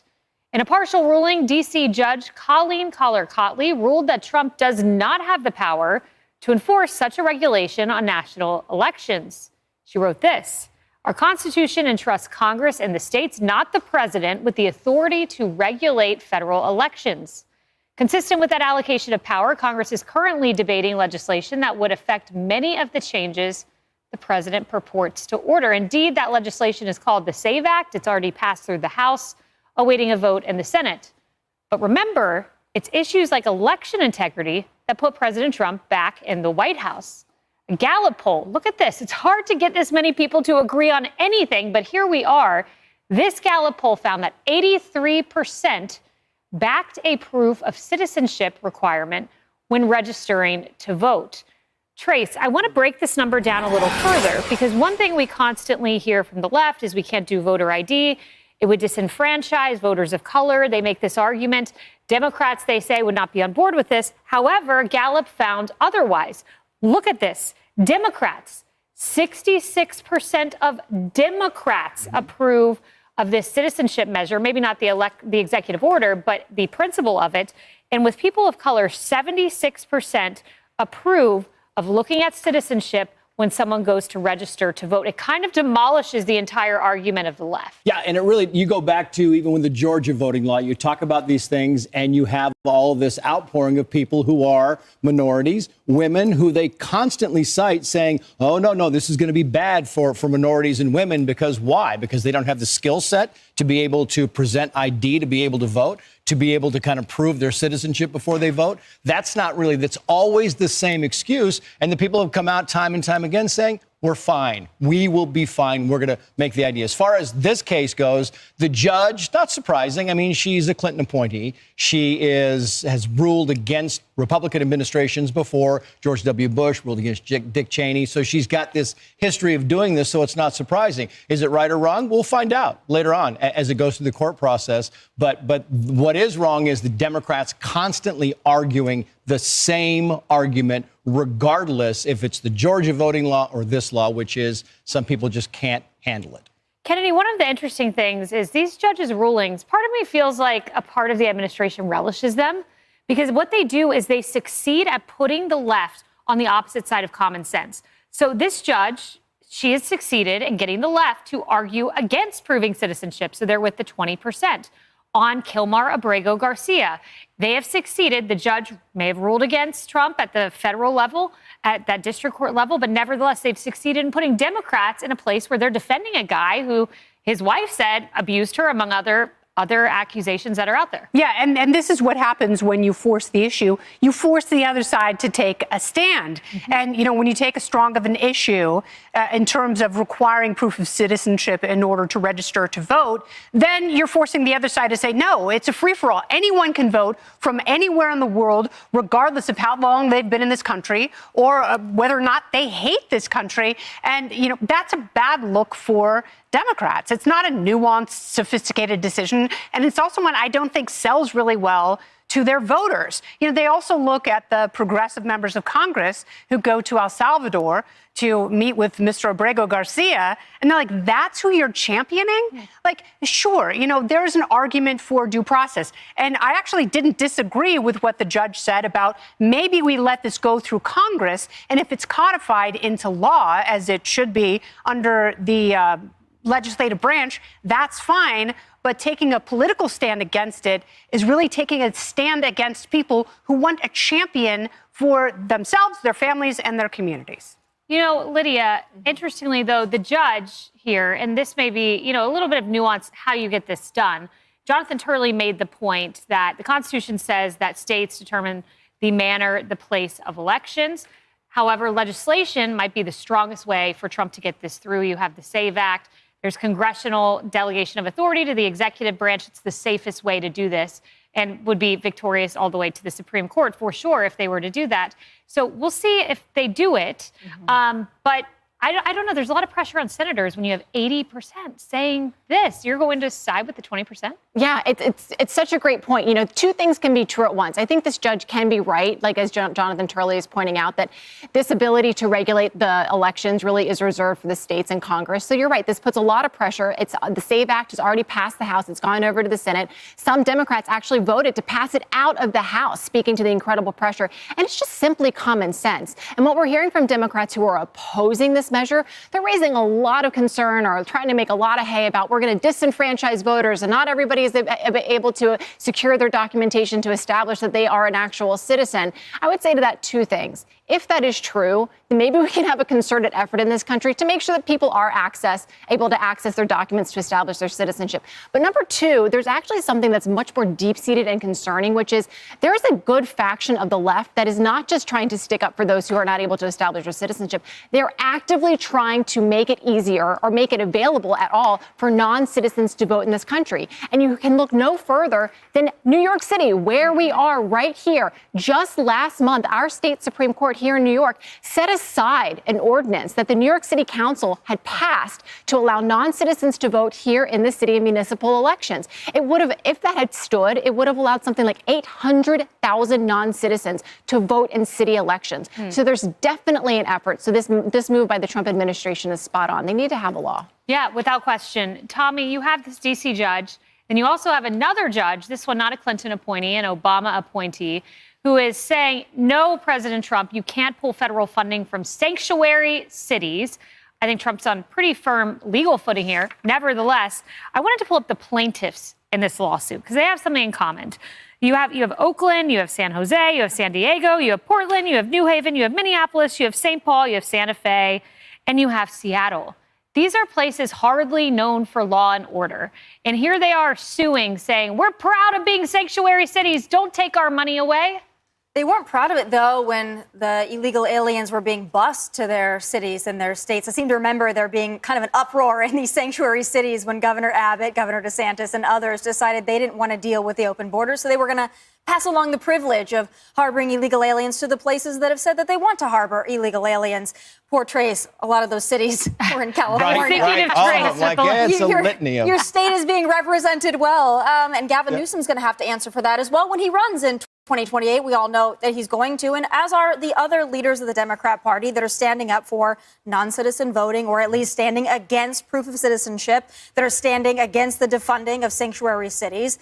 The American people made it very clear in November of 2024. Not only do they not want an open border, they don't want millions of illegal aliens to seek refuge in this country. That has been proven. So once again, this administration is smart. There's going to be legal challenges. They already know it. Every time they do something that seems common sense, they're going to be challenged for it. But at least they're starting the conversation. They're putting the pressure on Congress to actually have to do something. President Trump is saying, I'm going to do as much as I can, but you're going to have to go the rest of the way. The American people demanded it. Now it's time for our representatives and our senators to take it the distance. We're counting on you. President Trump can only do so much. I was thinking of you, Trace, as that list came up. I was like, these are some of your friends and neighbors Oh, right yeah. on the Right. West Coast. Woo, and Santa Kennedy, Monica. too. Yeah. Santa Monica.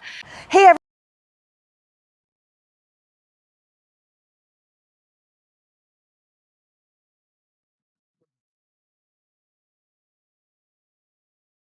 We know these judges, some of these judges, we've seen that some of them are being arrested for trying to block an illegal migrant.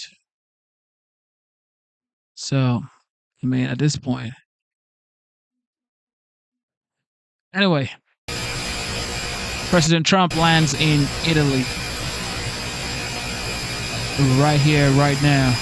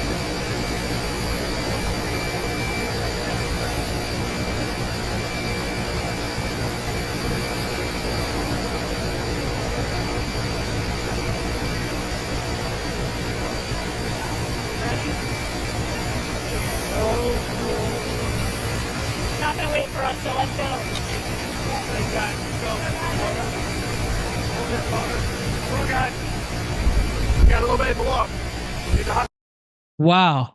So President Trump actually went with his wife to the other door to open the door. That's so gentlemanish. Here we go. Not gonna wait for us, so let's go.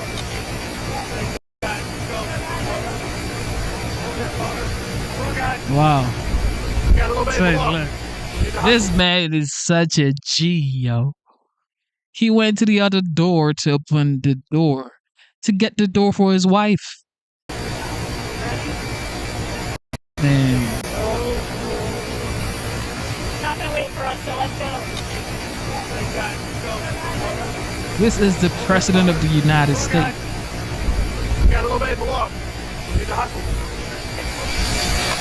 With that being said, instead of looking for perfection, seek for consistency. Never give up on yourself. Never give up on your dreams. Never give up on God. Believe in yourself. Believe in your dreams. And believe in Almighty God. God is the greatest, regardless of what you're going through in life. Never, ever give up. Keep going. And you might see the light at the end of the tunnel. But if you stop, you would, for sure, never see the light at the end of the tunnel. So God bless you. God bless you. Double tap your screen. Subscribe to the channel. And we are at the end of the live stream. It is 5:51 p.m. And of course, today's date is the 25th of April 2025. We're going to be back tonight by God's grace. Okay, by God's grace, we're gonna be back tonight. Shout out to C. Shelley, Zyro's Guardian. Shout out to the man, Mr. Booski. You know what time it is. God bless you all. Much love, much love, much love. God is the greatest. Thank you so much. God bless the United States, and thank you to the veterans. And of course, if you're in the military, God bless you. You protect the homeland. Thank you so much for tuning in and join the memberships. It is $4.99. God bless you. And I'm signing out.